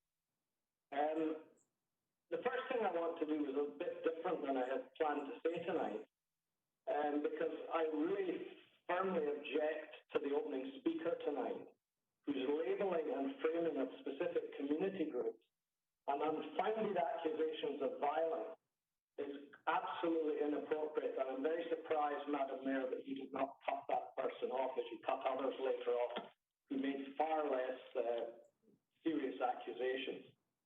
This type of accusation is not respectful. It doesn't encourage debate. And it almost made me feel intimidated to talk tonight. And I think that would surprise you.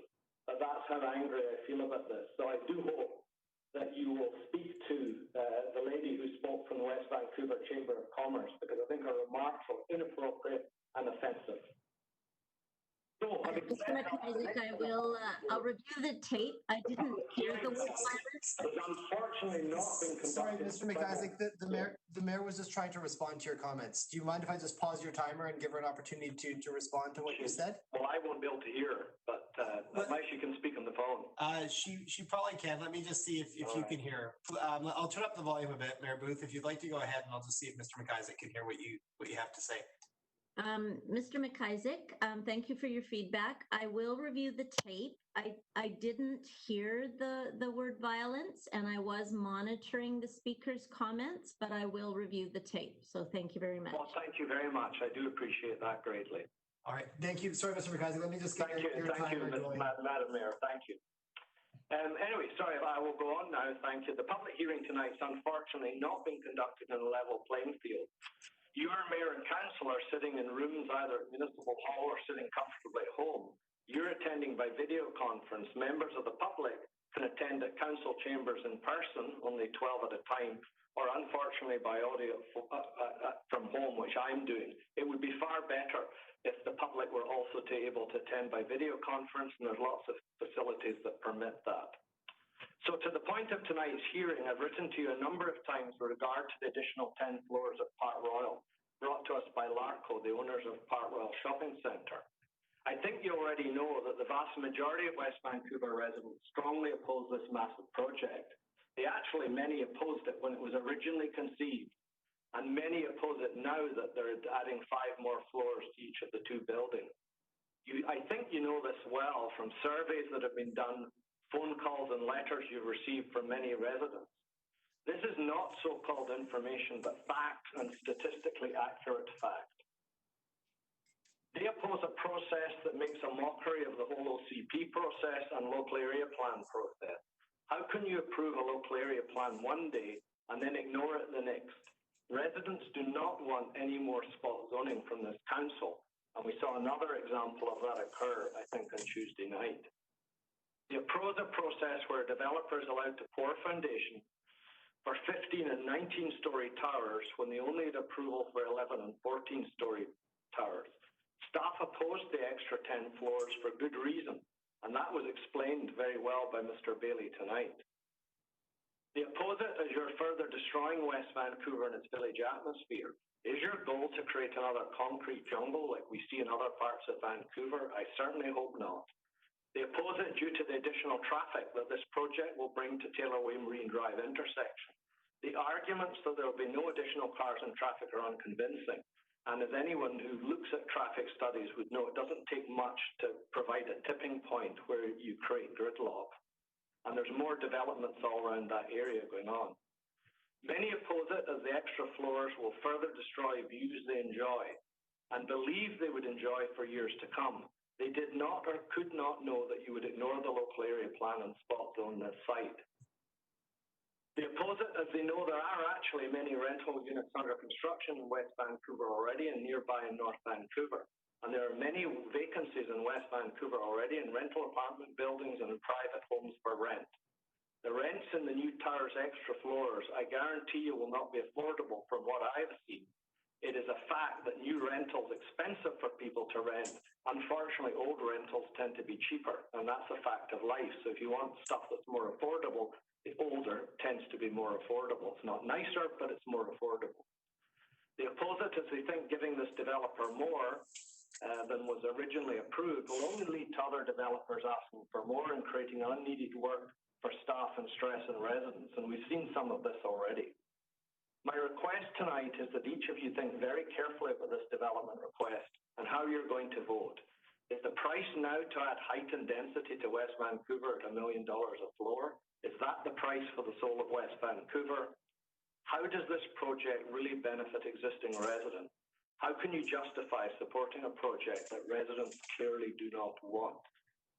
Should regrettably you decide to vote in favour, I think you each owe a duty to explain clearly to residents why you're supporting this project, why you think it benefits existing residents of our community, and why you're supporting knowing that residents are opposed. Thank you very much for your time. Thank you, Thank you for staying so late tonight, all of you. Bye. Thank you, Mr. Geisig. Have a good evening. Madam Mayor, the next speakers are Ann Eady, followed by Tyler Blair and Nigel Malkin, all via telephone. Again, if there's anyone out there who does still wish to speak, please add your name to the speakers list. I will phone Ms. Eady right now. Thank you.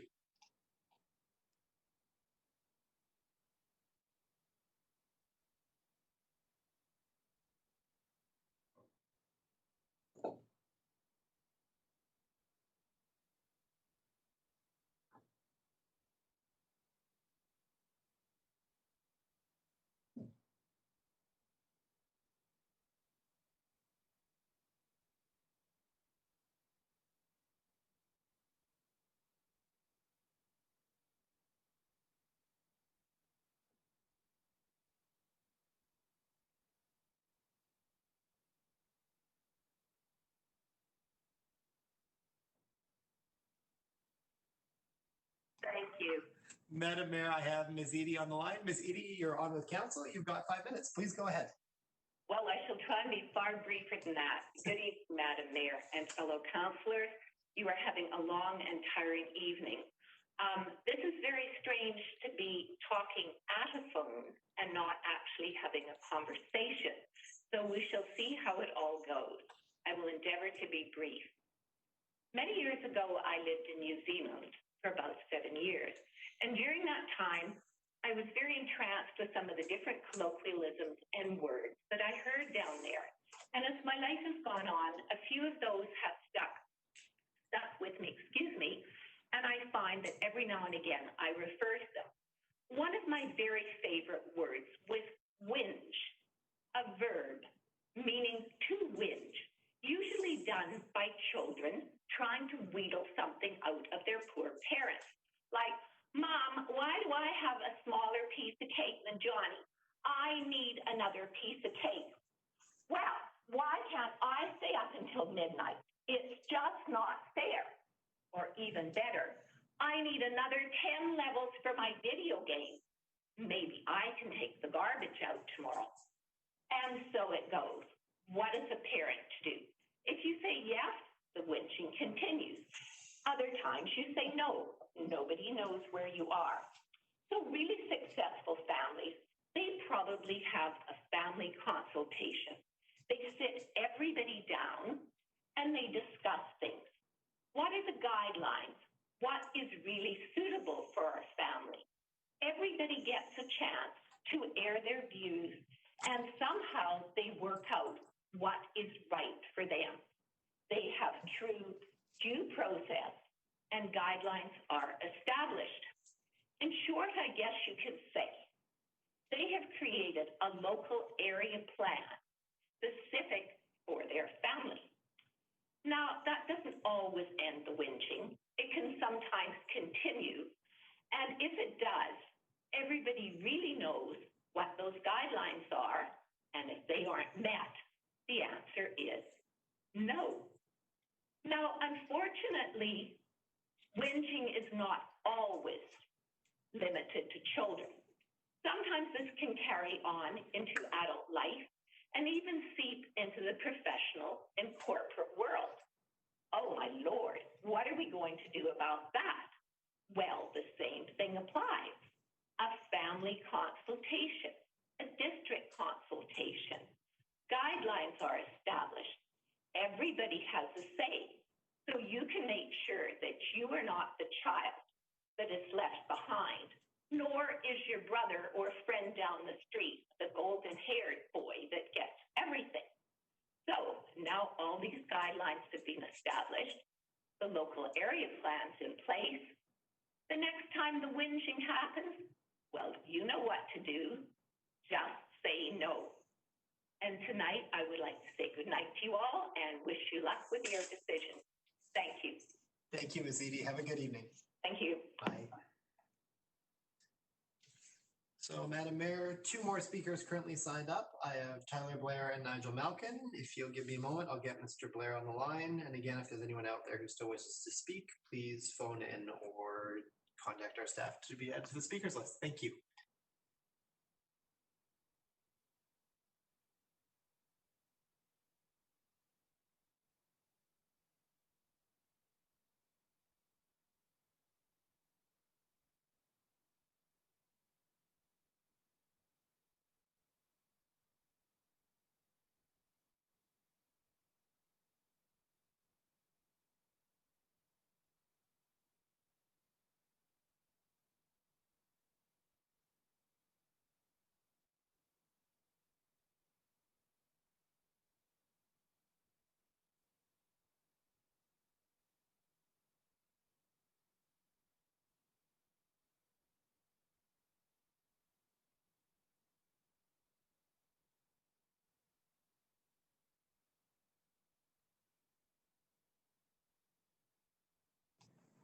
Madam Mayor, I have Mr. Blair here on the line. Mr. Blair, you have 5 minutes with council. Please go ahead. Good evening, Madam Mayor and Council. My name is Tyler Blair. I reside part-time in West Van, and I'm a former 33-year Cedardale resident. just up the road from the Gateway towers that you guys are discussing tonight. Just like to add that I oppose the additional floors for Gateway on principle. I would predict if this goes ahead, this will cause irreparable damage to the community confidence in the OCP and the LAP process. Now, Horseshoe Bay is going through an LAP process right now. Who knows, in 3 years, you might decide that the whole process is worthless and just decide to spot zone something in Horseshoe Bay. And if you do something like you're doing now and adding additional floors to an already approved proposal, you're laying the groundwork for that.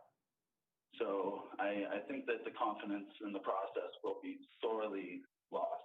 Now, I've been listening all night. I want to imagine a utopia where everything is perfect. That's what all the development advocates say. Everything will be more perfect, the bigger, the better you build these things. So now imagine a small business person working 80 hours a week in your community trying to keep their families afloat while they've laid off their employees due to COVID-19. There seems to be a big divergence between the realities of West Van Council decisions and decisions that your residents and taxpayers are making on a daily basis. Now imagine a young corporate worker afraid to come to speak to a public hearing like tonight, afraid of ultimately losing their job because ultimately they work for developers. Now these are big economic engines in our economies, and for good reason. Now West Van isn't going to gain any employment from these developments, so I have a hard time hearing you guys make the argument that it's going to be the benefit of the West Van economy, but I have heard that made by some people. Now to clarify, Mr. Emmons, said a couple things earlier. One is he said that the ADBIA had a support letter for the project. I believe that's from July of last year and is not with the current executive. He also referred to the Welsh Street debacle, as I'll call it, with the building of the bridge work there, as a First Nations issue, and it's on the backs of the Squamish. Actually, he's on record at your council speaking at the permit application meeting that it was about the capital expenditure program and they had to put everything on hold due to COVID-19. So I just wanted to reiterate his original remarks made in council. Now, a couple other things I'd like to remark on that I've heard about tonight. The reduction in GHGs is such a straw man. Saying adding more floors now reduces GHGs in comparison to a hypothetical building is ridiculous. Net GHGs go up when you build more, and it's concrete and steel. We know they've reinforced it. We know they poured it on concrete. That's more GHG intensive. So this concept of a green concrete mecca down in Park Royal between this development now exists and then what will be the future developments of the Squamish First Nations from there to the Ambleside Dog Park is not green. It's just going to be more concrete. It's going to be more roads. It's going to be more parking. And that whole area down there will turn into a concrete mecca. And I've heard some people express how that is a concern for them. Now, jumping around here, going back to Ms. Bound's remarks, the time is now. Yes, why? Because 303 Marine and Ani Evelyn also have new applications in to add more units to their application. So, of course, the time is now. It's always now. The DevApp proponents and the DevApp advocates always say the time is now. But what you guys forget is that you have over 2,200 units in backlog, in development, in building stages. There is supposed to be a map for all West Vancouverites and people to take a look at to see where all these developments are, where all the units are, where everything's coming online. I know it exists, that the councils have access to it. Mr. Bailey says that you'll have it out to the public for consumption at some point in the future. But that would be a great contextual application to this project to see really is the time now. Or are there rentals coming? Is there 200 something units going to be coming down the pike at Shoreland? There's going to be a lot more. So to say the time is now, and that this is so important right now, is absolute hypocrisy. Now, as Mr. Bailey outlined, and going back to Mrs. Bannon's remarks, this is not a tall, slender building. These are two buildings. They've been masked. Now you want to add 5 floors to the massing. It's going to be a shadow field, and I appreciate that everybody who supports the chamber and supports the mayor supports the project. I do. But there's a fact. The residents of the community, the residents of West Vancouver, writ large, do not support this increased floors at Gateway. And another comment, the DRC approves everything. So using the DRC as a wedge to say, okay, this is something that should be approved is absolutely ridiculous. They've approved everything that's come before you guys in the the last 2 years and all of the years prior. So thank you for your time. I hope you guys make a strong decision for the community tonight. Thank you very much. Thank you, Mr. Blair. Have a good evening. You too. Bye. Thank you. Bye. So, Madam Mayor, the last speaker on my list right now is Nigel Malkin. Again, 604-925-7004 for anyone who's waiting in the wings to speak, or please see our staff in the front hall. I'll just get Mr. Malkin on the line. Thank you.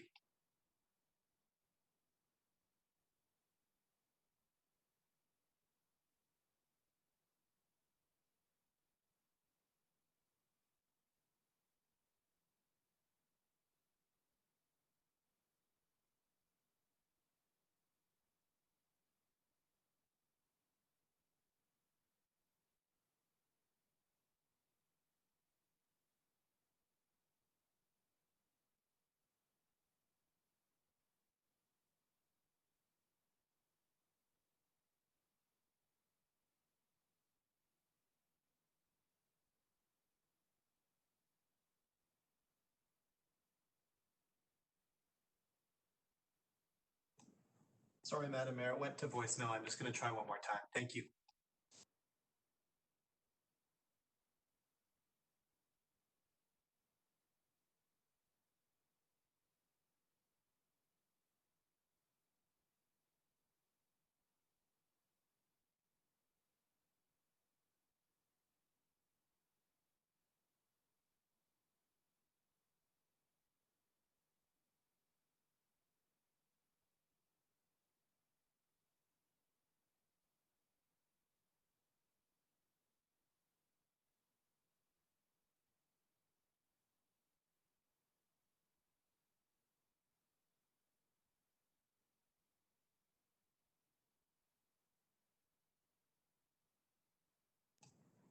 Sorry, Madam Mayor, it went to voicemail a second time. So Mr. Malkin's the last speaker, and staff have confirmed that there's no one else on the speakers list.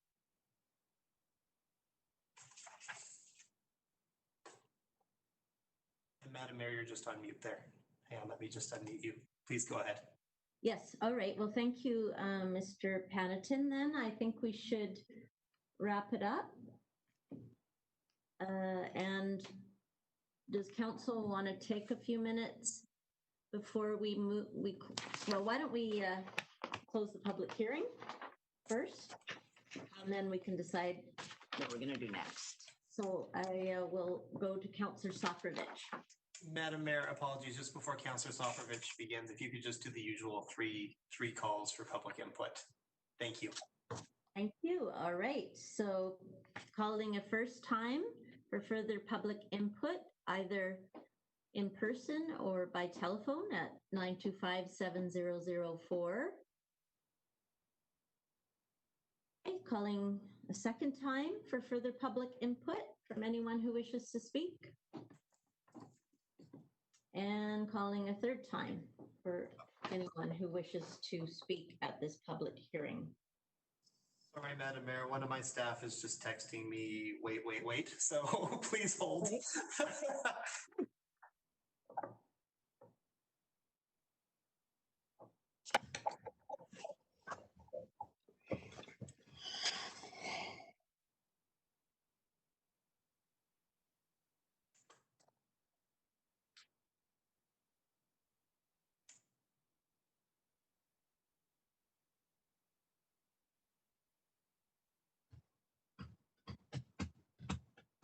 Sorry for the suspense, Madam Mayor.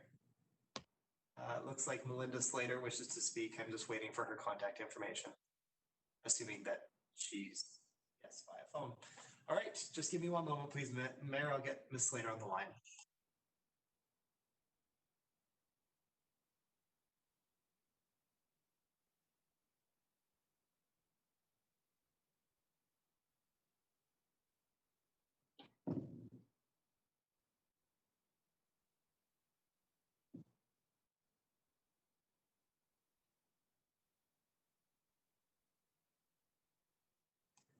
Madam Mayor, I have Ms. Slater on the phone here. And Ms. Slater, you have 5 minutes with council. Please go ahead and make your comments. All righty, thank you. So Melinda Slater, 1058 Keith Road. And I'm just, my question, I guess, is why stop at adding another 5 stories? Why stop at another 95 units?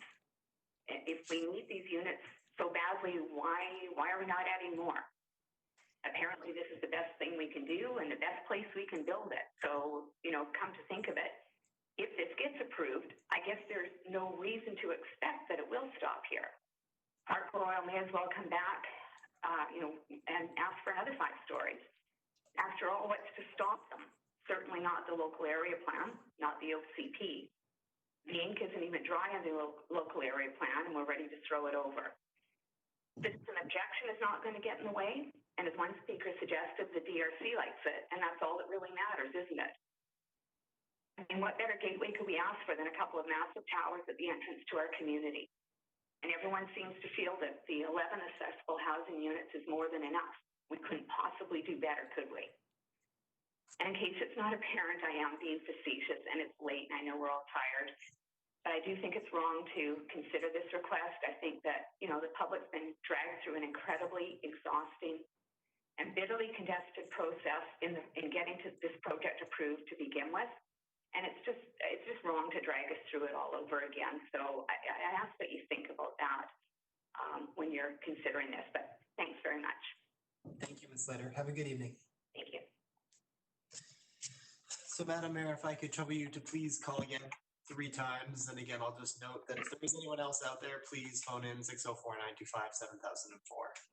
Thank you, Madam Mayor. All right, I will call for further input a first time. Calling a second time.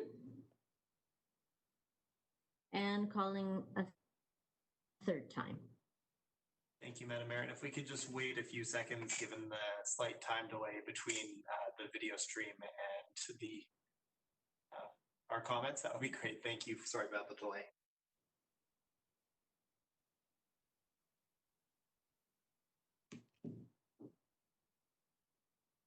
Actually, Madam Mayor, just while I'm waiting, I might just try Mr. Malkin one more time, giving him the benefit of the doubt here.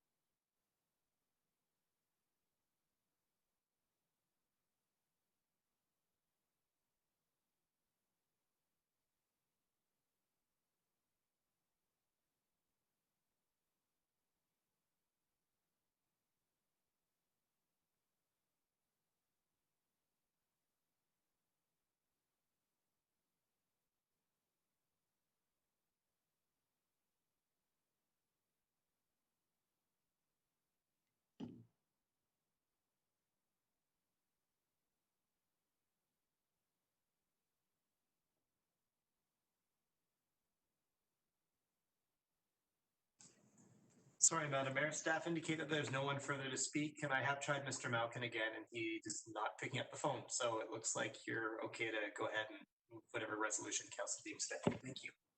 Okay, thanks for trying 3 times. I appreciate that, Mr. Panitin. Okay, so I go back to Councillor Sofrovich.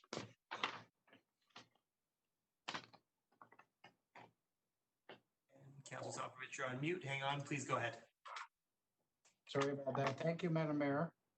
I'll move that all written and oral submissions regarding proposed official community plan bylaw number 4985-2018, amendment bylaw number 5064-2020, proposed zoning bylaw number 4662-2010, amendment bylaw number 5065-2020, and proposed development permit 19-047 for 707 and 723 Main Street, the Gateway Residence, up to and including July 16, 2020 public hearing be received and that the public hearing be closed. A second. Second it. All right, we got seconders. That's great. Oh, that's them. Yeah. All right. Anybody opposed to closing the public hearing? All right, so all in favor say aye. Aye. That is carried unanimously. I vote in favor of it as well. Thank you, Madam Mayor. 11 a.m. The public hearing is closed. Sorry, PM. Yeah. PM, not AM. It is late. Hopefully not AM yet. No, and I'll just. All right, so Madam Mayor, may I make a comment? Sure.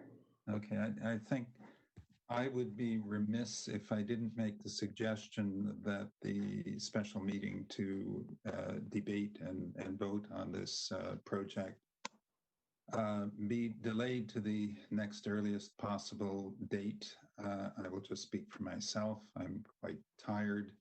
I don't expect anybody's going to be much listening to me. I'm not going to be much listening to them. I think we would get a higher quality debate if we adjourn this or rescheduled it to another date. And looking at the agenda for the 20th, there looks to be plenty of room there. I expect this is going to take a couple of hours. It'll be 1 o'clock in the morning. I mean, if it's the will of council to carry on and do it, then fine. But I just had to make that comment. All right. Thank you, Councillor Lambert. Does anyone else want to speak? Councillor Cameron? I'd like to get it finished with tonight. It's fresh in our minds. We've had lots of time to consider this. We already have a delay that happened, and I don't think it's going to take 2 hours longer. We should each be able to say our piece in 5 to 10 minutes, so we should be done by midnight. Madam Mayor, if I may just make a procedural suggestion. If council wishes to call the special meeting to order, which they'll need to do in either event, and proceed to this item, Councillor Lambert could put a deferral motion on the floor and council can debate it formally. And if council decides they don't want to defer, then we can keep going. And if not, then council can defer according to that motion. Okay, thank you very much for that suggestion. I think that's a good one. Mr. Panneton, I think that's a fair one. So I will call the special council meeting to order and ask whether there's any other urgent business to add to the agenda. All right, seeing none, then I will go to Councillor Wong to approve the meeting agenda. So moved. Second. Second by Councillor Thompson. Anybody opposed?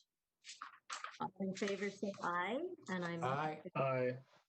Thank you. That's carried unanimously. No minutes. So then we get to the item 4. And if Councillor Lambert would like to make a motion to defer this item, this would be the time to do it.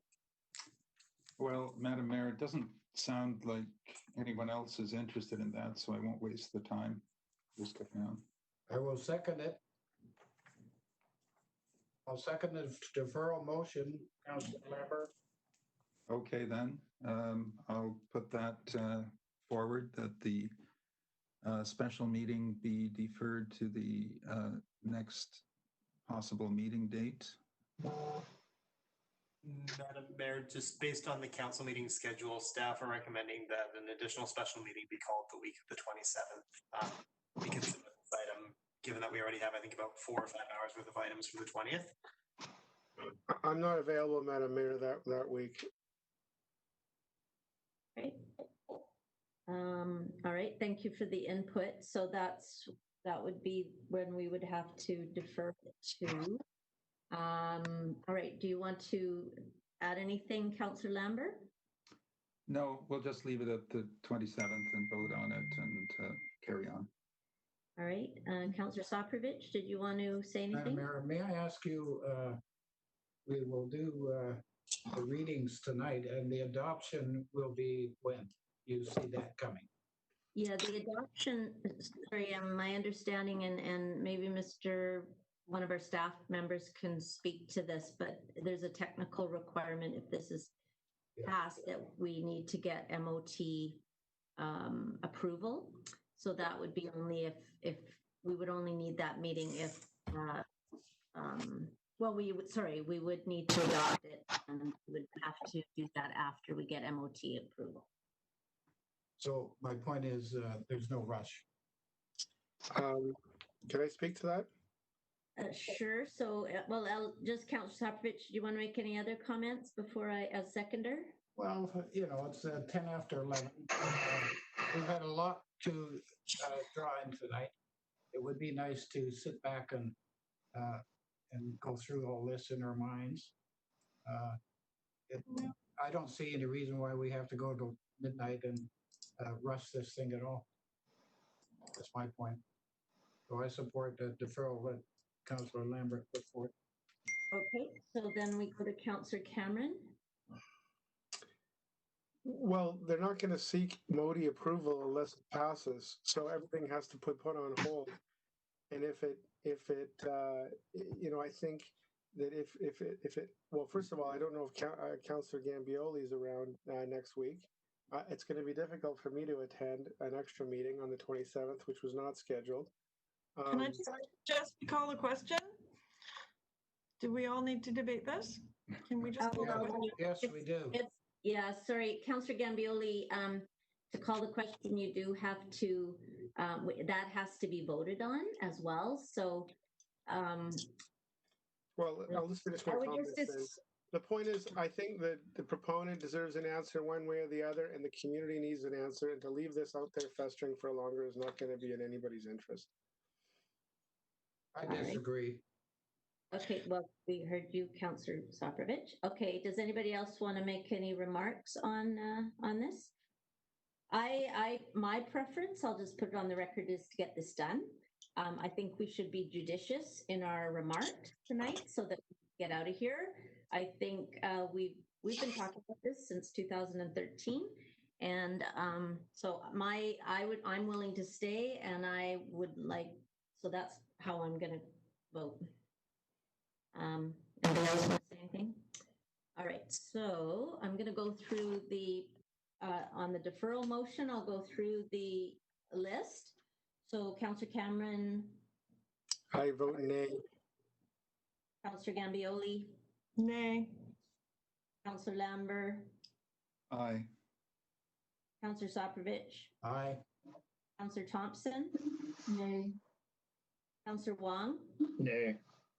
Okay, so the deferral motion fails, and we move to the motions. So, Your Worship, can I request a 5-minute recess? Yes, you can, Councillor. Thank you. Let's take, You've been sitting here since the dinosaurs. Yes, it's 11:08. So let's start deliberations at 11:15. Thank you, Madam Mayor.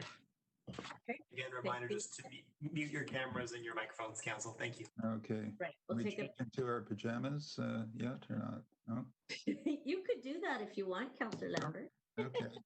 If you want to be.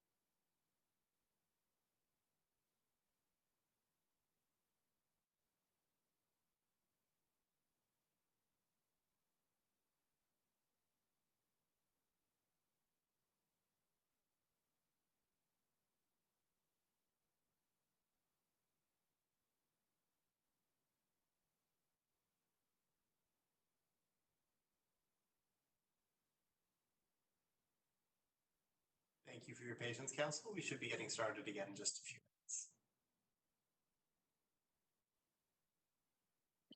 Thank you, Mr. Panatin. It's 11:15.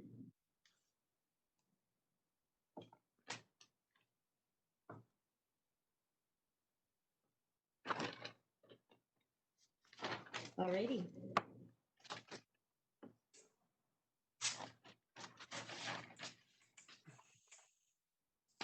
We do have a quorum of council if you wish to proceed. Yes, I would like to proceed.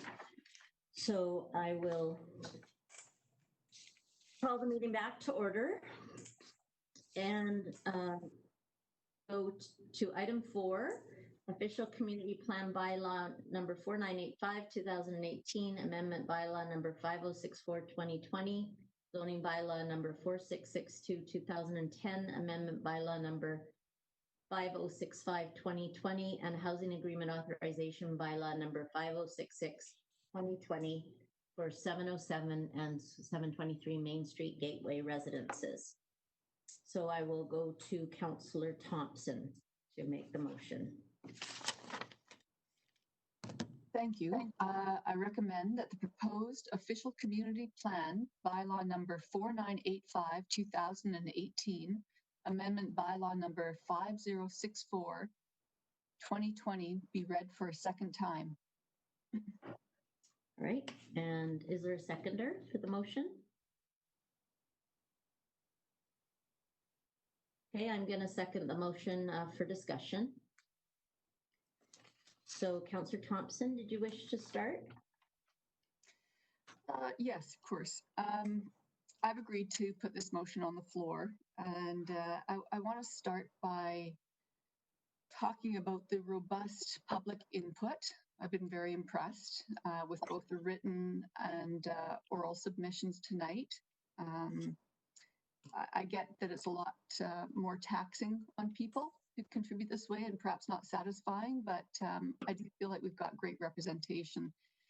And to weigh in a bit on the discussion tonight about respectable conduct, I do agree with Councillor Sopovich and others who have who've just pointed out that we have to make sure we respect all aspects of communication. And this is a tremendously highly charged and emotional issue. It's been said before tonight. And I would expect, actually, I thought the correspondence was excellent considering the level of emotion that this issue evokes. And, you know, I feel badly for the community. I wasn't part of the original discussions around this site. And I do have a lot of empathy and don't speak lightly about this project because I know it was contentious at the time, and to reopen it up is like opening up a wound and pouring salt on it. And I'm sorry to the public that we are going through this again. Having said that, I guess, you know, I believe that this project is worth bringing back for discussion. Times are changing. We do need to adapt. And as long as I've been on council, and of course beforehand, we've been calling for a new rental supply. And this project's in the ground and does promise to provide that new supply within a year or 2 years at least. And there's no other place I think is better than to put this sort of rental supply. So I'm happy to bring the motion to the table and look forward to the discussion. And I'll leave it at that for now. Okay, thank you. I will wait till the rest of council speaks, even though I seconded the motion. So if I could see who else would like to speak at this point.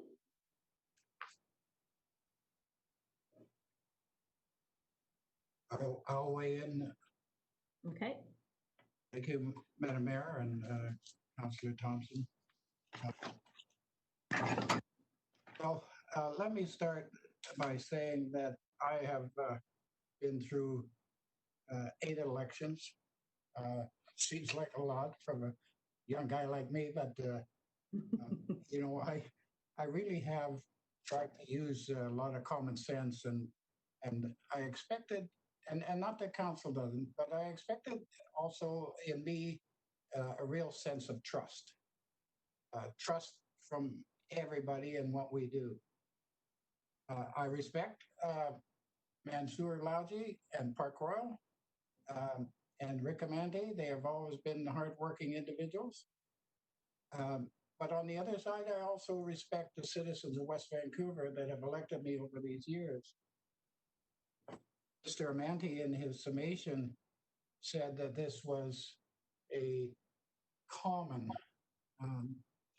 about change like that. Well, it wasn't quite true. I mean, one of the developments changed hands, so they came back for a change. It was a change of ownership. The other was a permit that lapsed. And this project didn't have any of that. When I look back on this time, the staff in their due diligence worked extremely hard, as we know, for us that were there, and we did go back and forth. And in doing so, I'd like to think that there's got to be some realism in what we had done.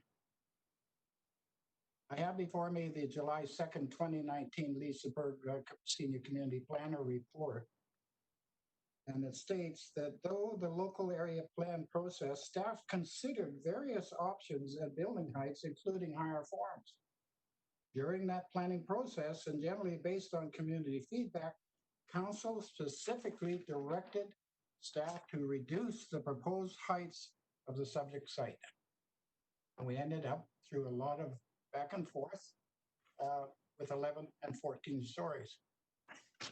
And in my view, even though I was opposed because I didn't see a master plan of the entire area, I had to accept what council said. And I thought, here we have 2 size buildings that are going to accommodate rental, and that was a good thing.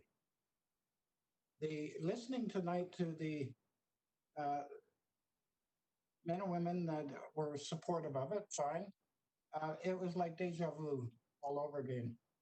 It's like there was nothing on the site and we were starting to redo the whole thing all over. I'm not guided by any group, Madam Mayor. I like to think on my own and sit at least with a certain open mind, but this one caught me the wrong way.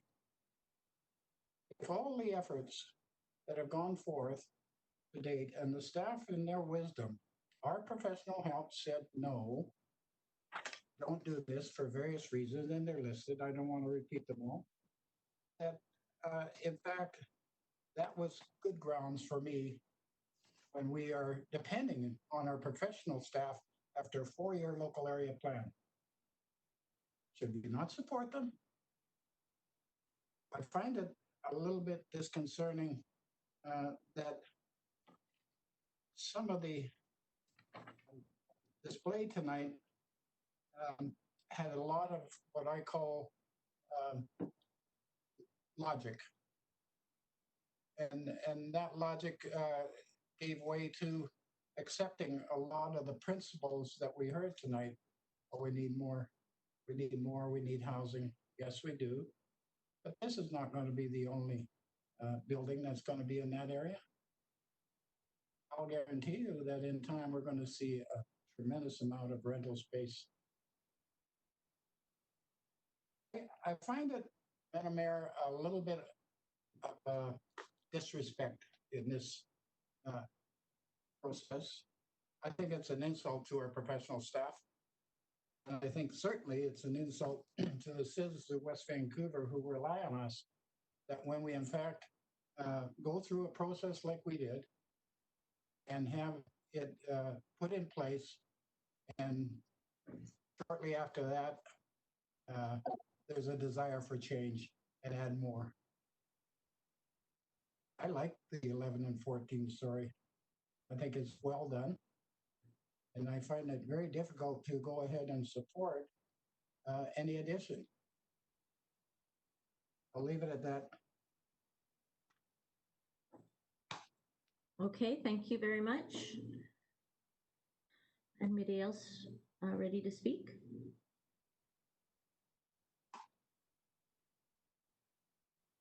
I'll speak.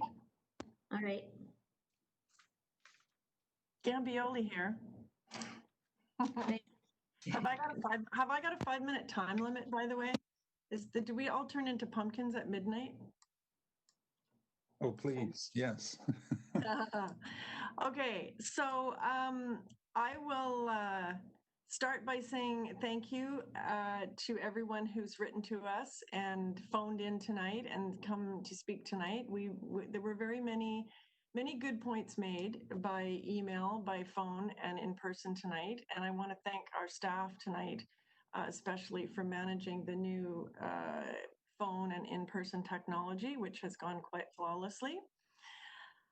So I've made a list of pros and cons, and I've been juggling this around during the meeting and during the past week, and I'm trying to narrow it down to a few nuggets. So the parts that I find compelling are the following. So on the con side, the process. So this decision has put us on council in a very difficult position. And we are revisiting decisions that were made 2 and 3 years ago. And some people have said that this erodes public confidence in council and in the consultation process. And so I do have to agree that this is unusual and it is uncomfortable, and I really don't like it. But having said that, I also think that, and I know that our job as counselors is not to protect our own reputations in the community and not even the reputation of the process. Our job is to do what is in the best interest of the whole community, the whole district of West Vancouver, and the future of the whole community and future generations. So it's not about me. It's not about my reputation. It's about the community. So I'm overcoming the uncomfortable feeling by that thought. There's been a lot of correspondence about concerns on traffic and congestion, but I think, as has been shown tonight, with no new parking, there will be no traffic impacts. So I'm not concerned about that aspect. There are some view impacts, which are true for some residents, but I drove past the partially completed site today, and I really believe that the current heights that have already been approved are going to impact those same residents, and that's already a done deal, I'm afraid. The third aspect, which is a bit of a con, and we have received a lot of correspondence about, is the $10 million community amenity contribution. Some people say that the municipality is run by developers, that council is in the pockets of developers, that this is a bribe from developers. And I have to say that my experience on this council and councils before and this current situation is that that is absolutely not true. There is no evidence whatsoever of any of those statements. The community amenity contribution in every case, and in this case $10 million, is not a bribe from the developer. It is a valuation-based contribution to the municipality to offset density and to create community amenities. For example,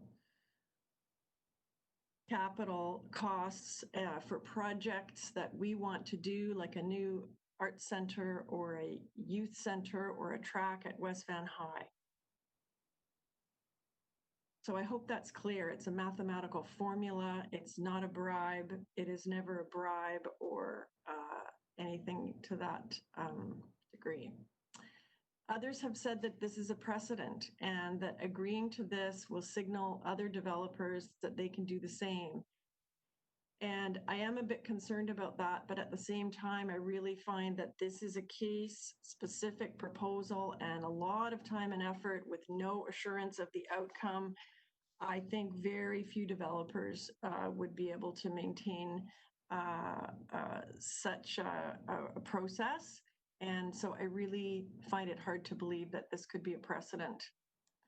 So then I look at the rest of the aspects, which are we need to make decisions based on community need. And we know that we need new rental units. We know we need housing diversification. We know that we need housing near transit services and employment opportunities. We know that we need housing options for residents with mobility challenges, families and seniors. And we know that we need to diversify and enlarge our tax base. So 5 more stories on this development actually ticks all of those community need boxes. In addition, it is supported by our OCP, by our Community Energy Emissions Plan, by our new Council Strategic Plan, and by our Strategic Transportation Plan. As we saw earlier, this particular proposal is supported by many local organizations, including Hollyburn Family Services, the West Van Chamber of Commerce, the West Van Foundation, the West Van Field Hockey and Football Clubs, the Disability Alliance of BC, the Community Housing and Action Committee, etc., etc. That means a lot, in my opinion. And I also find compelling the locals' first rental strategy and the inducements for families with young children. And finally, when I make a tough decision, when we are faced with tough decisions, really tough decisions like this one, what I do is I go back to my election promises and I look them up and I read them again. And when I did that today, I read on the back of my brochure from almost 2 years ago, that among other things, in terms of my election priorities was, quote, to create new housing close to public transportation and existing services. So I have to be objective and agree that this proposal ticks that box as well, which I did promise to support when I was elected. So those are my comments. Thank you, Councillor Gambioli. All right, who is next?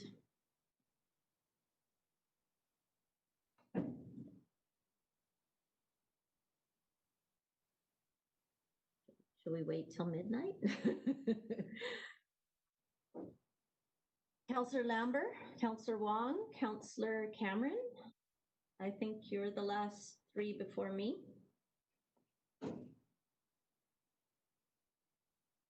Or you don't want to say anything? No debate?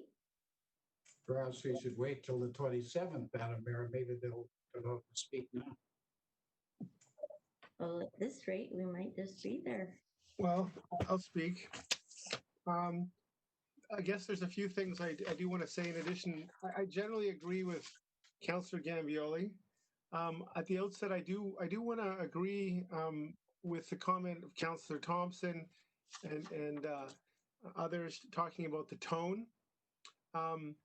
Amanti referred to the video put out by the West Van community stakeholders describing us as rats, wanting cheese.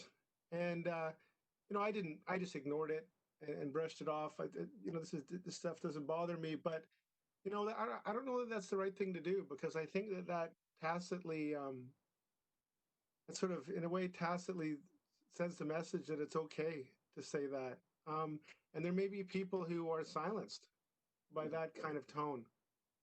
And the fact is, there's no place for that kind of you know, derision in civil discourse. And if I was talking to my kids, I'd mentioned the golden rule, and I don't know that how would residents feel if we used analogies with you know, unflattering analogies with animals to describe them. I can certainly think of a few that people wouldn't like. So I guess I would just ask that anybody associated with the community stakeholders or supportive of them, you know, demand better of the people who are doing your communications. We don't need this. I too, like Councillor Gambioli, am quite well. Actually, I'll start with a bit of a history. There's a history to this area, and there's a history to this local area plan.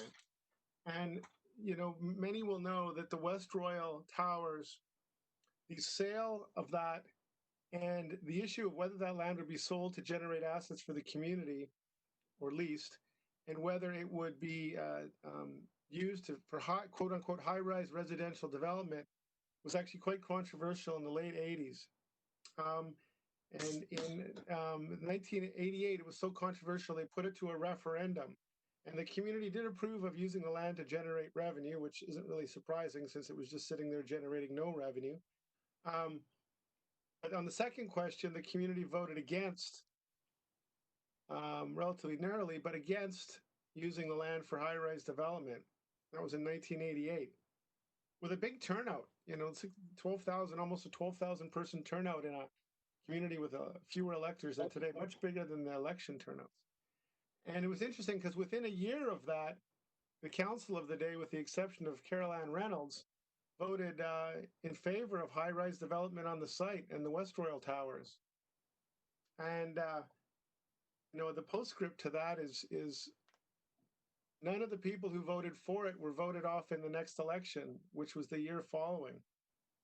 In fact, Mr. Sager, who voted for the high-rise development after the failed referendum, was elected mayor.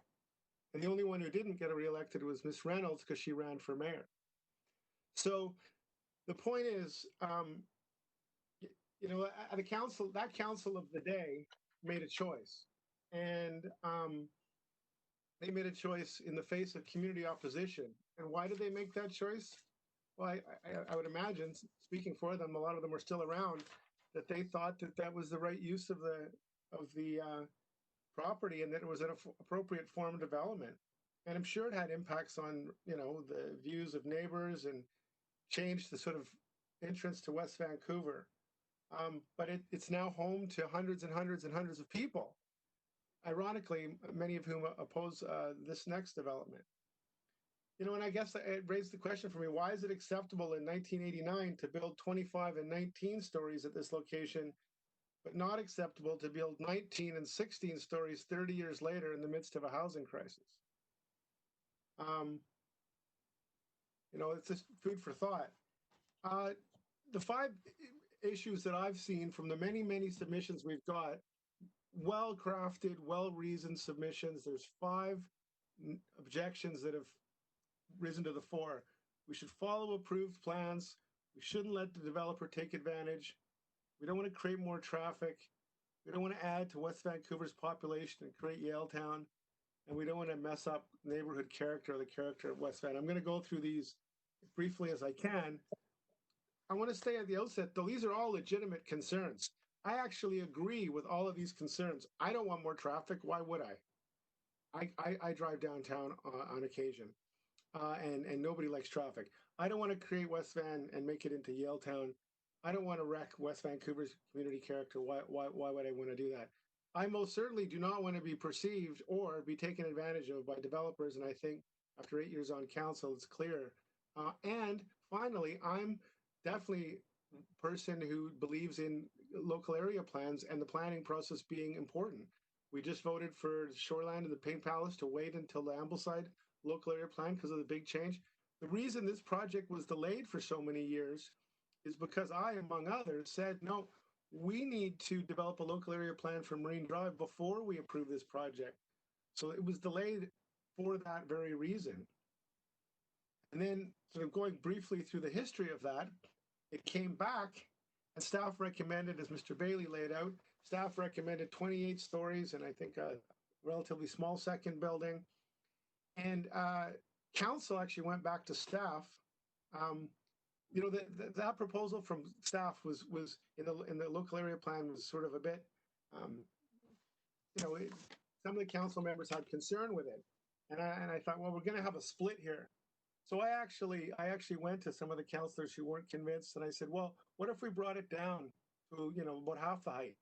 What if we brought it down to, you know, 14 and 11 or 15, somewhere around there? And would that be better? Yeah, that would be better. That would be great. And so that's why it was brought down. I actually would have supported it initially in the local area plan, but I was trying to get consensus. I thought for a local area plan, it's good to get consensus among council on something controversial. Well, lo and behold, when it came time to a vote, the people who said that, you know, the people who I brought it down for to try to get on side, they all voted against it, and it was a 4-3 vote. So here we are today.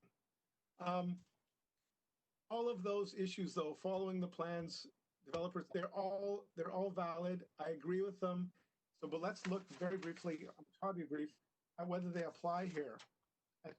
You know, one, does it, you know, the approved plan? Yes, we're changing it, and there's no way to sugarcoat that. I guess process is important to me, but thinking about this, I feel at our heart, process is important, but the substance of the proposal has to me, has to outweigh the process at the end of the day if they're in conflict. So the question to me is this a better proposal than the one that we have? That seems to me to be one of the key questions. Is it a precedent? Well, it's only a precedent if the next decision, the council takes the same view. The reality is this came back in the summer of last year, and we could have sent them packing back then and saved everybody the hassle. But Councillor Gambioli and I weren't there, but the rest of council voted, with the exception of Councillor Soprovich, to bring it back. So there's a very easy check valve, and that's the early go-ahead. So that could have stopped there. It didn't, and here we are. But I don't think it needs to be a precedent. Now, whether it's, you know, is this going to change West Van's population? Is this going to turn us into Yaletown? Well, the reality is we have figures in our OCP. Their targets, 250 units a year, 50 of which should be rental. I think it should be about 100 rental, because you can't speculate in rental, and it meets affordability needs better than ownership. We have an OCP that charts a 1% growth rate for the next 20 years. So this is not Yaletown. This is actually the most modest growth rate in Metro Vancouver among a significantly sized municipality. So those fears just are not founded if we follow our OCP. So then I say, well, you know, when you're looking at the OCP, where is a better place in West Vancouver to put 95 units or 10 floors of purpose-built rental? Where is the best place for traffic and transportation? Where is the best place for neighborhood character? Where is the best place for construction disruption? Where is the best place for timeliness in terms of getting it actually built? Well, we all know the answer to that. There is no better place than this to put 95 more units. It's the least disruptive place. It will have the least impact on traffic. It's part of a 15-minute neighborhood potentially, and there is no neighborhood character to speak of at Marine Drive and Taylor Way. It's a bunch of parking lots. So approving the project in this place, should we do so, takes the development pressure off the rest of West Vancouver. In effect, it buys us 1 to 2 years of purpose-built rental, just the addition. And so then we don't have to find space in someone else's neighborhood. Be careful what you wish for. If this gets voted down, we're going to be looking to put those 250 units, to find those 100 missing units somewhere else in another neighborhood, and it will be disruptive no matter where we put it, whether it's a low-density neighborhood and it's 50 triplexes, or whether it's Ambleside and we're putting a 10-story tower or 2 5-story buildings. So that's the thing. If we're going to have fealty to plans, which everybody seems to want with the local area plan, we're darn well going to have fealty to the official community plan. So that means we have to find 250 units. So, you know, the traffic impacts are low. It's not going to lead to runaway development. Is it a precedent? Well, I can certainly see why people are scared of that. I guess I'll just finish and say, you know, this is really about people and about the impacts to people. And when I hear somebody like the gentleman from the field hockey club who's played on our national team, who says, I'd love to live in this community. I'd love to have a space here. I work here. I volunteer here. I'm part of this community. I want to be a part of it. I look at the inconvenience to him of not being able to live here, which is kind of a game changer for him, versus the potential inconvenience to the residents who've written in, who just don't want to wait a few more minutes to drive and don't want to necessarily have their views blocked when they're driving down Taylor Way or such like. And, you know, one of my sons has a friend who is the star basketball player in his grade at high school in West Van. And he is credit. He's a real, you know, his grade has one of the ranked teams in the province. And he's a wonderful player. He's the best player. He's going to go on to great things. And he's going to make his community and his adopted country proud because he's from the Middle East. And his family lives in the Park Royal Towers. And they live there because they can't afford to live anywhere else. And we have immigration coming to Canada. And we have to find a place to put people. And it's not enough for West Vancouverites to say, well, we don't feel like living with the inconvenience for more people here. We can't offload our ethical responsibilities. It's not ethical for us to offload our responsibilities to welcome people to other communities. So I'm mindful of the human aspect. So I am very concerned about the process. I'm very concerned about the optics of this. But I, you know, if those weren't there, I would have no doubt that this project as amended would be an addition to the community. So I look forward to hearing what my colleagues say, because I quite honestly, even to this moment, haven't made up my mind. Okay, Councillor Lambert or Wong, did you wish to say anything? Councillor Wong? Thank you, Your Worship. It's a late hour, even being a night owl amongst our group. This is not the way I thought I'd be spending my late evenings. That being said, I certainly want to acknowledge everybody on council and for the tension that exists in this decision and for wrestling through it into the late hours of the evening. It's not easy, and certainly for the councillors who've been on council before, like I think Councillor Stopovich said it really well. It's almost like seeing deja vu. You're reliving possibly a very traumatic experience. So I certainly want to acknowledge, your experiences going through the public hearing and going through the debate and coming to decide on the site again. So, I commend you for that, because that's not an easy thing to do. Certainly I hear a lot of the comments on both sides. A lot of my colleagues around the table have also made comments. I don't know how much more different or new points I can make. Certainly on one side, there's almost a moral ethical issue when it comes to the process, as Councillor Cameron said, about, well, what does this mean to the LAP? What does this mean to the OCP?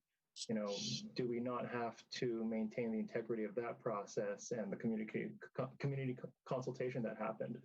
On the flip side, as he also mentioned, and I think Councillor Gambioli mentioned, there's the housing element. We're in dire need of all kinds of housing.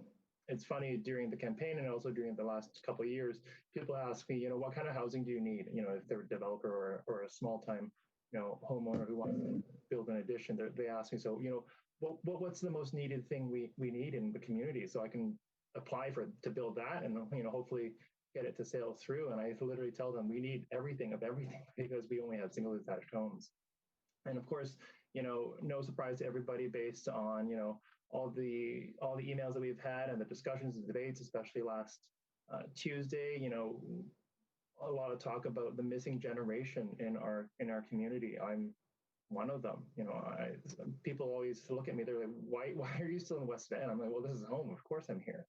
But, there's not a lot of people like me. So I certainly recognize that sort of difficulty of trying to meet the need and trying to find a place for young families, young professionals who can hopefully grow old here and put down roots and have a family, and so that your siblings and your kids can be here and close to grandparents and all that sort of stuff. So I certainly want to acknowledge the tension that exists between those two sides, but also the tension that exists between this decision and the decision from before I was on council when this project was initially approved.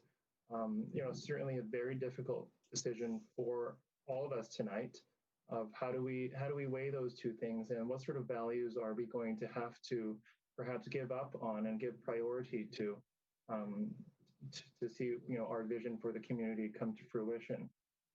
Certainly I think there's a lot of comments that I've heard about, like, we need a housing strategy, we need a transportation strategy in addition to things like the OCP and the LAPs, and those are probably good suggestions and good recommendations, but perhaps a discussion for another evening. Certainly I just want to acknowledge those two sides of the argument. Like I said, my colleagues around the table have made all the points there are to me. There's probably nothing more I can really add to that. Thank you. All right. Councillor Lambert. Yes. Sorry, I have my microphone on mute, so I'm not trying to hide or be the last one to speak.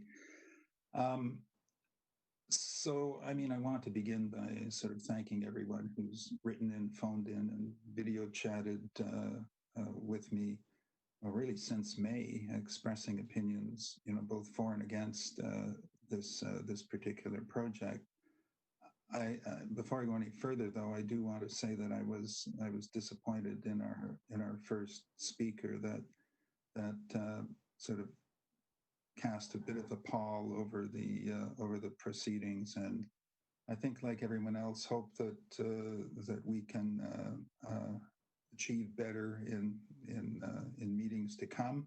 We can't really control it, but at least if we express our opinions, that might rub off a little bit. For my part, I really tried my level best to rationally weigh the pros and cons, as I think everyone has expressed this evening. You know that I voted against the project the first time around, but I'm as responsible as anyone for promoting the consideration of this proposal going to a public consideration last year. So in my comments, what I want to share with you is the questions that I asked myself and the information and opinions that are informing my decision tonight. And I'm doing this just so you understand where I might be coming from. And it's in no way any attempt to try and influence anyone, which I don't think I could do anyhow. But to begin with, I sort of looked into the project, and I'm focusing on the project. What is the ask and what is the offer?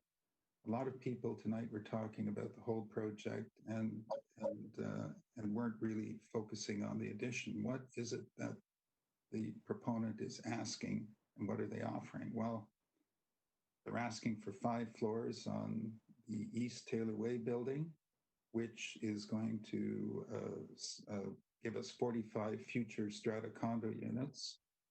And they're requesting 5 floors on the West building, which will give 50 permanent rental units. Those are the 95 new units that are being built. So a lot of people seem to be under the impression that the new construction was supporting 95 permanent rental units, and that simply isn't the case. There are that many because the offer includes 89 units of permanent rental and 6 term rental housing. And I won't go into the details of that, but because it gets to be a bit confusing in the sense that the deal that's offered really has 2 parts. It's the construction of those 5 floors, and then there's a change to the tenure mix of the already approved project, which tops up the 95 units. So what do I want to say here about that? So to my questions, I suppose. So how does this fit with district housing policy, such as it is? So the new construction, which is what we're approving, actually contributes about 1 year's worth of our current rental target approvals, which is 50 units a year notionally that we established in the strategic plan. So that's okay. And that's about 20% of our 250 housing units that we are targeting for approval annually. But of course, that's not cast in stone. It could be more. It's interesting to know that the net gain in the family-friendly accommodation out of those 50 units that are being built is about 25 units. There's 25 units of 2 and 3 bedroom. So it's important to understand that, because that just puts some perspective on it.